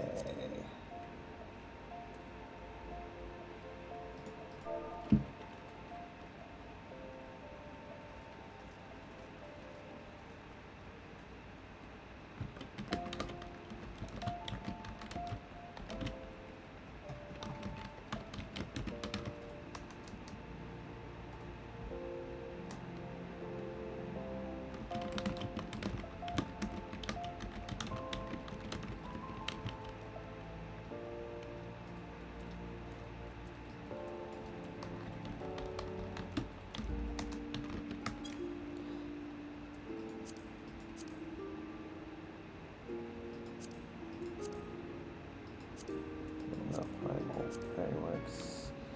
Okay, we need to get. We'll get the pants.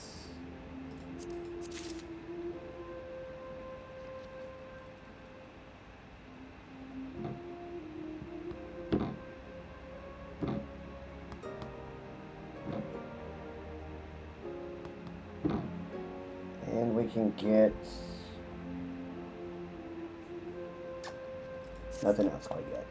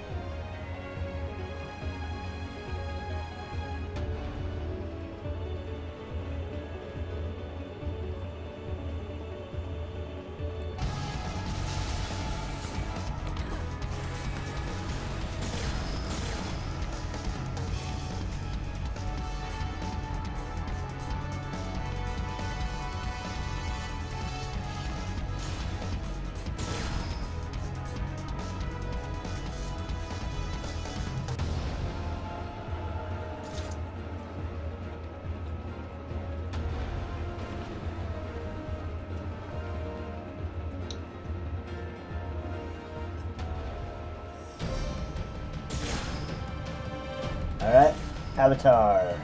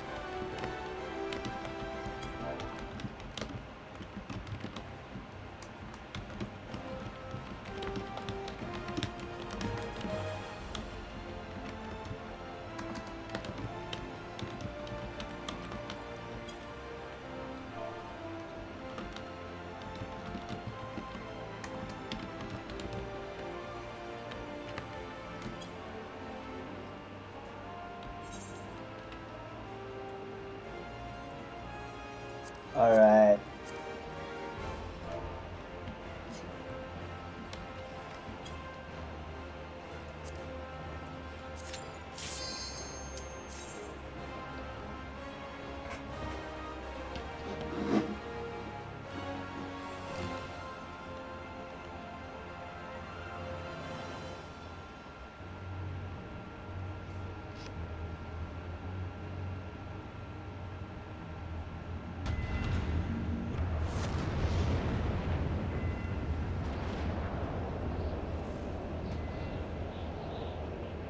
Oh, did we?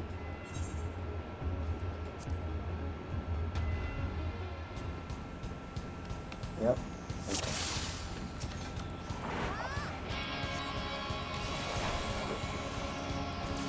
Yep, okay, phase change.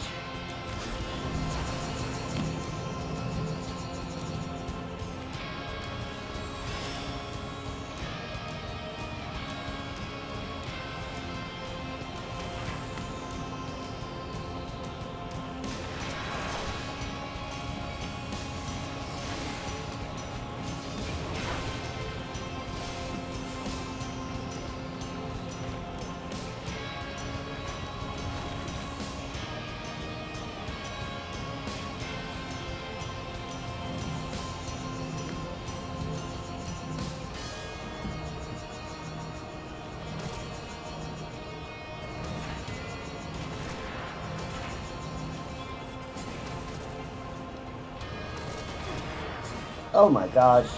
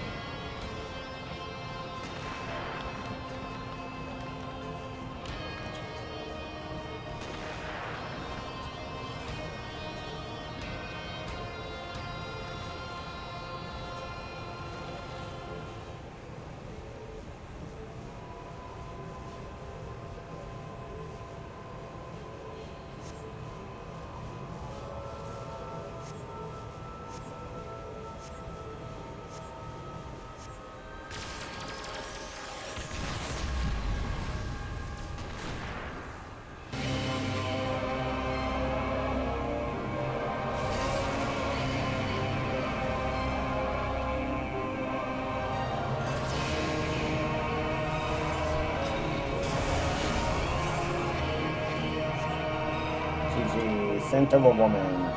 I died, but it's all good.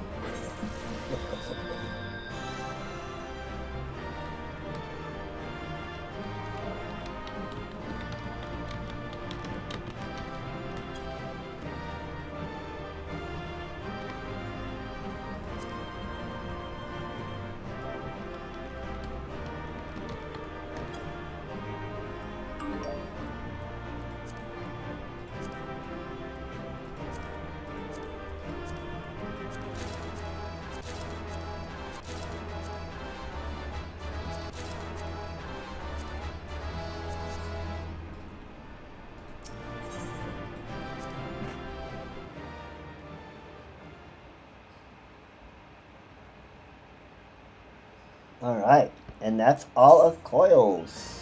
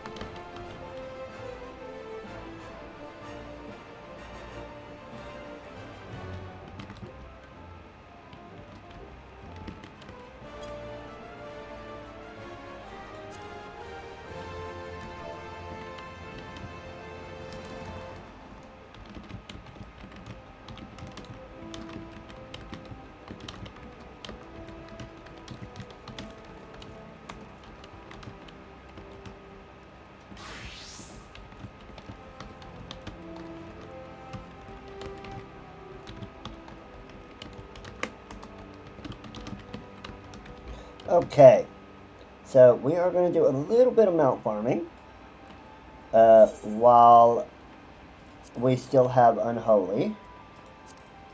And we are going for 3 different ones. We are going for Ifrit, Garuda, and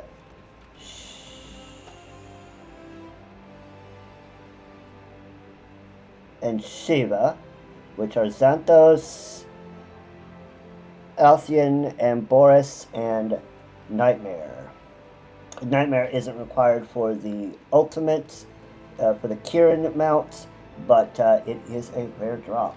So we are going to do Ifrit.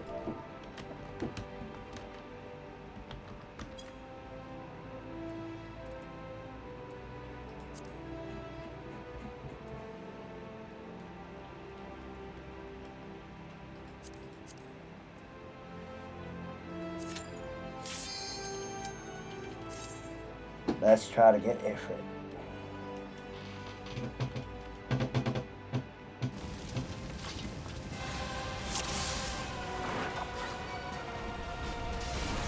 And we'll just unsingle smash over and over and over again.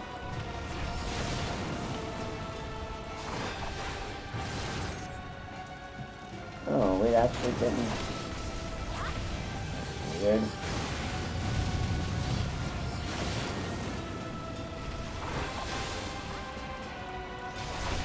We didn't hit the face change.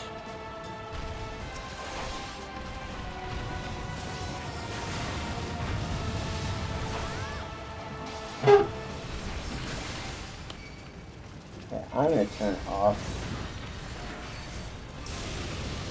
because he is.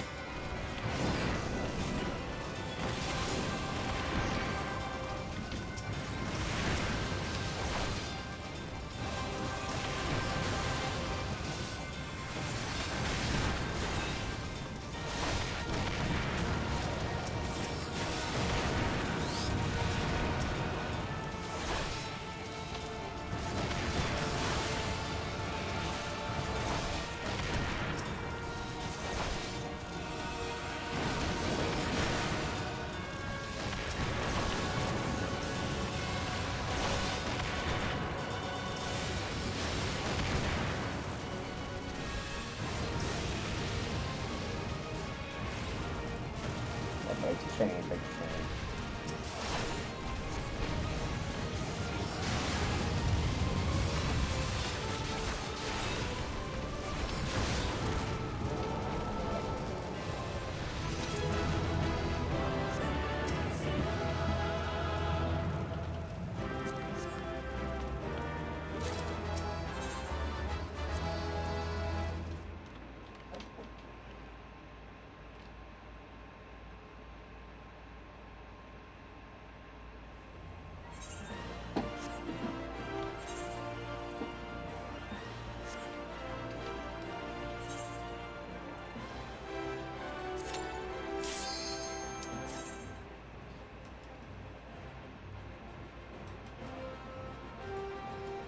Be right back for the ad. This is just the same thing over and over and over again.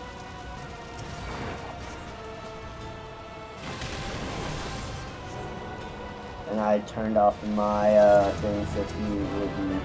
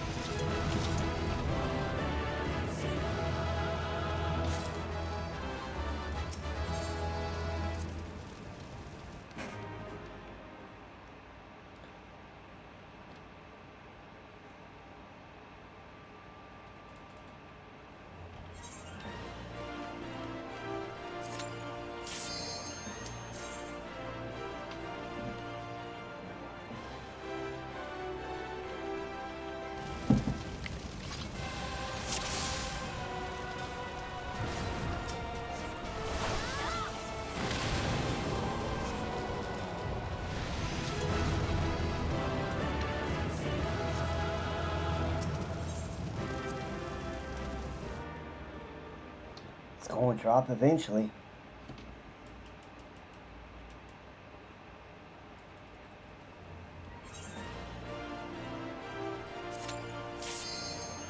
And we're back. We still haven't gotten the drops yet, but we're still working on it.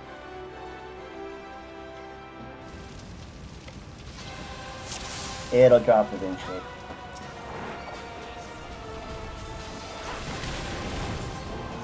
We just got unlucky with that first one.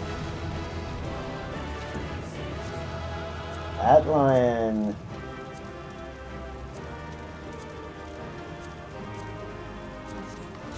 Okay. We've got Inferno.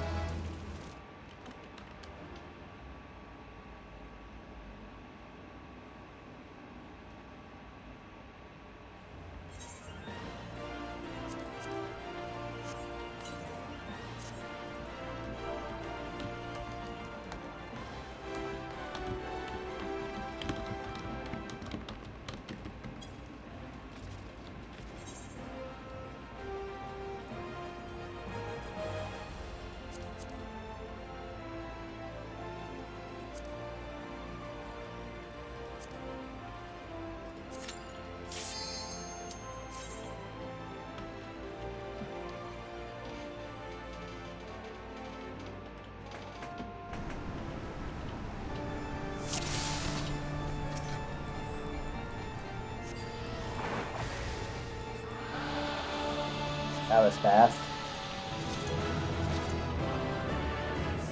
And we got the Xanthos whistle.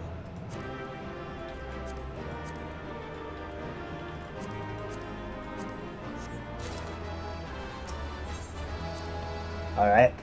That is 2 out of the 3 we needed.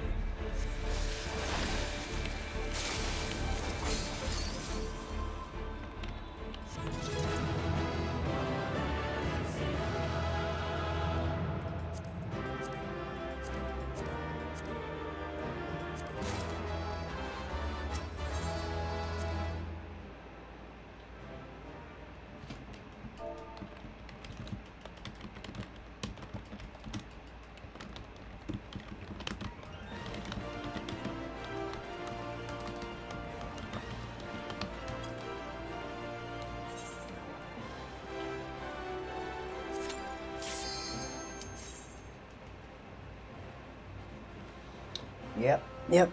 We need just one more for the Kieran mount. And then we have Nightmare. Okay, we need Ramu too. So Unholy needs Ramu.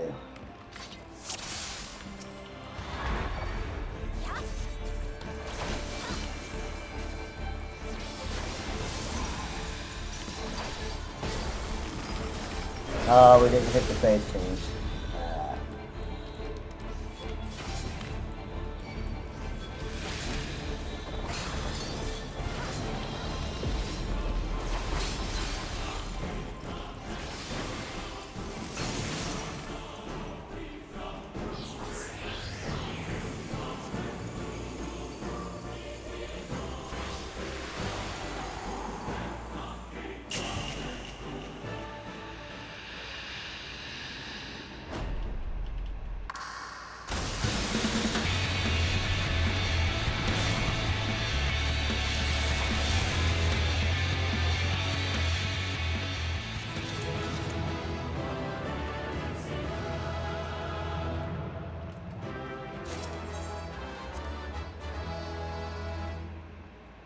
Come on, Shiva.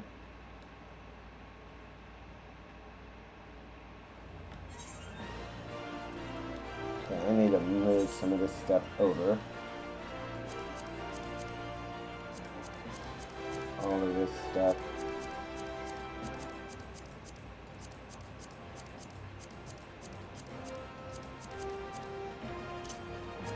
All these orchestral rolls. All these coppers.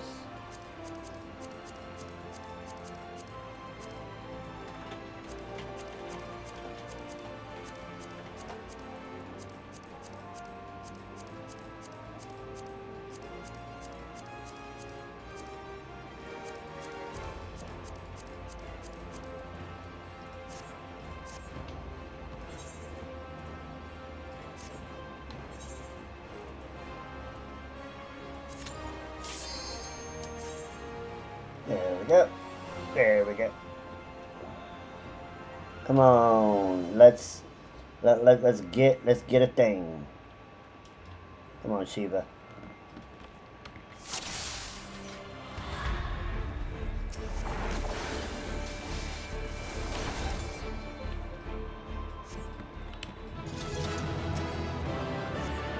Nope.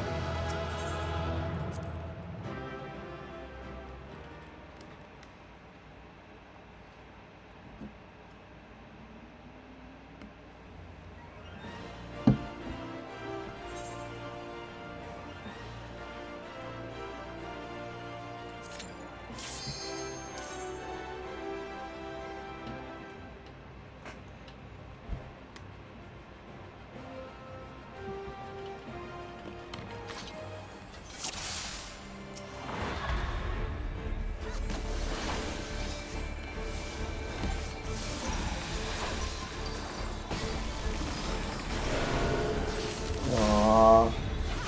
Let me get the quick one.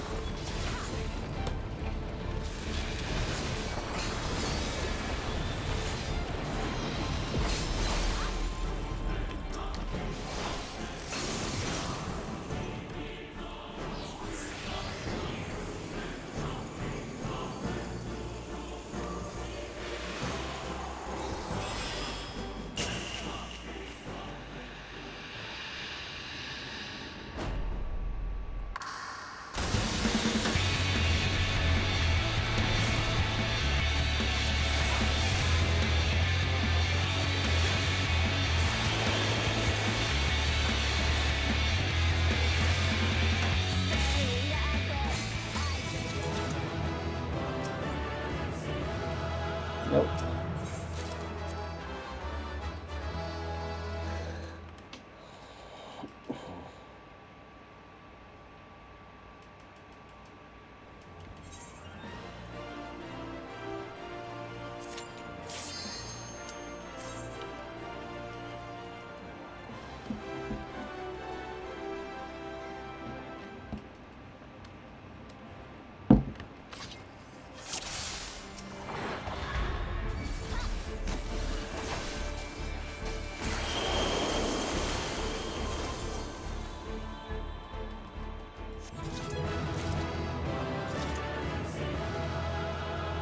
Okay, there's my whistle.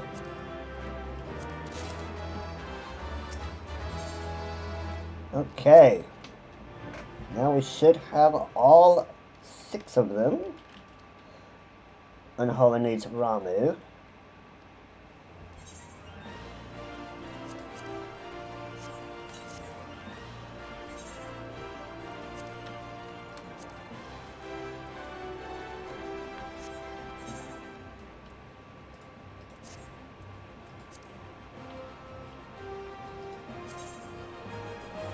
One, two, three. Okay.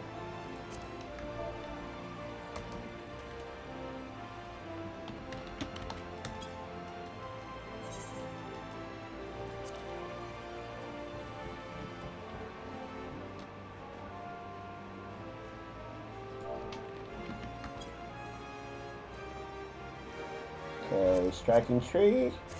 Let's get this one for Unholy.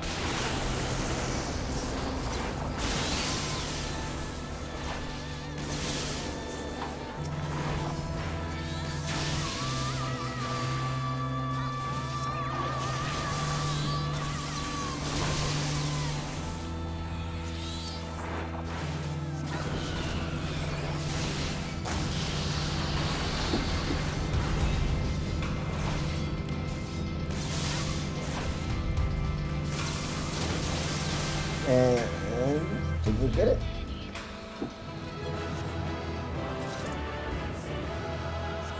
No, didn't get it.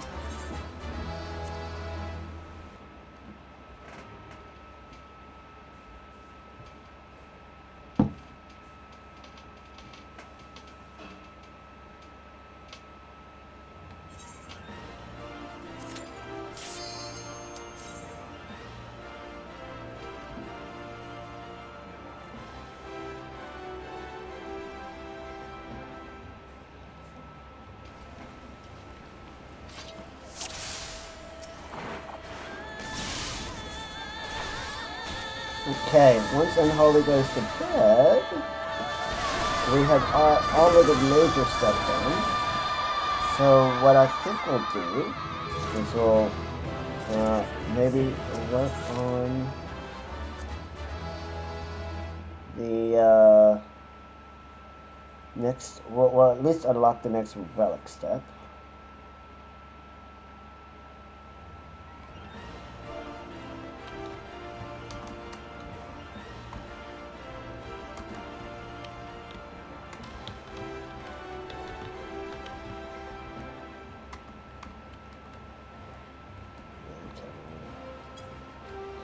Drops.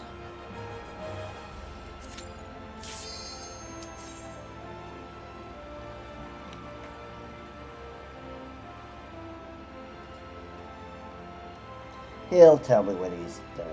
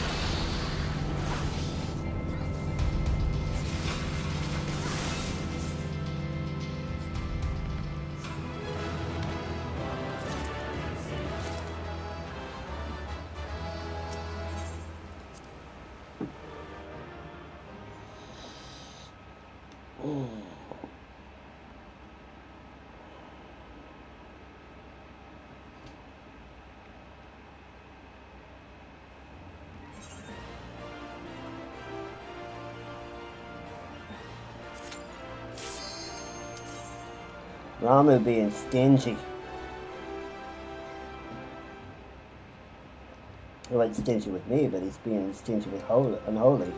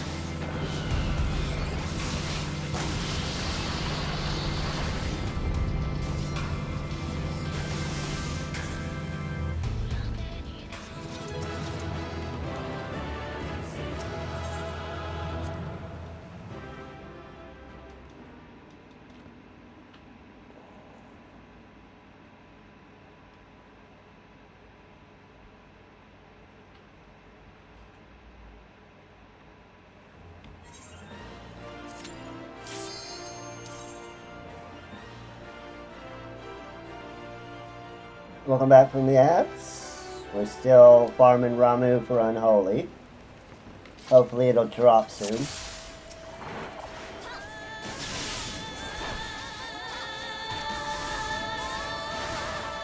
Gotta be a good friend. This is kind of part of the etiquette. If you come in with if you go into a farmer's stream, you do until everybody is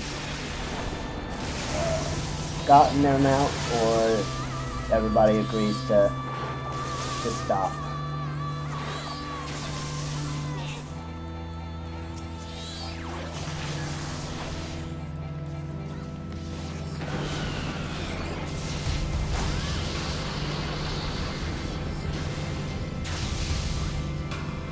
And Unholy's last major one is Ramu.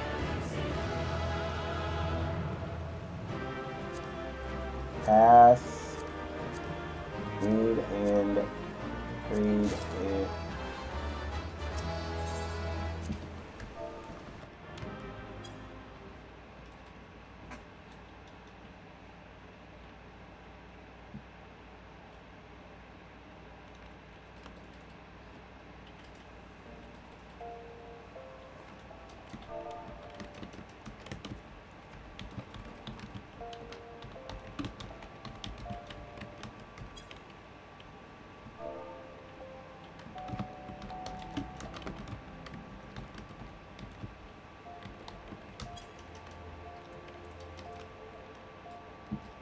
alright, let's go get Kieran.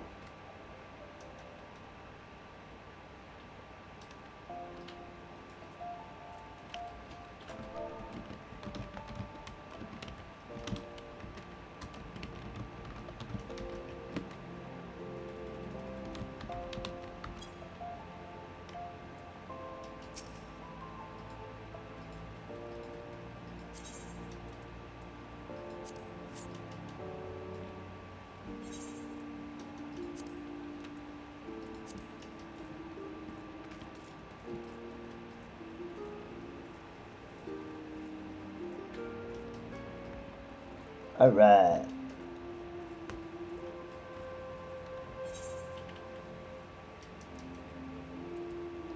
We have gotten all of our mounts. Except for Nightmare, of course, but that's a rare mount that takes a while to show up. And we need to go do a legend for a legends. And we need to go talk to the minstrel in Morduna.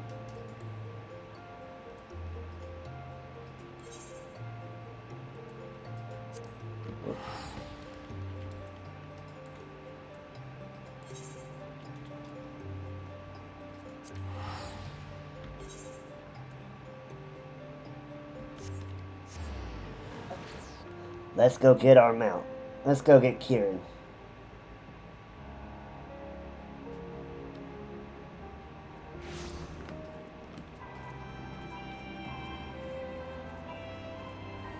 And to get that mount, we need to go in here. And we need to talk to the minstrel.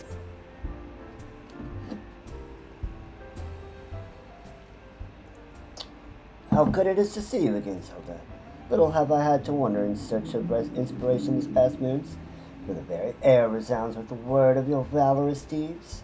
Are the rumors true? The primals of Eorzea have resurrected it in ever more ferocious forms, only to meet a swift end at your hands? Yes.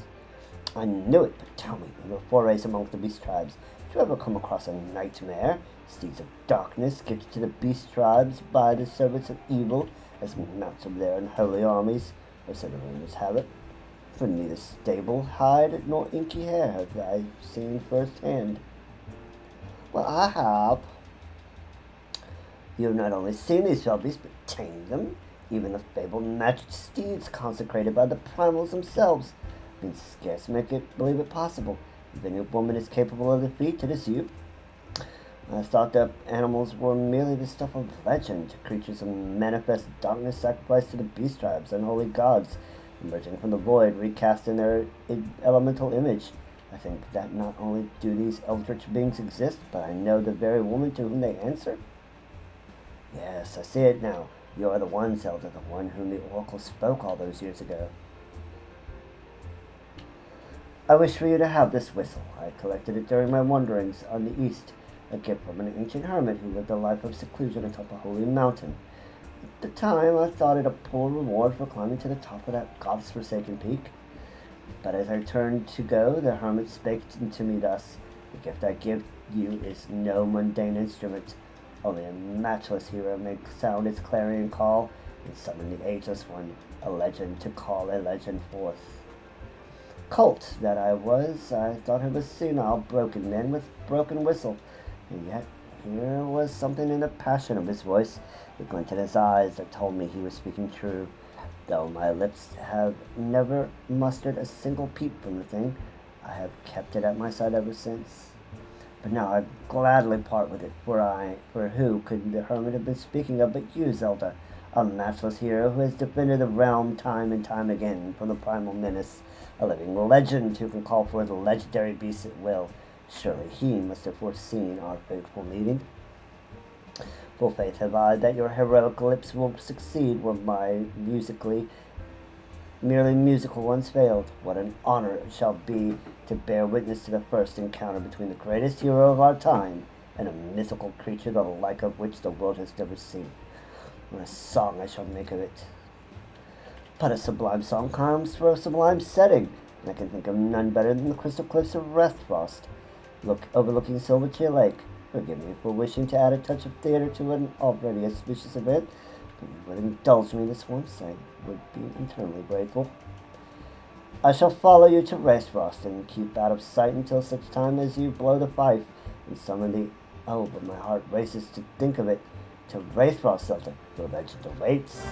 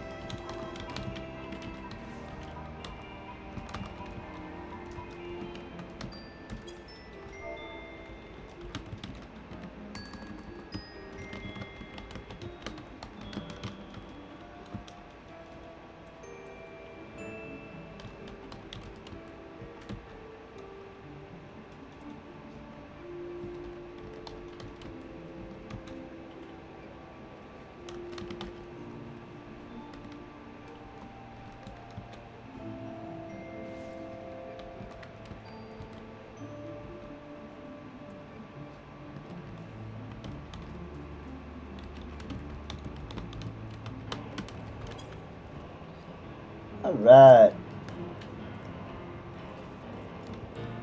To Race Frost. Summon our noble motorcycle. Or not our motorcycle. Our Maggie.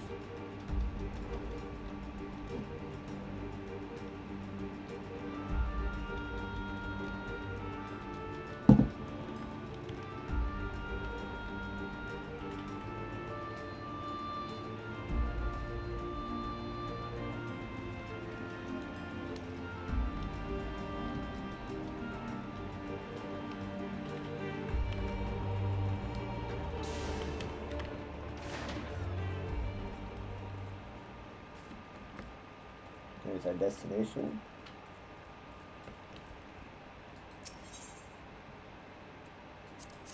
And let's use the whistle.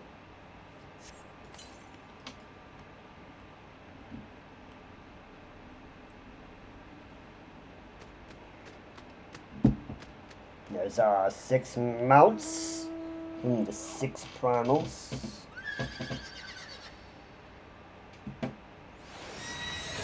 And there is our 7th, Kieran. Beautiful. Not even my wildest flights of fancy did I ever dream of witnessing such a sight.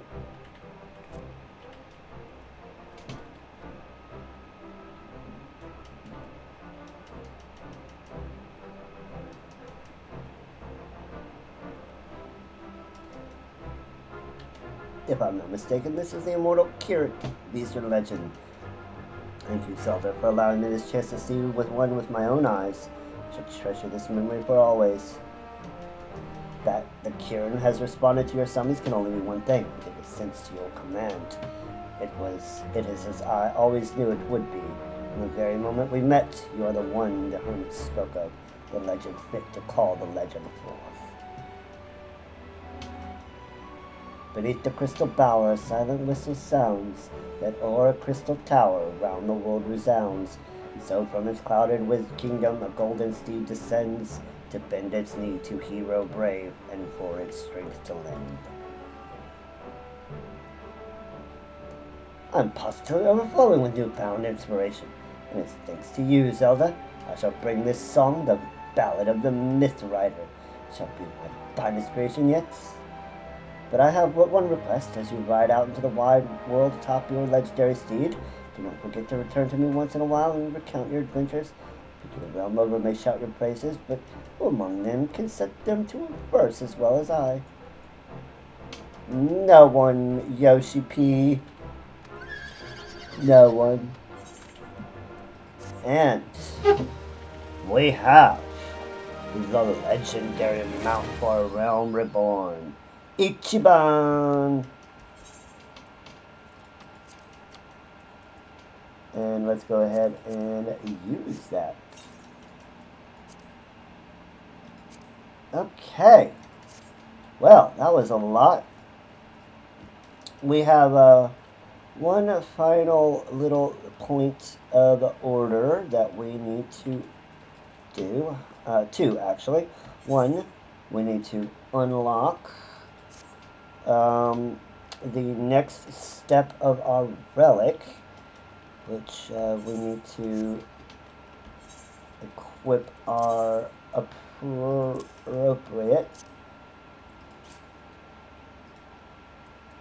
gear. And 2, there's a Lalafell in Ul'dah waiting for us. We need to find Louis Soir. We need to learn about Louis Soir. Yes. But we will do that after the ad. I will go ahead and run a 3-minute one just so I can get up and stretch and maybe grab a quick bite to eat. But BRB.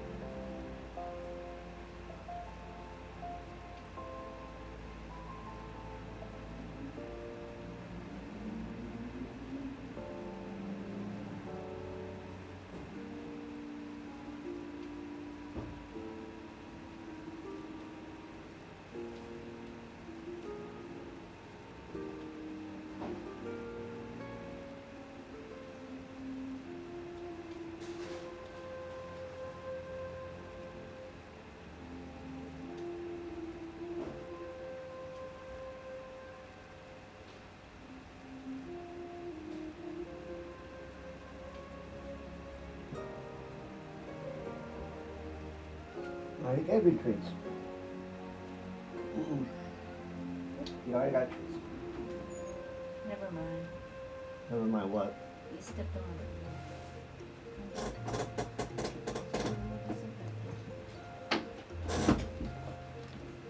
Leave it out here.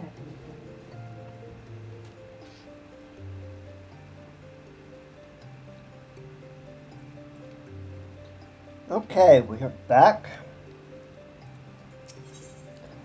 Let's do Remembering of the Past.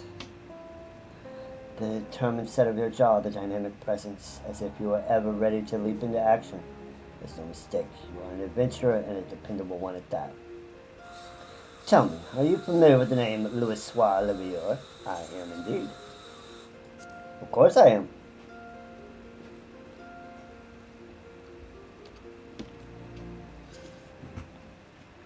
Of course you are, of course you are.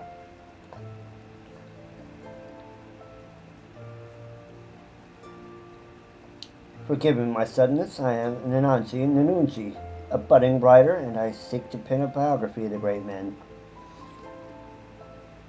In particular, I wish to cover his moments leading up to the calamity, and to that end, I have requested an interview with the Immortal Flames.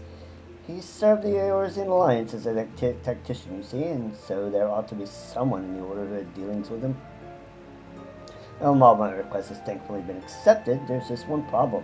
I don't have much experience conducting interviews, and I'm worried whether I'll be able to do a proper job. As an adventurer, you're doubtless used to dealing with people. Thus, I would like to ask you to accompany me in the capacity of an assistant. It would be tremendously reassuring to simply have you watching on. And if you are amenable afterwards, I'd like to interview you as well for your own impressions. For your troubles, I will be certain to credit you as a collaborator, so please, won't you help me with my biography, and the memories of the calamity might be preserved for future generations? You got it, man. I am your debt. To begin with, please come with me to Camp Drybone in Eastern Dunland. It's a place I'd like to visit ahead of the interview.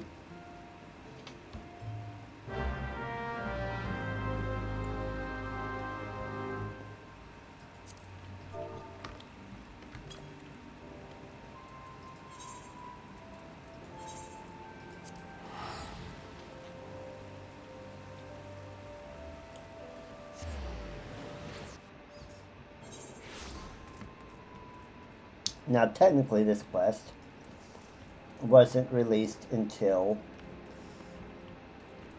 late in Walker. However, we are going to do it anyway because, well, we're not patch locked, and two, we just completed we completed Coils, so it seems appropriate that we talk about Archon Louisois. There you are, to explain why we're here. Oh, but I haven't asked about your name. Am I supposed to credit you if you don't even know that much? Zelda Hime. The Zelda Hime, champion of Eorzea? Small wonder I felt you were dependable. With one such as you helping me, everything will surely go well. But getting back to business, the interview I've arranged is with an officer of the Immortal Flames. As there is still time, however, I thought we'd pay a visit to the nearby graveyard first so I can explain my motivation for the biography.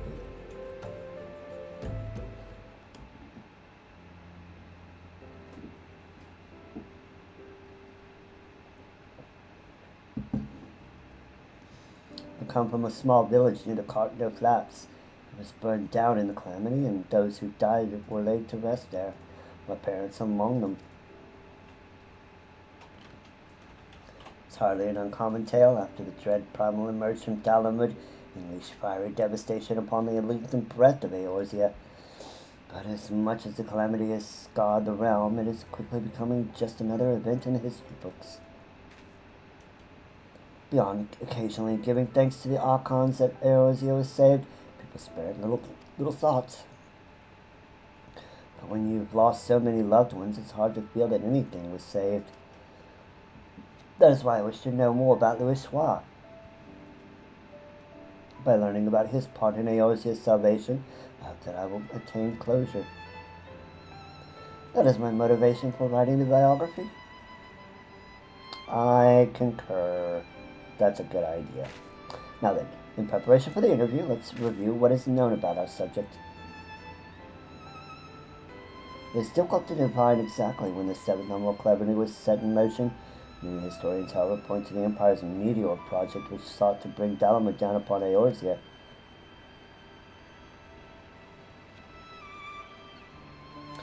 It was in the year 1562 of the Sixth Astral Era.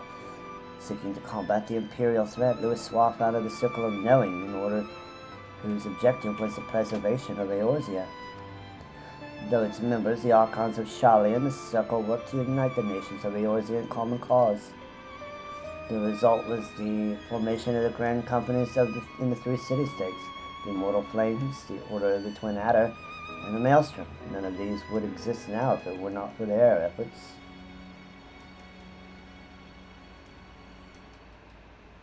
And then in the year 1572, when the situation was coming to a head, Louis Soir himself made the journey to Eorzea in secret and engaged with each of the nations. What took place during that time was what I seek to learn in the interview. The men we're due to meet is the contract for the Free Brigade, a unit formed of adventurers, and he apparently had Louis Soir's assistance for a mission. The meeting place is High Bridge to the northeast. It's more or less time now, so let's make our way there.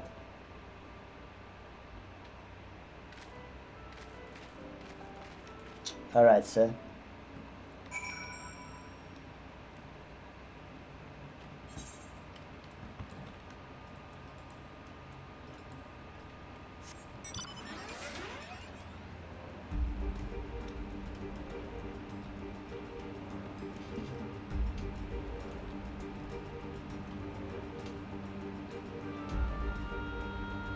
Oh, we've gotten all the loose ends.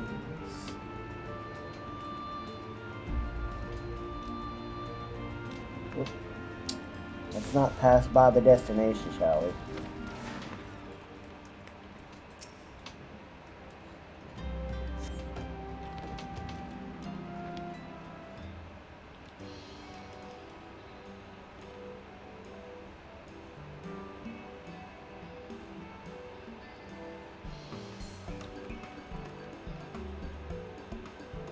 You're the ones who seek an interview. I must say I wasn't expecting to see the champion of Eorzea. I am Nanonji, the writer who made the request, and Zelda's kindly accompanied me for the interview. I can't thank you enough for taking the time out of your busy schedule to humor me.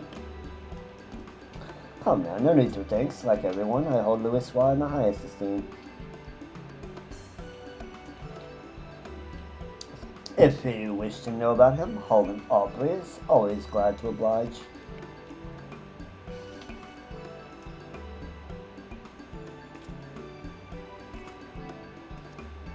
We do that because we're aflame. Without further ado, then let us begin. My understanding is you had dealings with Louis Soir. Could you please tell me the details? As you know, our grand companies were formed thanks to the Circle of Knowing. But it wasn't until Bahamut began turning red that Louis Soir first appeared.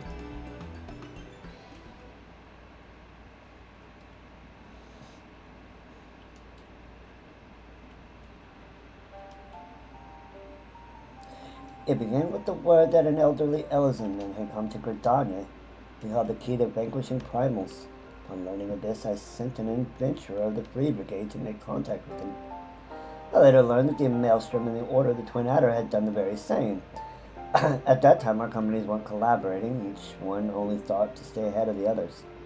And truth be told, at first we didn't think much of Louis Soir, only that he was the leader of scholars who studied peculiar prophecies. But when the adventurer reported back, our opinion of the man completely changed.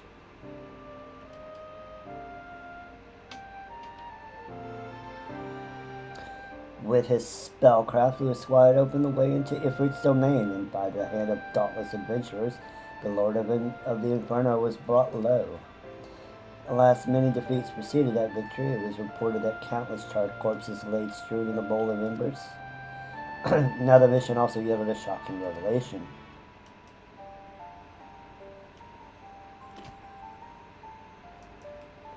Following the battle, Legatus Nail Vandarnus of the 7th Imperial Legion appeared and told the adventurer that that hour of reckoning was at hand, that the Bahamut would soon fall and cleanse the land. That was when we realized the Empire was behind the Ren Moon's anomaly.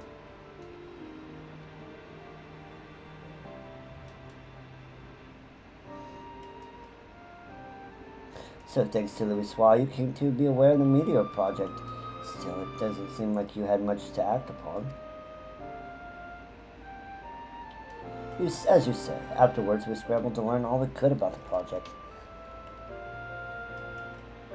To our blessing, we had the cooperation of Garlean defector, Sid Garland, whom you know all. He revealed the details of the project. It utilized a transmission tower to pluck Bahamut from the heavens, all for the purpose of purging us savages from the realm. Grrr. I could continue telling you what I know, but from this point on there is someone better suited than I am. If you're interested, I would be glad to introduce you to this individual. What say you? Well, now, we'd be keen to speak with this person indeed. Very well, I will send word to the Adder's Nest. If you would take yourselves to Apkaloo Falls, I will arrange for a meeting there. To go to such lengths to help us, I can say how grateful I am.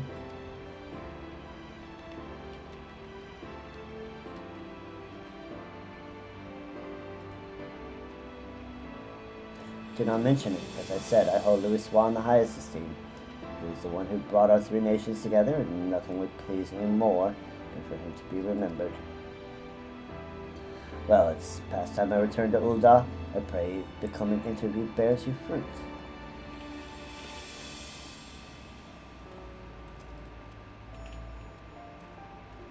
Bye.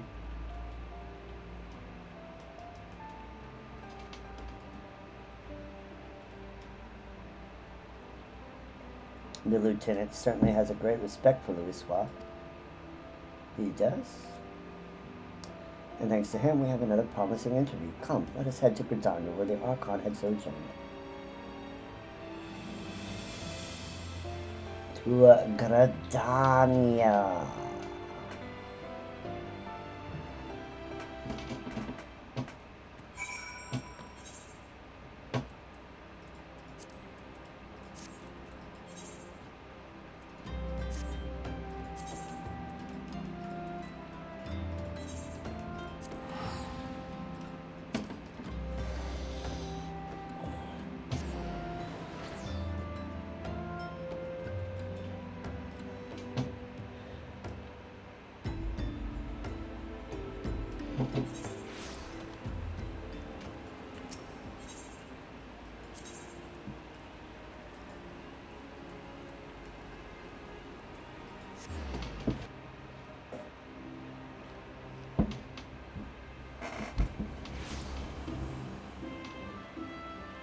We have a Kiki.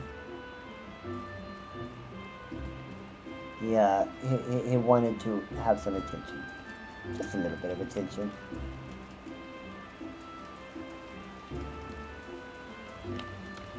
And I need to be over the bridge, not under it.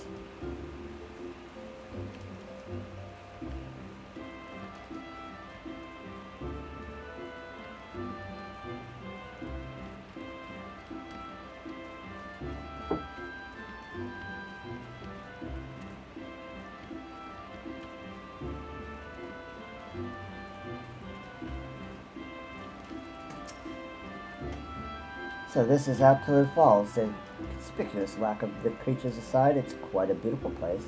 Now then, the person we're to meet should be along shortly.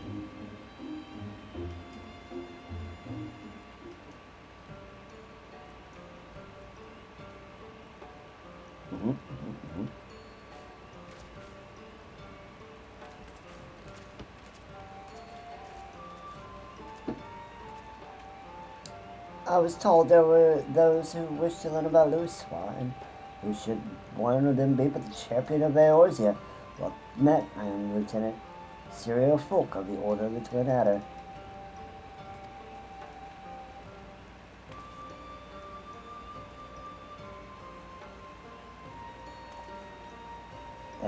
the serpent salute.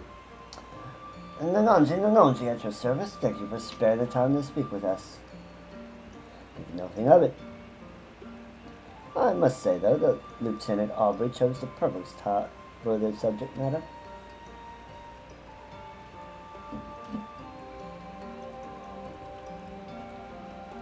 Louis Swa spent much time in the rumination here in the days before the calamity. With the Darners being somewhat reserved by nature, at first the citizens kept their distance.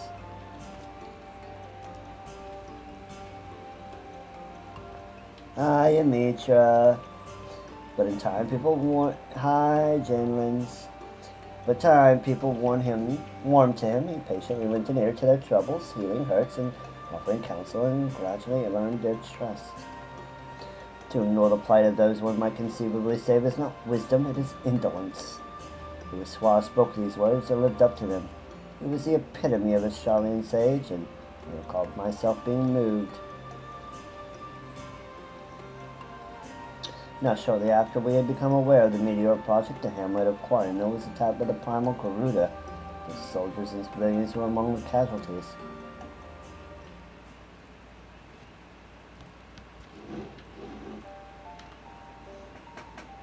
The Order of the Twin Adder moved to vanquish the primal, but we were not alone. Through Louis Swa's mediation, we had the support of not only our sister band companies, but capable adventurers the realm over besides.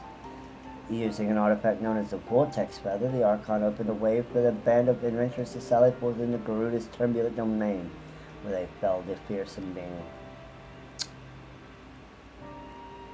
Well, we will find out the rest of the story in 2 minutes. We're going to go ahead and run the ad because it's going to auto start in 28 seconds.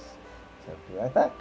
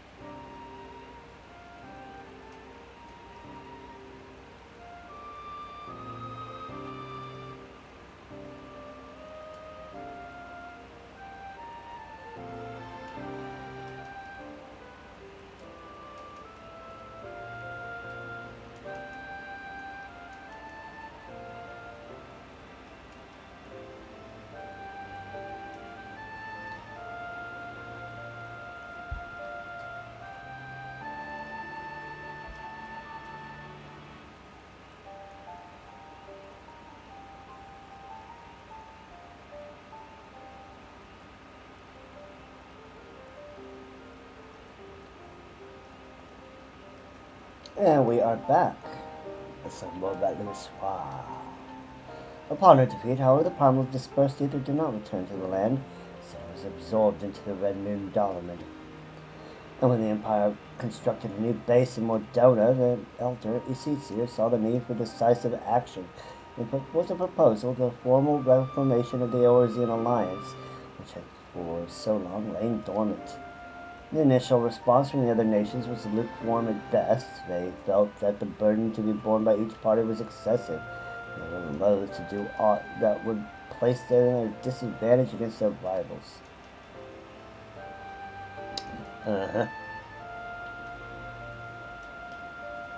But the revelation that a lunar transmitter had been erected in the Imperial base prompted a change of heart. The tower controlled Dalamud's ascent. If it could be destroyed, then the Meteor Project would be forestalled. After having constantly been on the back foot, our nations were motivated to join hands, where we might strike a decisive blow against the enemy. Thus was the Eorzean Alliance reformed, as the Circle of Knowing had hoped.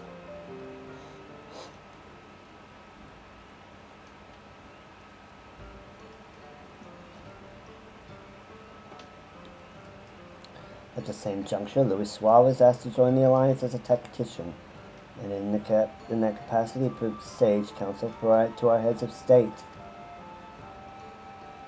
So, although he was first treated with wariness, Louis Soir earned our trust through his actions and paved the way to enduring cooperation between our nations. Indeed, were it not for him, we all would have perished divided. We owe Louis Soir a great debt. Now then, I expect you to be interested in hearing about the operation to destroy the lunar transmitter. But for that tale, I would recommend you seek out another, a decorated soldier who actually took part in the operation.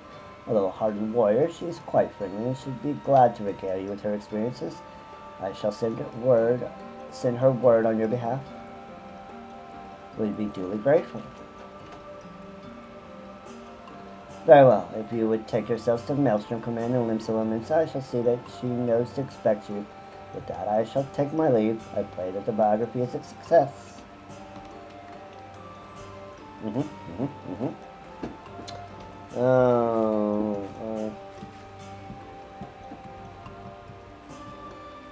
Our model broke again.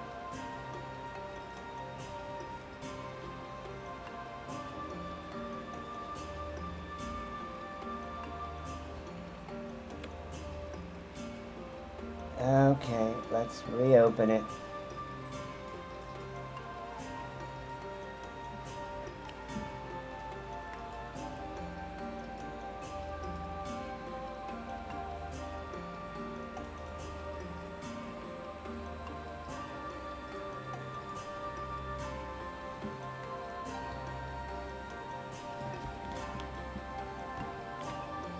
One moment, chat. I have to reset our avatar.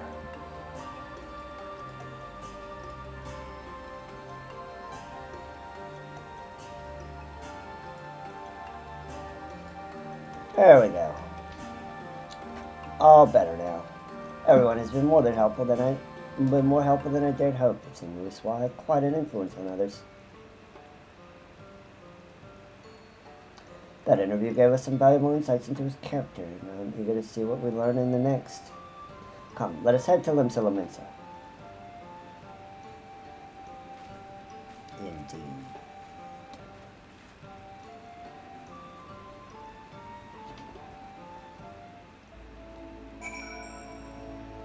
And to Limsa. Not the shroud, the inertia. To Limsala Mensa.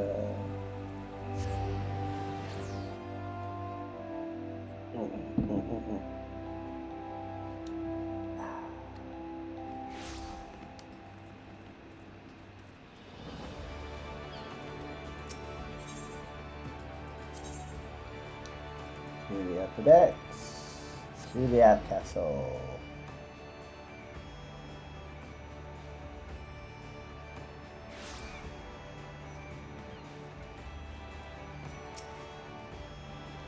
There it is, Maelstrom Command, shall we then? We shall.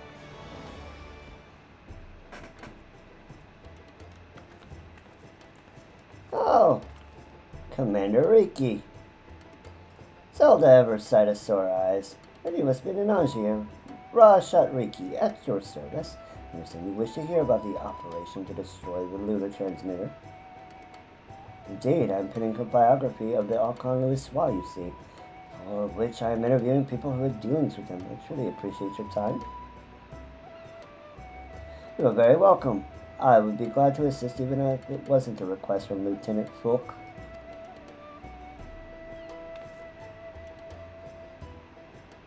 Hello. A flame salute. Now then, to continue where he left off, it was shortly after the Eorzean Alliance was formed. Our scouts returned with the word that the 7th Legion had activated the lunar transmitter in their fortress in Mordona. Now known as Castrum Century, the fortress was originally called Castrum Novum before the 14th restored and renamed it. It was in order to break through its defenses and destroy the transmitter that our three nations joined hands They were determined to succeed. The strategy that Louis Watt proposed was elegant in its simplicity. While our main force drew the Garleans' attention with an all-out siege, an elite band of adventurers would infiltrate the castrum and make for our objective.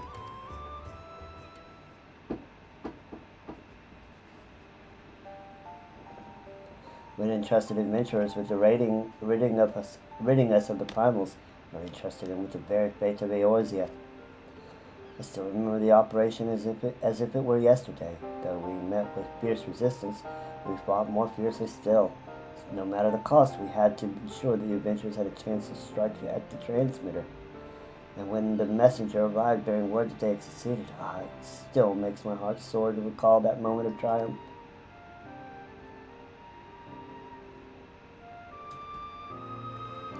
That day we learned that by standing together, the people of Eorzea could oppose even the might of the Empire.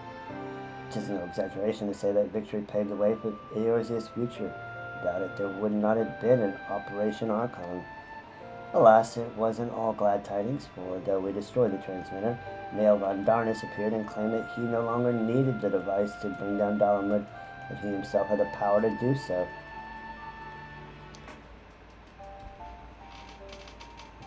So long as Van Darnus lived, the threat of destruction remained. And so branding him an enemy to all life in Eorzea, and the nations of the Alliance undertook a desperate manhunt.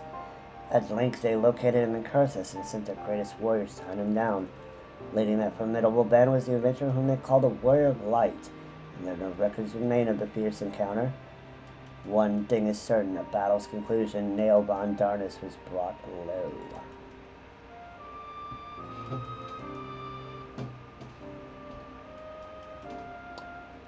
As you know, however, our woes did not end with the White Raven, for Louis Swan and his disciples determined that Dalamud would continue to fall. In a last-ditch bid to prevent the realm's annihilation, the Circle of Knowing issued a request to the Eorzean Alliance to secure the Cardinal Flats, where the Red Moon was expected to crash. This was no simple task, for the entirety of the 7th Legion had amassed at Cardinal, but that was necessary in order to perform a ritual to stop Dalamud, a ritual that invoked the power of the 12. So it was that the Battle of Cardinal was joined, and I dare say you know how the tale continues.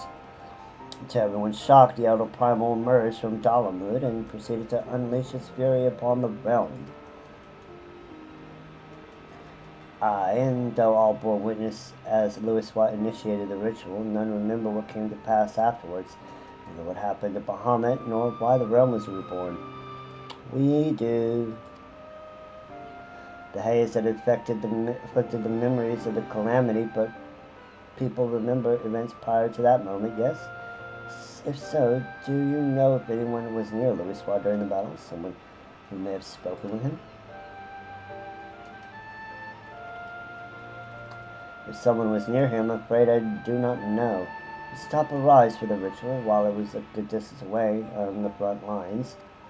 My apologies. No, please don't apologize. You've shared a wealth of information, and I couldn't ask for more. Well, if you're satisfied, then so am I. With that, I shall return to my duties. I look forward to reading the biography when it's finished.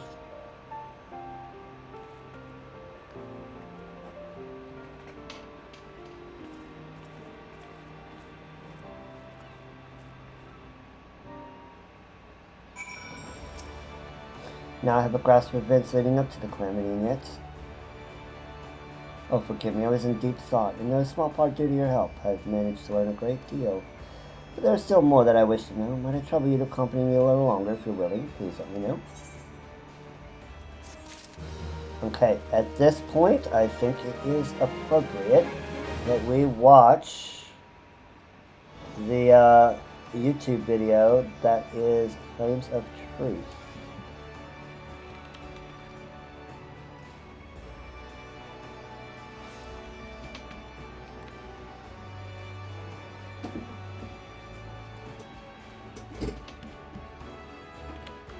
So let's go ahead and bring that up.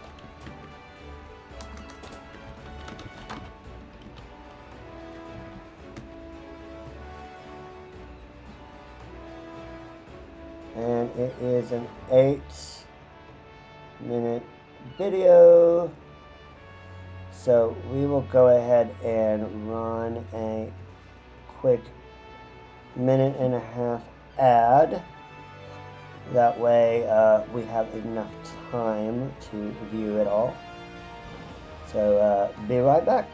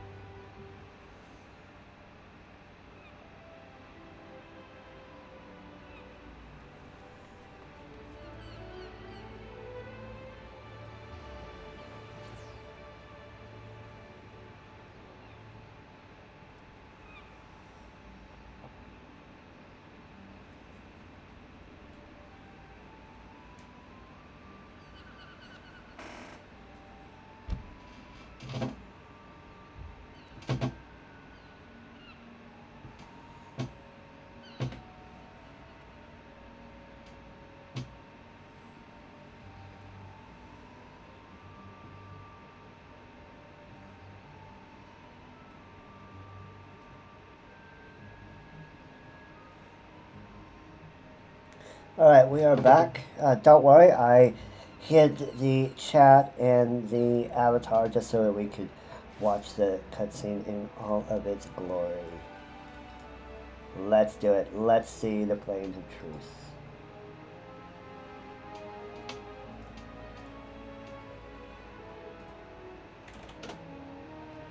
Oh, let's make sure that we actually...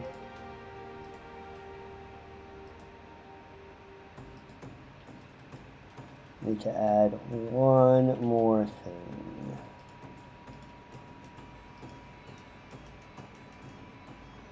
I need to mute the sound in the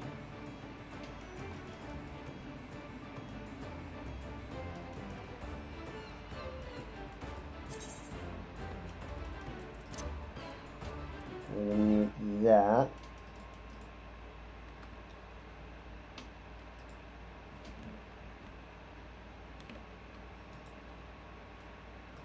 Okay, yeah, and I do need to add a quick scene capture. We'll call this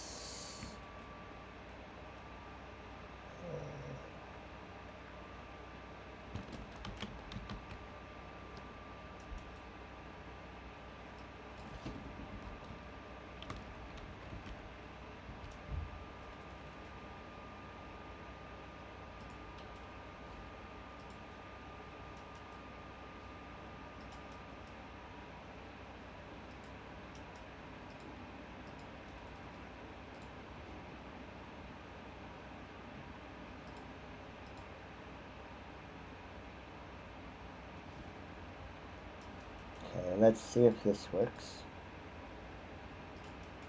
No, it does not. Okay, let's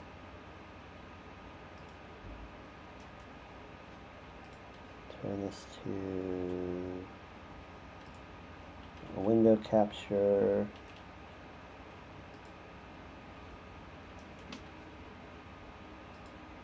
Now I'm gonna play. No. Okay.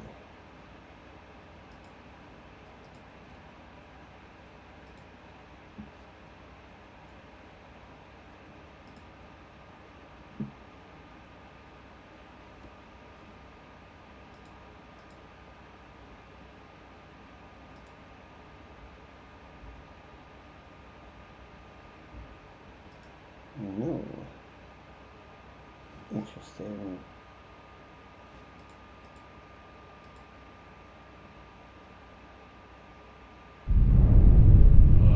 There we go.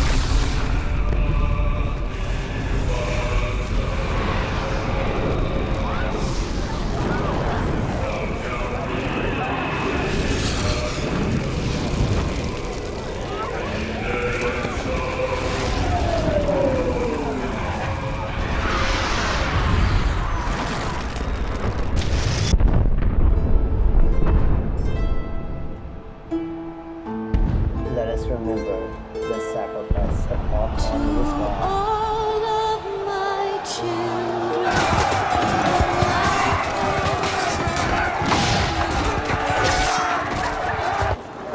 to all of my children, to whom death has his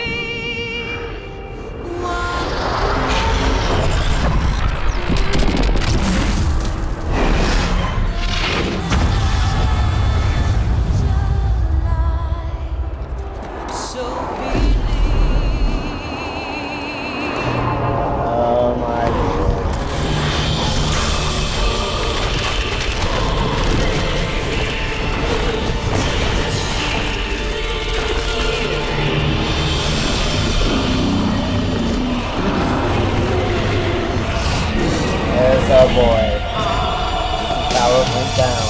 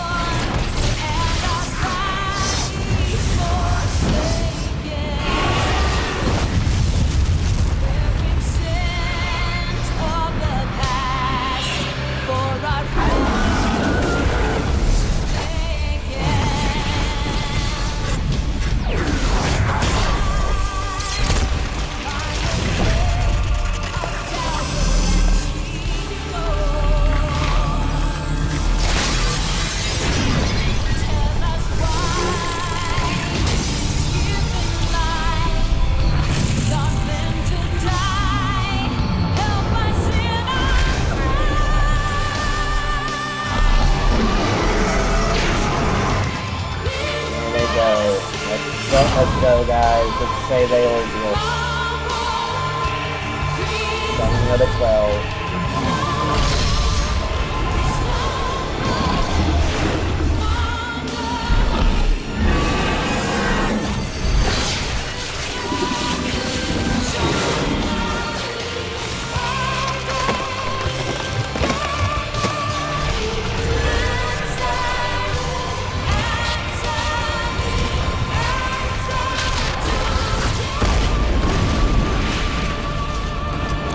almost worked.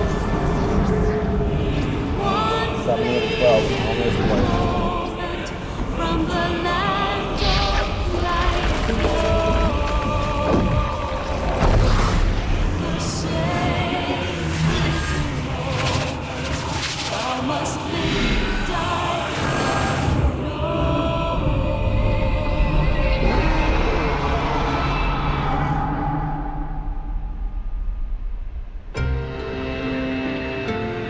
And this is what we saw at the end of talking to, when we were talking to Wiswa.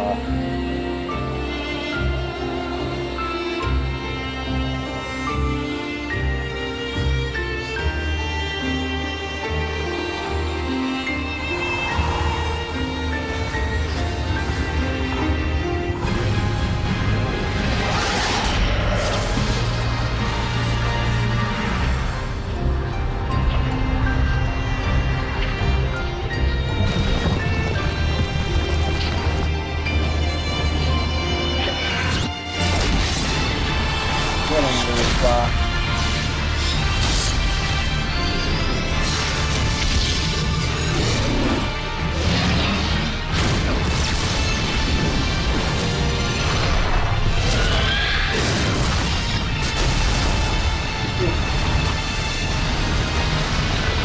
Got a nuclear bomb.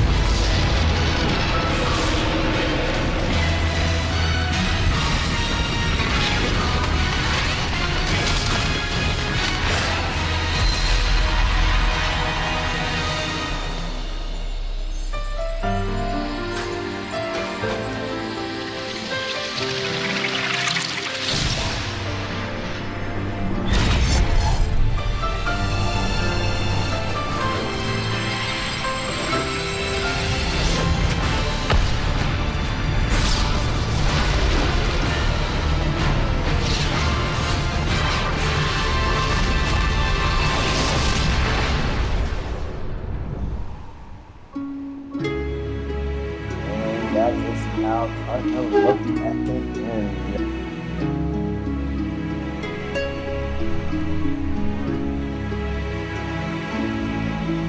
Rest in peace, everyone who didn't survive the calamity.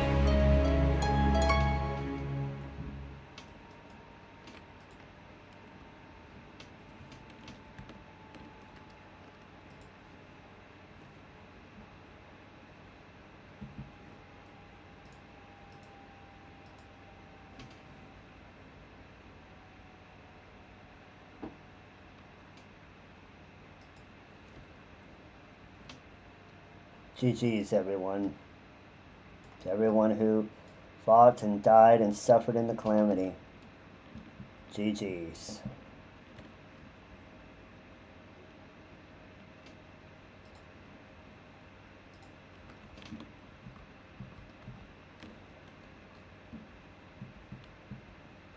Whoops. Wrong box.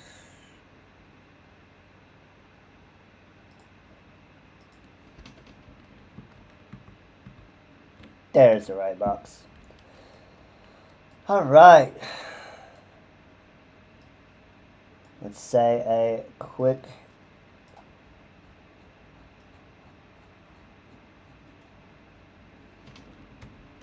let's pay our respects.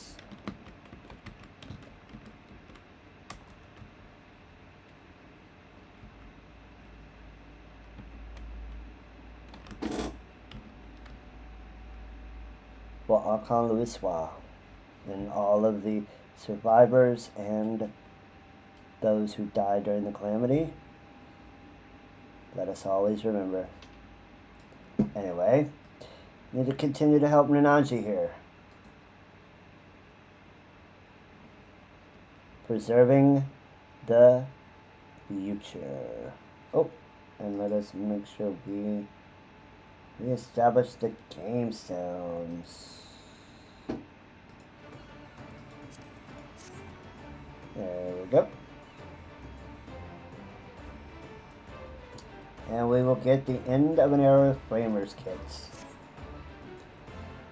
You will continue to accompany me then? Wonderful. Come, let us head to the Drowning Winch to discuss our next move. Let's go. Let's go get a drink at the winch.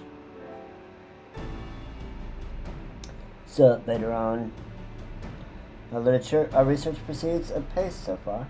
We've learned things not found in the literature.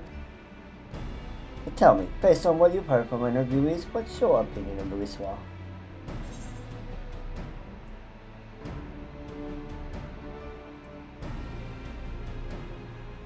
He had a difficult task.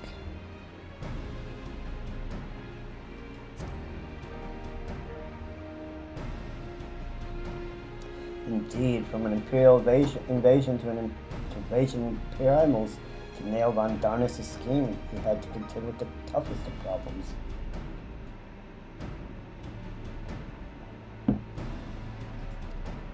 What struck me was how grateful the interviewees were to Louis Soir for bringing the nations together in cooperation.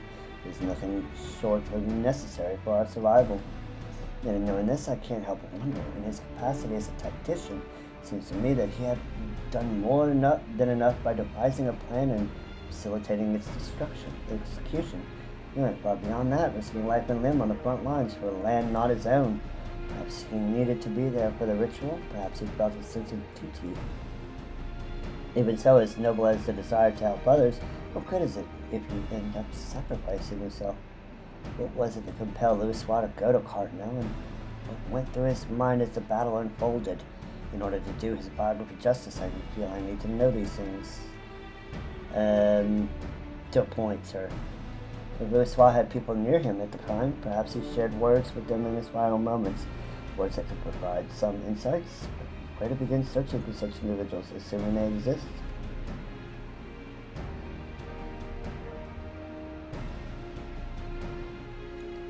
Sorry, friends, but I couldn't help but overhear your conversation. Just so happens I know a bloke has served along Louis Soir's guard at Cardinal. Surely you know someone who was with him. And as far as I'm aware, he wasn't keeping the fact a secret just for good measure. Why do he want to speak with him?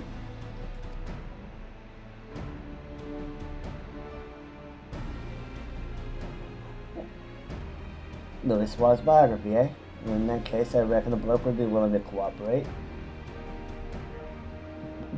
Orn Gwyncombe's his name, and he was a lieutenant at Maelstrom. After the calamity, he turned to adventuring so as to be of greater help to the common folk. A Maelstrom officer turned adventurer, we must keen to speak with him, where might he be found. When Orn dropped in the other day, he said he had visits to the morbid dry docks. If you're lucky, he might be he's still there. Understood. We're in your debt. We can't let this chance pass us by, Zelda.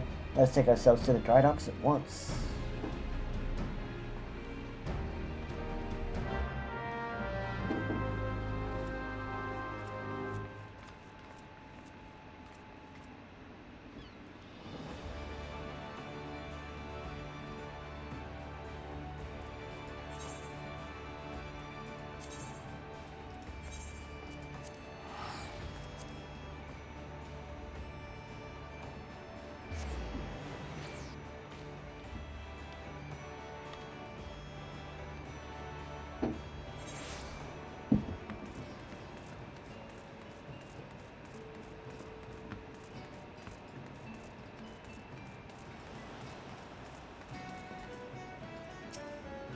Right, where could Orn be? In hindsight, we should have asked what he looks like. His name would suggest he's a Midlander, but Well, nothing for it but to make inquiries. Let's put up with the task and meet again here.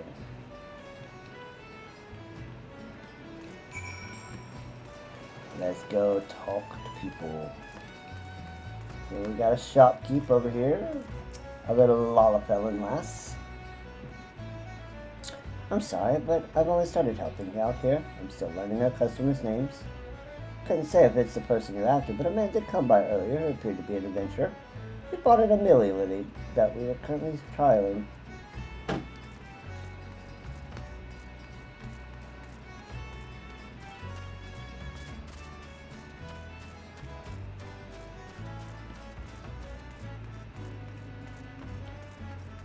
Rogan Importer. Orn, as it happens, I spoke with him just earlier. He said that he wanted to buy flowers, so I directed him to a vendor. Not sure where he is as of now, though.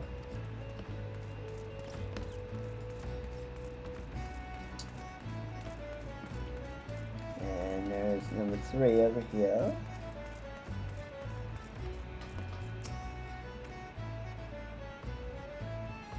We're looking for Orn. Go for an Orn Gunkimise. Don't know anyone by that name, I'm afraid. I did walk by an unfamiliar fellow just now, though, over by the mark of the spinner. He had a flower in his hand, so he caught my eye. We know where he is now.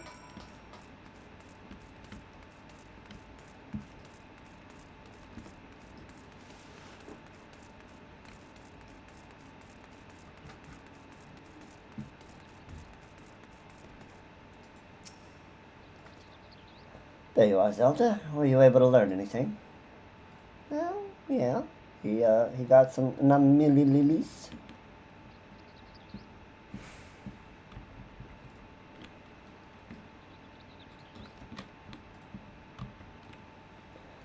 So the man who could be one bought an Amelia lily and went to the mark of the spinner.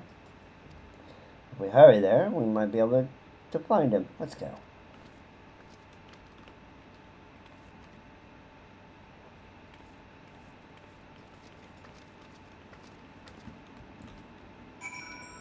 To the mark of the spinner we shall go.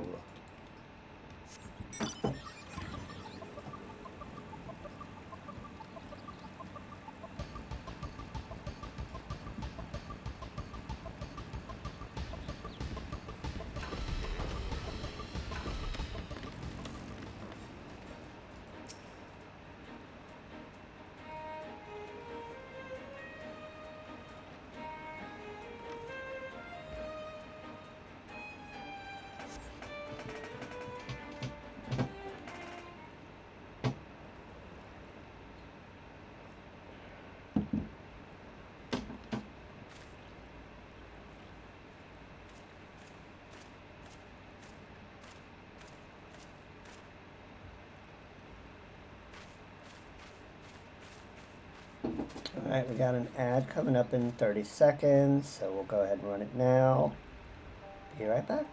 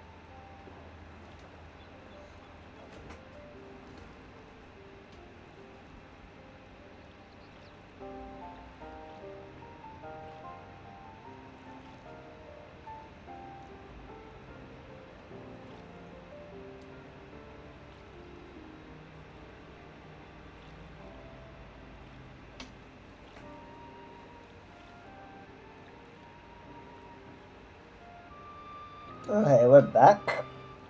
Beg your pardon, sir, but are you Lieutenant Orn Gwynton? I haven't been a lieutenant for years, but aye, that's me. What can I do for you?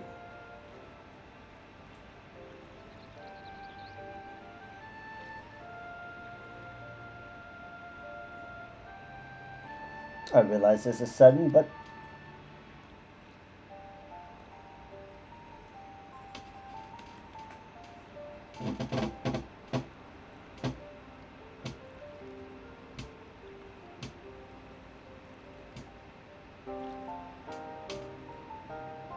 so you're writing Louis Swall's biography, and want to hear my account as someone who is near on hand at Cardinal.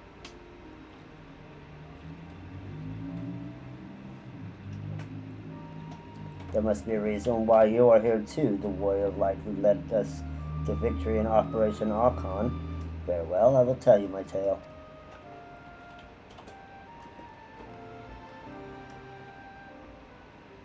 Now then, where to begin?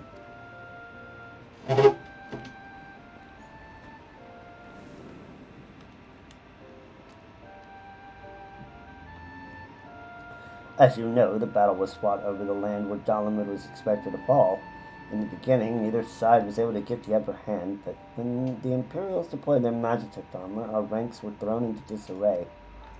Those charged with protecting Louis like me could only watch the carnage from afar, and though our forces managed to hold out thanks to the adventurer contingent, we sustained grievous casualties. But the real tragedy was what followed, as Bahamut hurtled toward us and began shedding fragments of himself, before finally bursting open to unleash the primal Bahamut.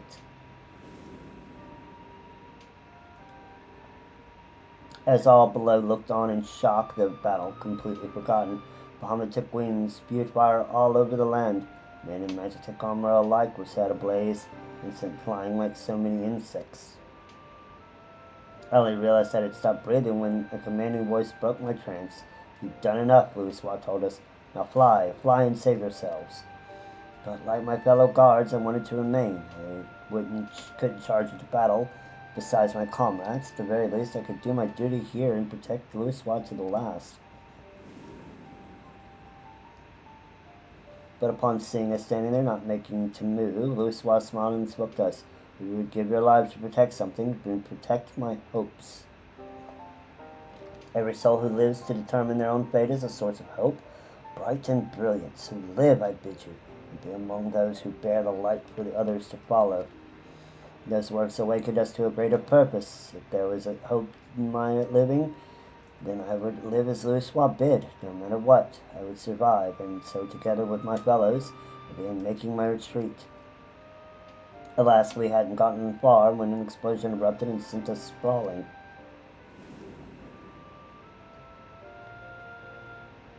I struggled to my feet just in time to see the enormous menacing silhouette of Bahamut looming over Louis. In the next instant, he was enveloped in light, and that was the last I remember of him.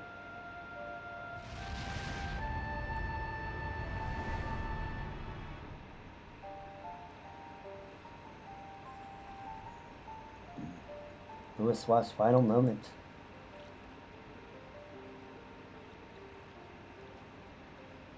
Amidst that light, he looked to be smiling. What was he thinking in that moment? I couldn't say. One thing is certain, we all of us are alive thanks to him.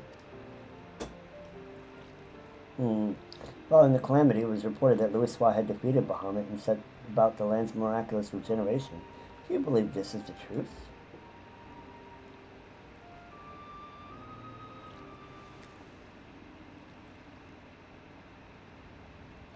Every soul who lives to determine their own fate is a source of hope.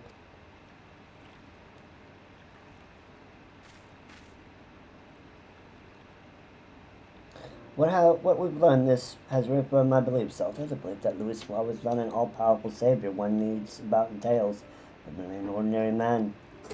That man never forsook Eorzea. No, he stood for this realm to the last.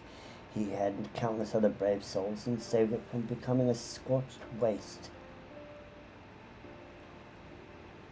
Against unimaginable adversary, he fought, and at the cost of his life, paved the way to a brighter future for us all.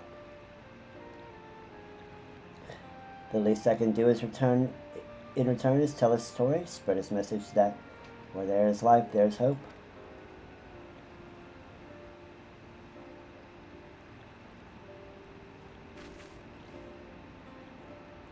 Thanks to your account, I believe I have found an angle for the biography. I'm truly grateful.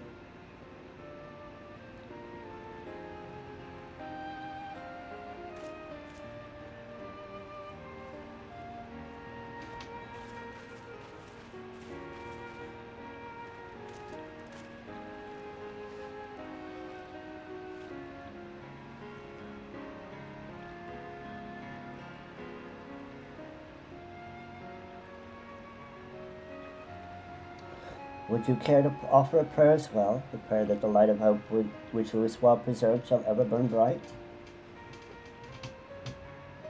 Indeed. He deserves that much.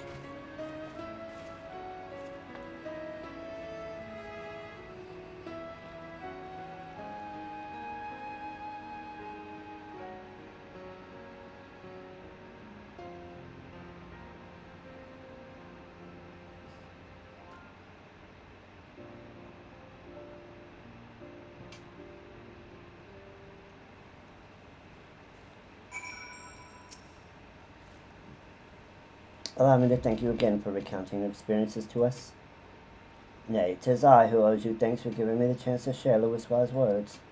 All these years I'd avoid speaking in the moment of his passing out of respect, but it would not do to take this tale to my grave, though through the biography it is my hope that his spirit will live on in all of us.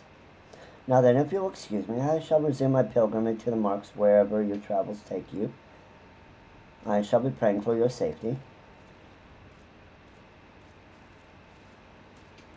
Namia Lily is the symbol of a safe passage, as Louisoix stood there in Cardinal, and wondered if he likewise prayed for someone's safety. At any rate, these interviews have yielded everything I had hoped for and more. Come, let us return to Ul'dah, for I'll have your reward for you at Ul'dah in the Hall of the Flames.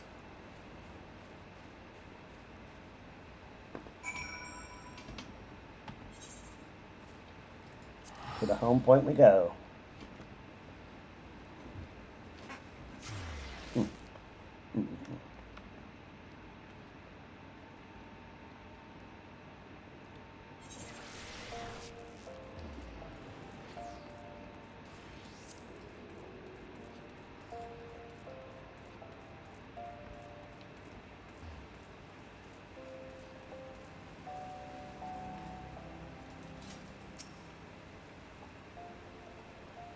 There you are. I ended up troubling you longer than I intended, but it was truly a fruitful series of interviews. How fortunate that we could hear from those who lived that fateful time. While I still have many questions, the biography is beginning to take shape in my mind. I also feel as though I've attained a measure of closure. Louisoix fought simply as one of us, and he made the ultimate sacrifice that hope might endure. This I've come to realize and appreciate thanks to everyone's heartfelt testimonies. Now then, last but not least, I'd like to ask you for your thoughts on something. According to Orn, Louisoix smiled in his final moment as he was enveloped in light. What do you imagine he held in his mind? The image of mankind thriving in the future. I see. I appreciate your thoughts. As I pen my biography, I'll be certain to remember your words. Well, sad though it is, it's time for us to part ways. I'll set to work on a draft and won't rest until the biography goes to print. Thank you for all your help, my friend. I couldn't have come this far without you. And that wraps up the tale of Archon Louisoix, the man, the myth, the legend.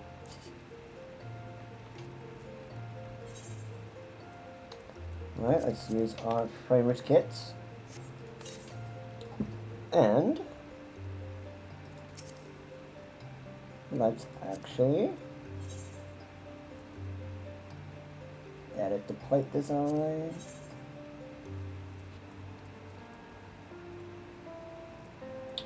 And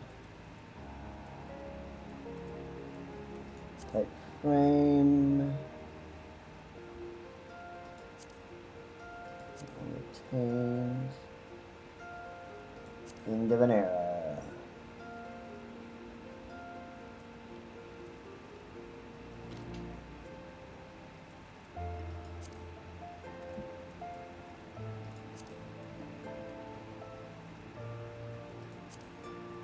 Phoenix feathers.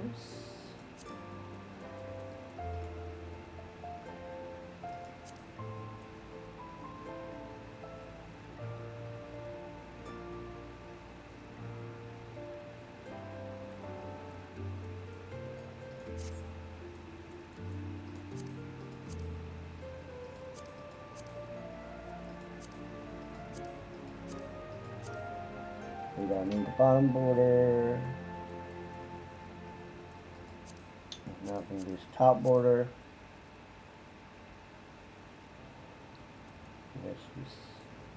And the base plate will be in there as well. There we go. Beautiful. Beautiful, beautiful, beautiful. I approve. Alright. So that is most of what I wanted to do done today. But we do have one thing we have left to do, and that is we need to unlock the next stage of the relic.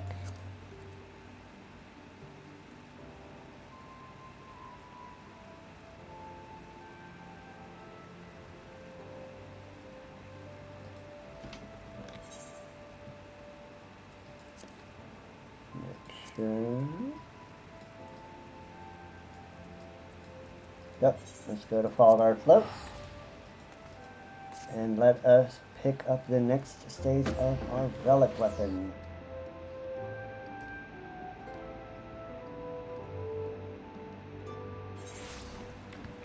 I probably won't be able to show all of this on stream, but I'll be able to show you the main parts because, well, it's just getting maps for Alexandrite, melding materia. There's not a whole lot to it. So, but there could be quite a bit of failure in the in melding the materia. So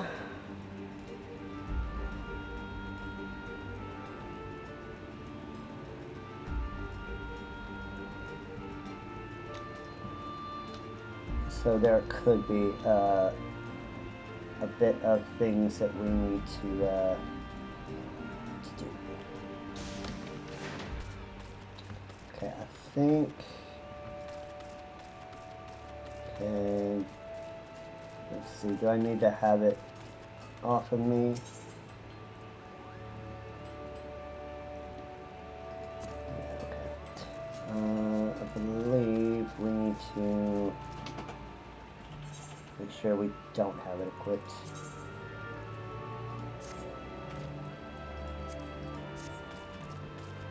Or do we need to have it in your inventory?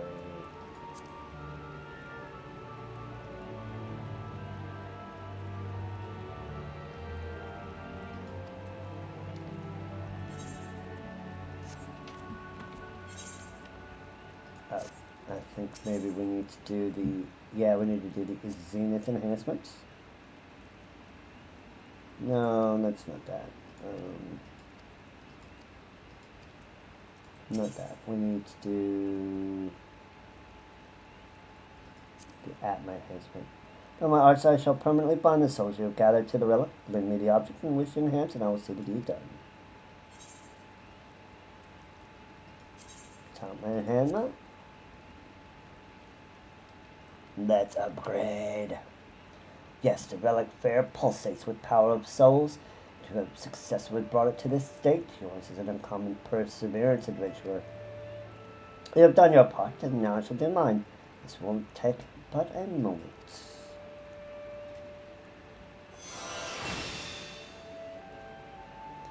It is done. Ah, the souls blend in, lend it truly magnificent gleam. Take up your relic anew, my friend, and bask in the light of its majesty. Okay. We have... If we want to do more books, we need to Taking it to the stars. And we need to do our shield.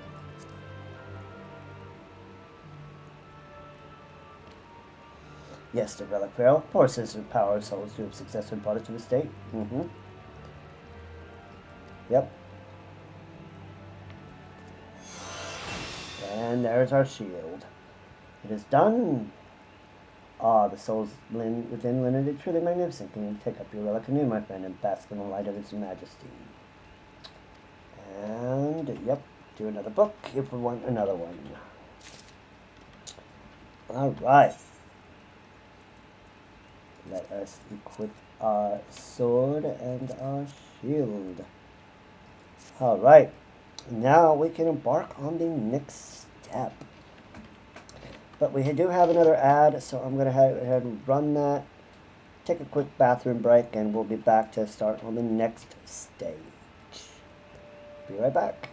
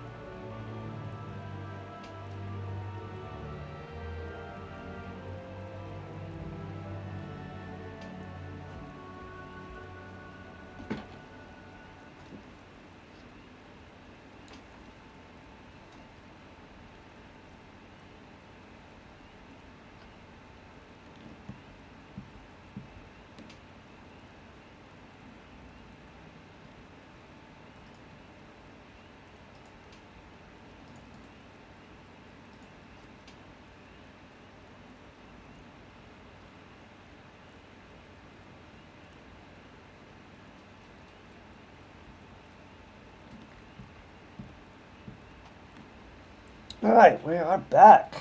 Speak to Jalzan to start the next leg of our journey.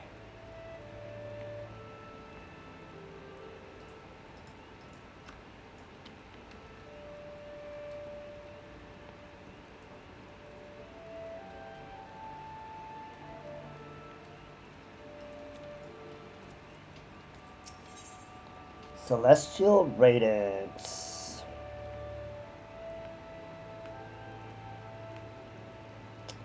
And this is going to be for the Novice step.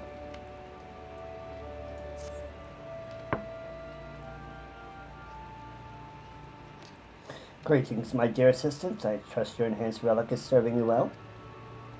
Yet know that we are but halfway to creating the mighty arm described in the legend of the Zodiac Braves. Your weapon can house greater power, even greater than now, and I believe that this power can be attained through the use of materia. Yep, we're at the materia step. As is my wont, I have dabbled in these peculiar stones and required a rudimentary knowledge of their workings. In my limited grasp on the subject matter, I believe that already being laden with soul energy, your relic cannot be enhanced via conventional materia melding. An alternative method is required, and for this we shall need to consult the experts. If you desire to wield a mightier weapon, you would do well to seek Mutamix, the goblin credited with bringing the secrets of materia to Eorzea, and his students are said to be camped at a place called the Bonfire in central Thanalan. Though you doubtless already knew this. Yep.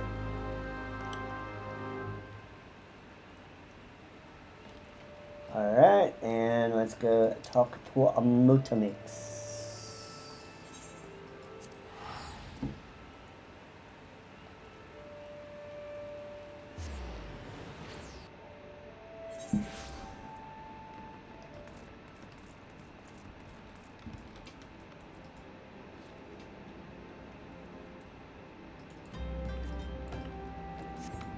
Let's go talk to our boy Mutamix.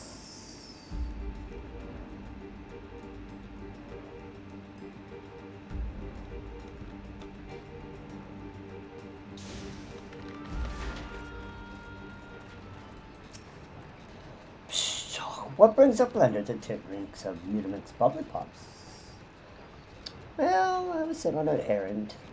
A blender has fighting tool already filled with aerosol, which is it to gain power of materia. Psh, a blender has difficult desires, such knowings do not exist yet.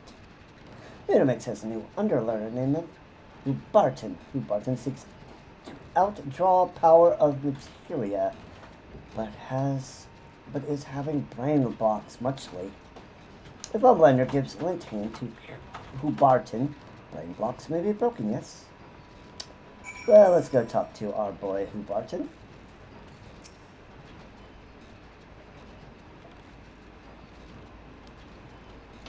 God, why would it work? Why won't you bond, damn you?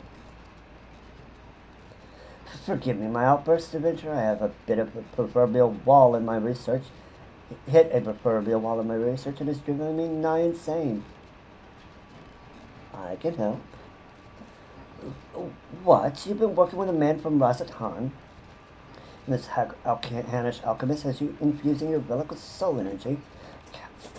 Now you'd seek to further enhance it with materia. I would indeed.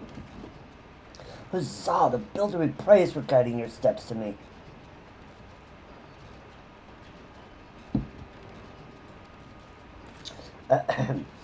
Begging your pardon, adventurer, the prospect of a breakthrough has so excited me.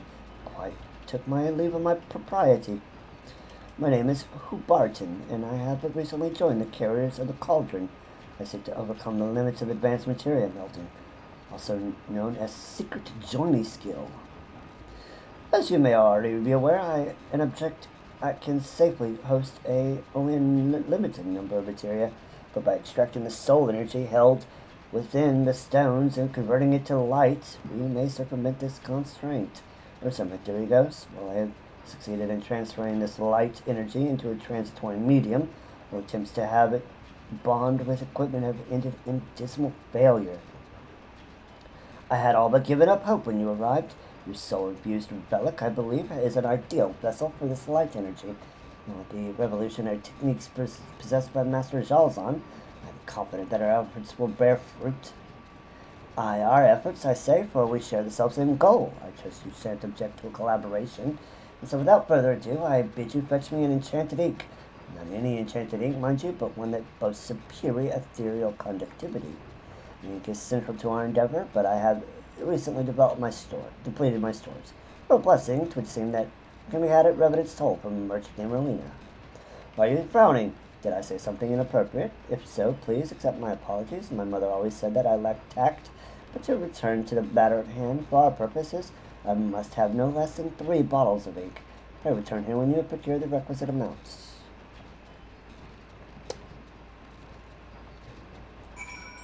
Okay, to Revenant's Toll, speak with Rowena.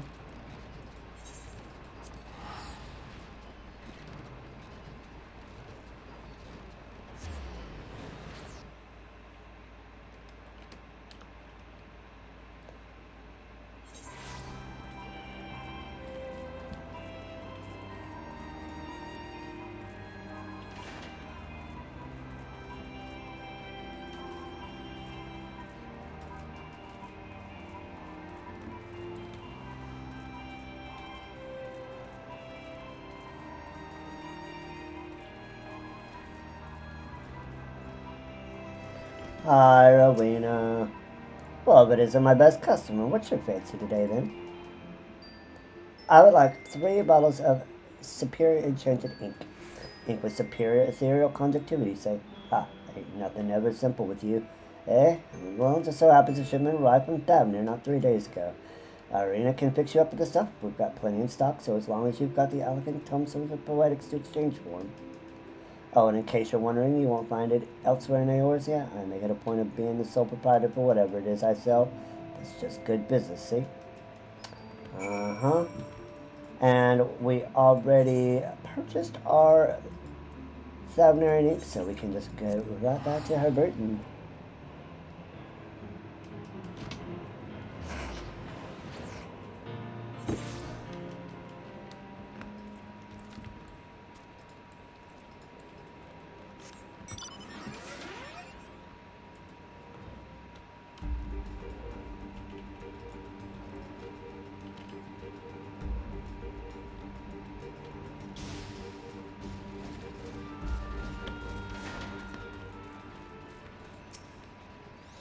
Ah, you're back. Have you acquired 3 bottles of superior enchanted ink? I have. Here you go.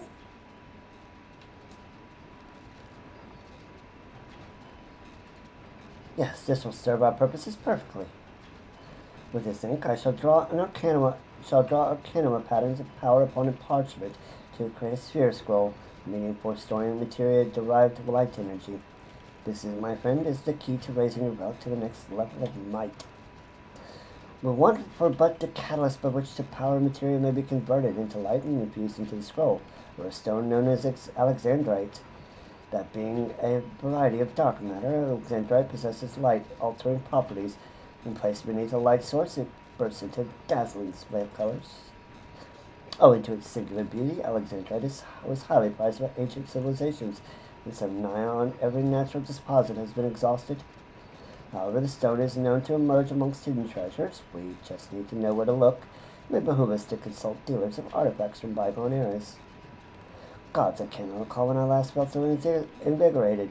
Many more things remain to be done, but any sort of progress is better than none.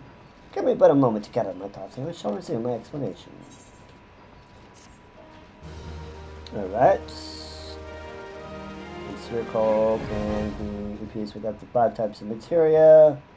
Certain restrictions apply to quantity and variety. We can kale occasionally. And yeah, we can do maps. We can purchase them in exchange for elegant tomestones. Can be attained, albeit a low probability by participating in fates, which we won't be doing because we're not masochists.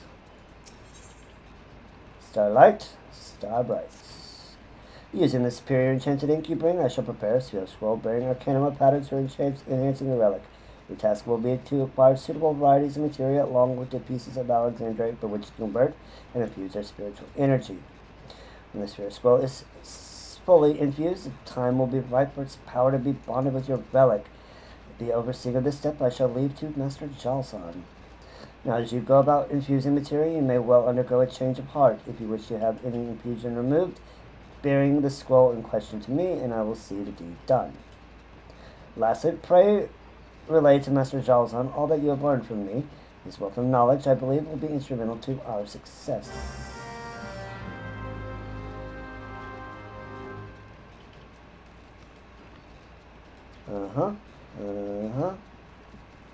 Alright, let's go talk to Jalsan.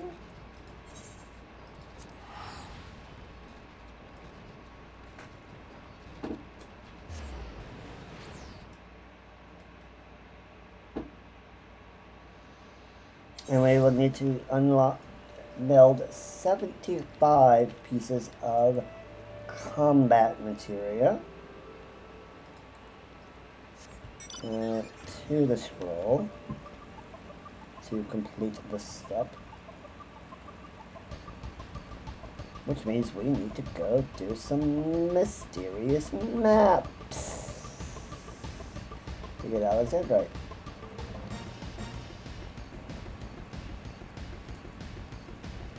I will do one on camera, and then I will do the rest off screen.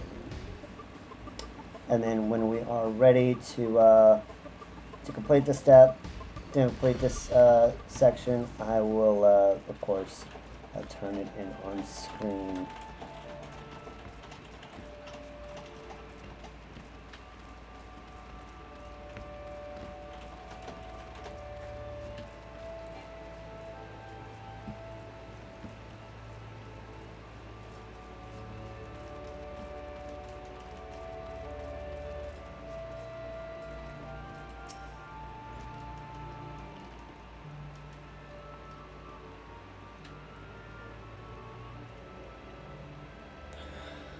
Welcome back, my friend. By your triumphant expression, I take you have found a way to enhance your relic with materia.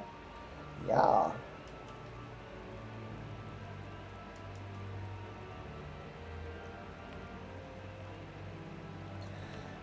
Converting the spiritual energy into light for collective transference. A truly inspired idea. While I'm not one to count my dodos before they hatch, based on my experience, I am quietly confident that this method shan't disappoint. And depending on the varieties of material used, I expect that your weapon's properties may undergo change.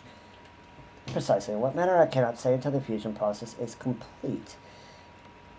Go forth and infuse the sphere scroll as per young Huberton's instructions. When you accomplish this task, bring the scroll to me, and I shall see to bonding its light energy with your relic. Likewise, if you desire to know how your weapon will evolve, present me along with the scroll, and I shall divine for you the answer.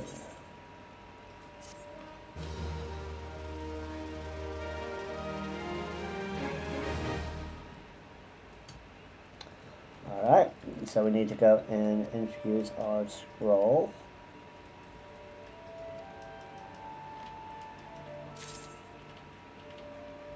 So let us go. Oh, yep, let's go talk to this dude. One man's trash. Bah, nothing was a damn. Just this stupid Billy Rock again. Ain't good for it. Have a pint of piss. Brygot's buttock if it ain't the Ashburn treasure hunter from Bronze Lake. What brings you here, friend? Wait, don't tell me you was drawn to the sweet smell of treasure, is that right? Well, then treat your notorious nostrils to this, a mysterious map that points the way to an ancient cache of untold worth. This is how we're going to get our Alexandrite. Now, I know what you're thinking. Only a fool would reveal such lucrative information to others, and I ain't no fool, but I like you, Venture, and I want to have you to have this map. The very last one. Problem is, me collect this, and well, I don't remember. But if I don't give him to her, she'll flaw me bloody. You wouldn't want me to get flawed bloody, would you? Poor stuff. You're a good sort, and I'm plain to see. He wants to help Edwine, and you can do that stuff. Put the map over the mile over at Revenant's Toll. Bregawine's her name. Who knows, when she sees you, she might be as well take a liking to you and let you have the map. Don't quote me on that, though.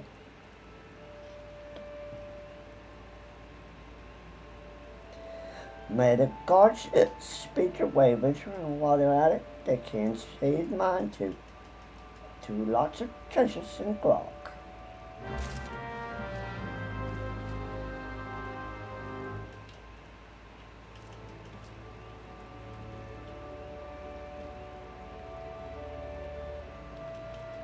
Alright, let us go to that Revenant's Toll again.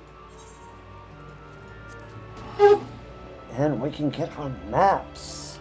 So you can hold up to 3 maps in total for use in the field. 1 can be held on yourself. 1 can be in your bag, that is. 1 can be held in your chocobo saddlebag, and 1 can be deciphered. Now, any other ones that you may have, you can put them on the retainers, but you'll have to go and dig them out as needed. So we're going to buy we're going to buy up to 3.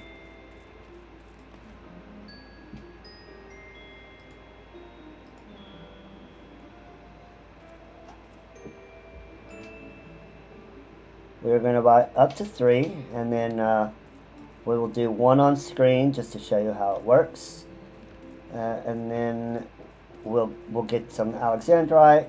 We'll get 5 of them, and we'll meld some combat materials so you can see how that part works. Well, hello there, young one. What can old Bragwine do for you, huh? Well, I got a bottle map. Oh my, a mysterious map. My drunken lout of a son has you running errands. I see. For that I apologize. Rest assured he will be suitably disciplined for his indiscretion. Why do I collect these maps, you ask? Well, it just so happens they remove kitchen stains like a charm. It's to do a special ink they bear, I believe. We got an ad.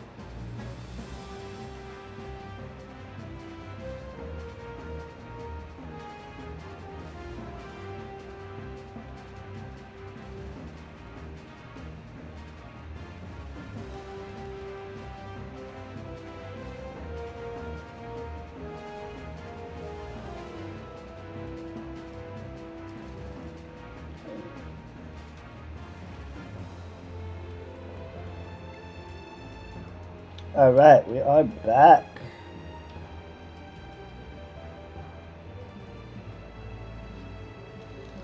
So, if you want your kitchen to be spotless like mine, I wouldn't be averse to parting with a map of 3. My son keeps my stores constantly replenished, you see. In exchange, I ask that you bring me, let's say, articles found upon adventurers who misadventured. Gods know they have no further need of their worldly possessions, so you need not feel guilty. What are these articles to be found? Why, they are deadliest creatures prowl, of course. Adventurers are drawn to them like monster of flame, are they not? By your questioning look, I take it you're wondering what interest I have in such salvaged items. You have secrets that you would sooner take to the grave, do not? Let me keep mine, young one, and I will help you keep yours. And this is a repeatable quest. And this will help us earn the map, but we are not going to do that. We are going to talk to Ariana, I believe.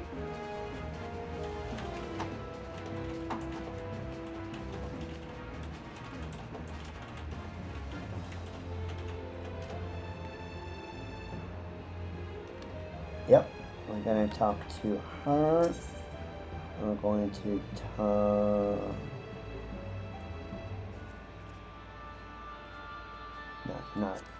Ariana, and we're going to go to the mysterious map exchange, and we can exchange for a mysterious map,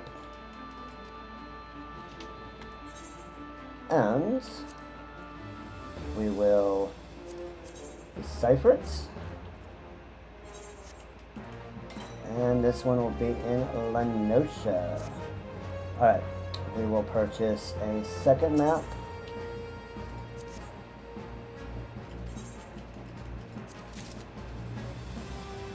We'll put this one on our saddlebag. And we will purchase a third one. So you need 15 in total. So you'll need to purchase 3 maps, go out, do those, come back, purchase 3 more, so forth and so on. You'll need 15 in total, because you need 75 Alexandrite, and each map gives you 5.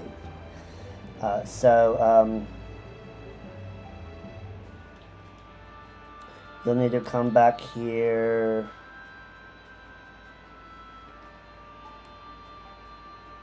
5 times.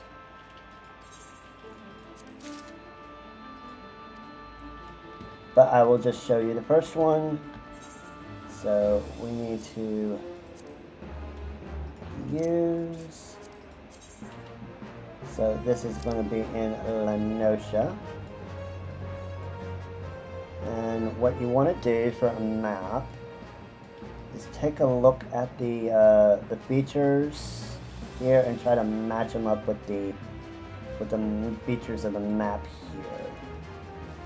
So we've got this bit here. Let's see if we can't nail that down. Should be around here, I think.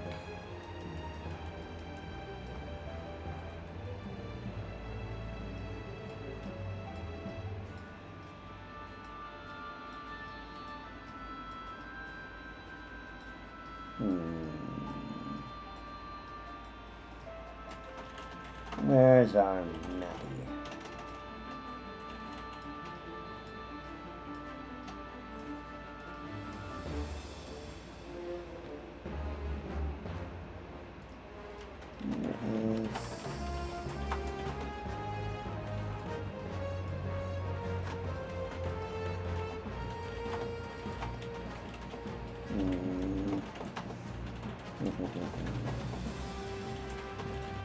Where is our foray to be found?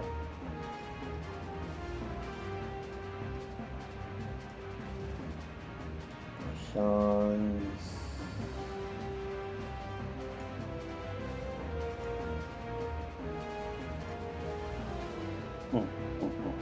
Let me look up where. I think I can find a mysterious map tool on the internet.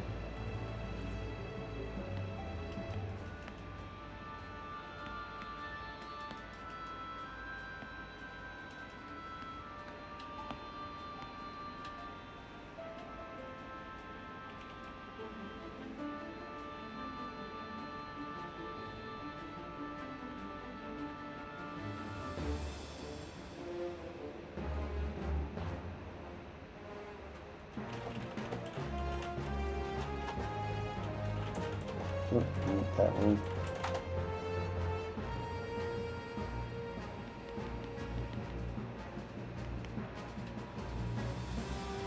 There we go, and we want to look at the wiki. There we go.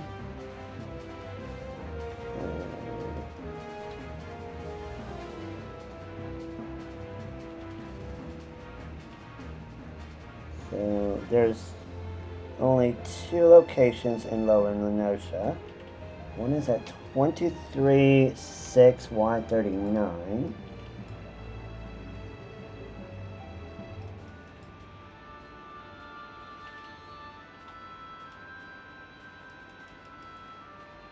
That does not look like where we need to be. The other's at X34-4-Y14.3.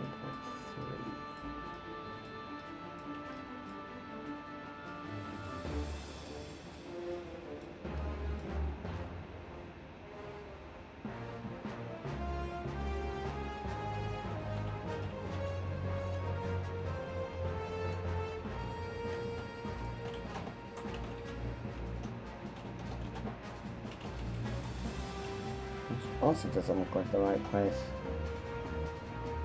Okay.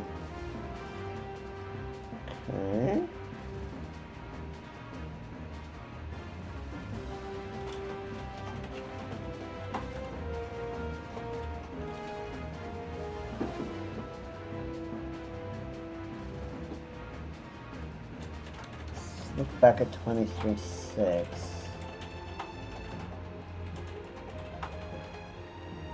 23.6, 139. Oh, yeah, it is down here. Okay, so we want to 23.6, 139.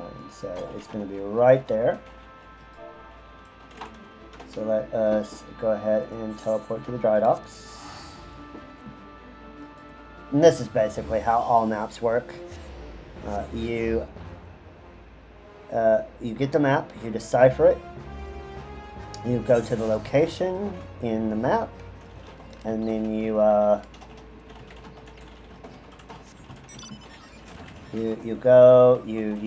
use the dig, and you defeat the enemies, and you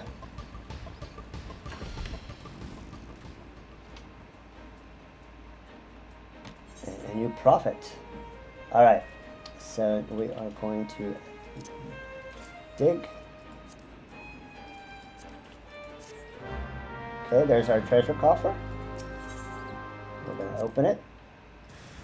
And here's our things.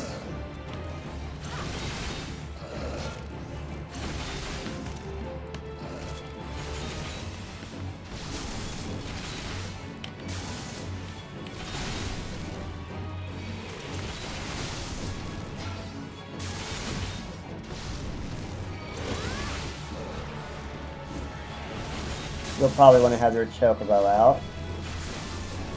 I'm not, because I'm just kind of showing you what to do. But this is pretty much what we'll do. We'll go in, you'll do a map, and then we will collect the treasure. And there's our Alexandrites. We've got 5 pieces. And we'll need to do 75 in total.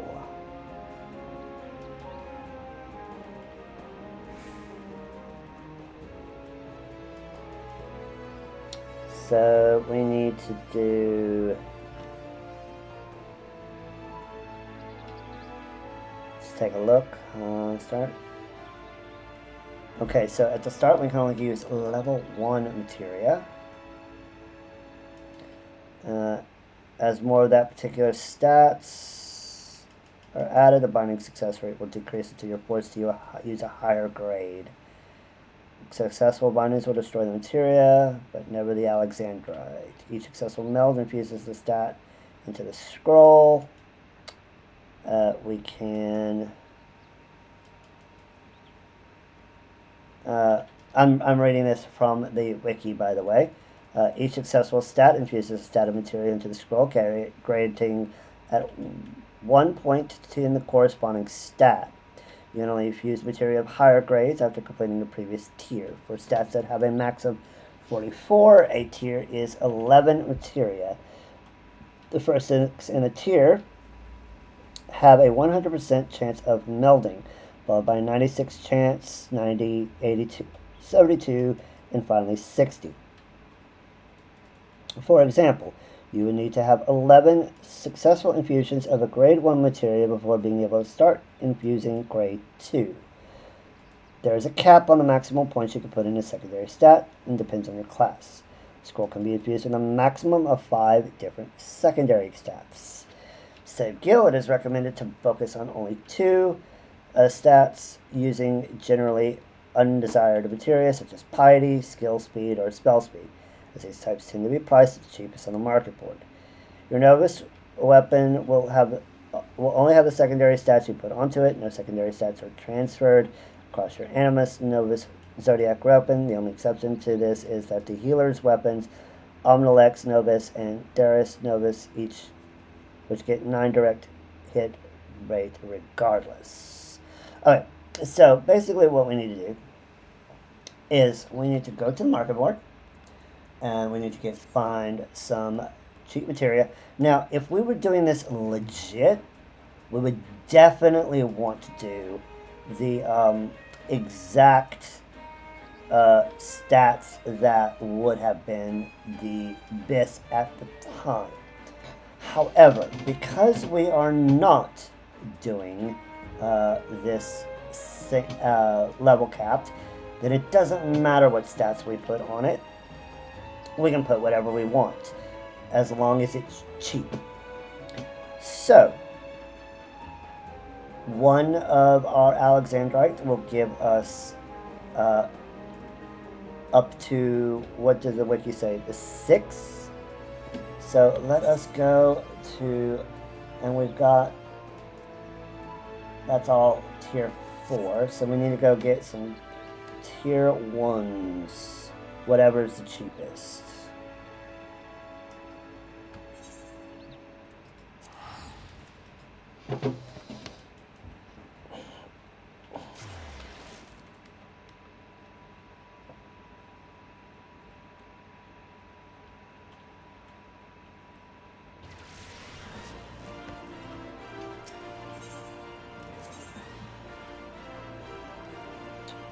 Okay, to the Sapphire Avenue Exchange.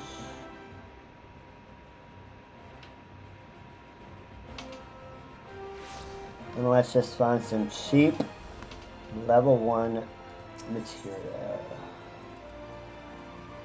Materia 4,000. Oh, nice. Oh, but that's too cheap. One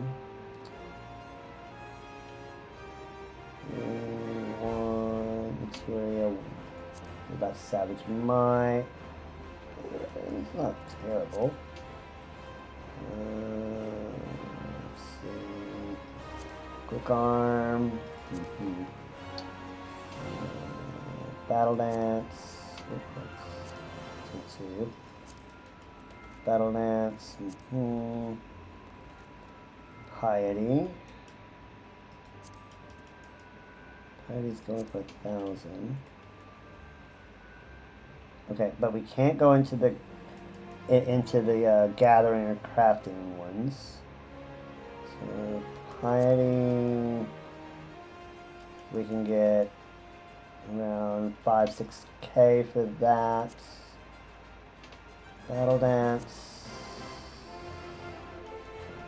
3. About the same for battle dance.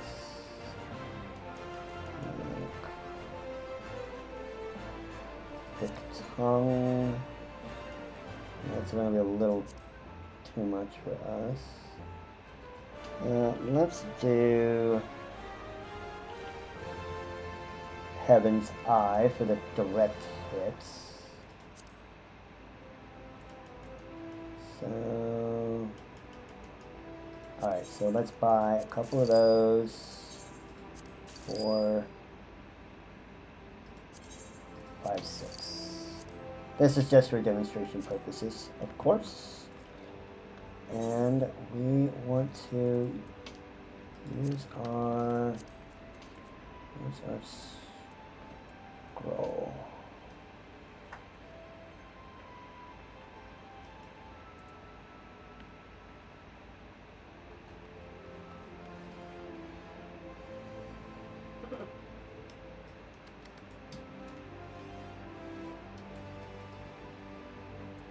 Where's our scroll?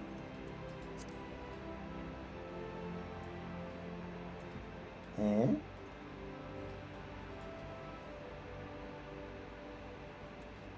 Do we not have our scroll?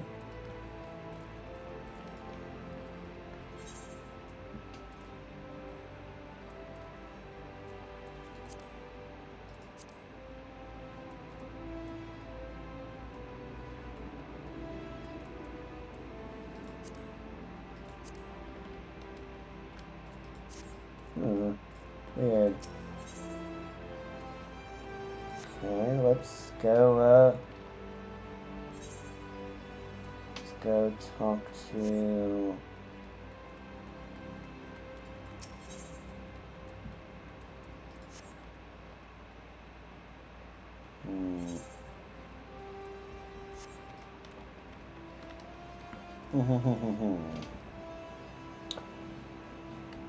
Where did our scroll go? Okay, let's go back to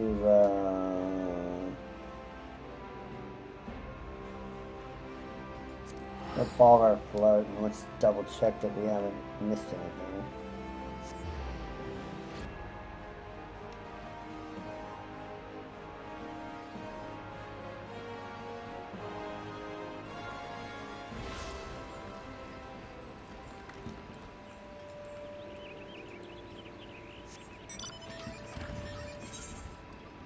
We put it in our saddlebag.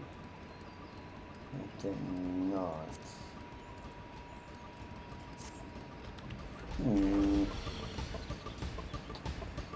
I is confused.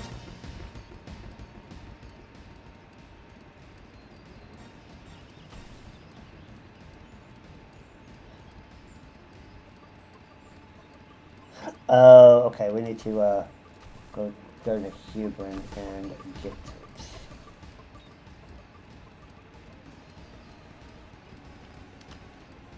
We need to go talk to Hubertane. And we need to go to Zenolin. Central. We forgot to obtain the scroll. Oops.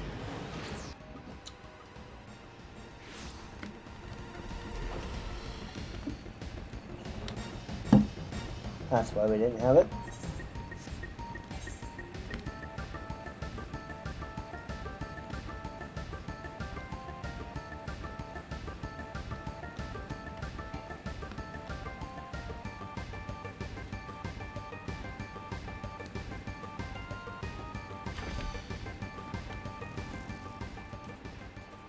Okay, so we need to talk to him, and we need to select Spirit Scrolls, obtain, and we'll get one for the katana, By virtue of rote in the blinking of an eye, your sphere scroll is ready. You are at liberty to infuse it with a material of your choosing, assuming it's compatible, that is. Yep, once we have... And then we need to get...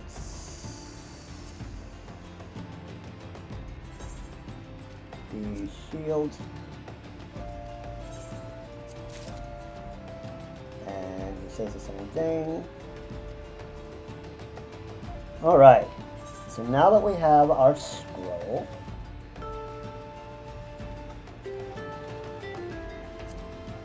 we select in E. So here's our shield and our Alexandrite. So this is how this works. We right click this, we select infuse, and we get this.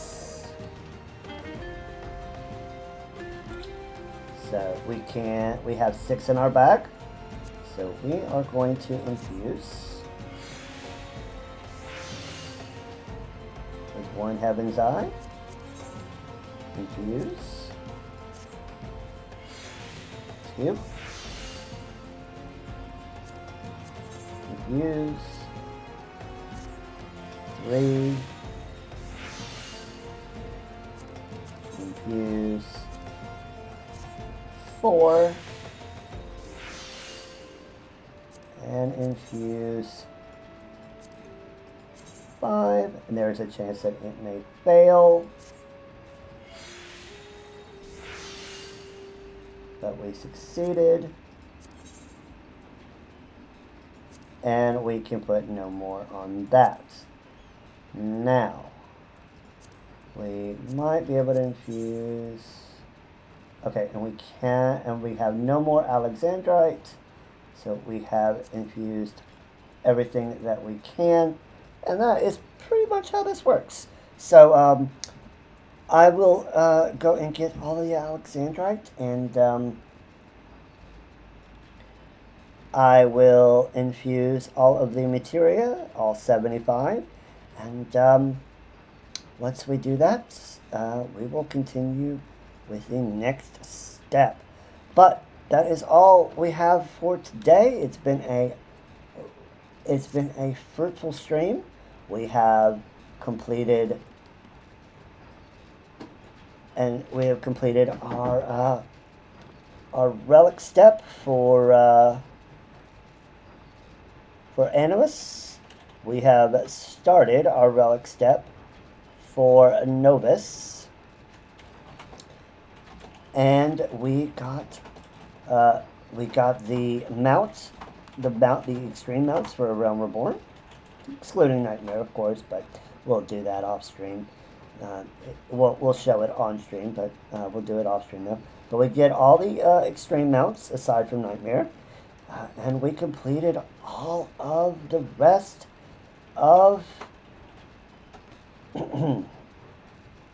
of the Coils of Bahamut, including the Savage. So next stop on our journey is 2.5 MSQ. And that will be on the next stream. Until then, have a good night, and thank you for watching. Come back next time, and we will be completing the A Realm Reborn story. See you later. Bye-bye.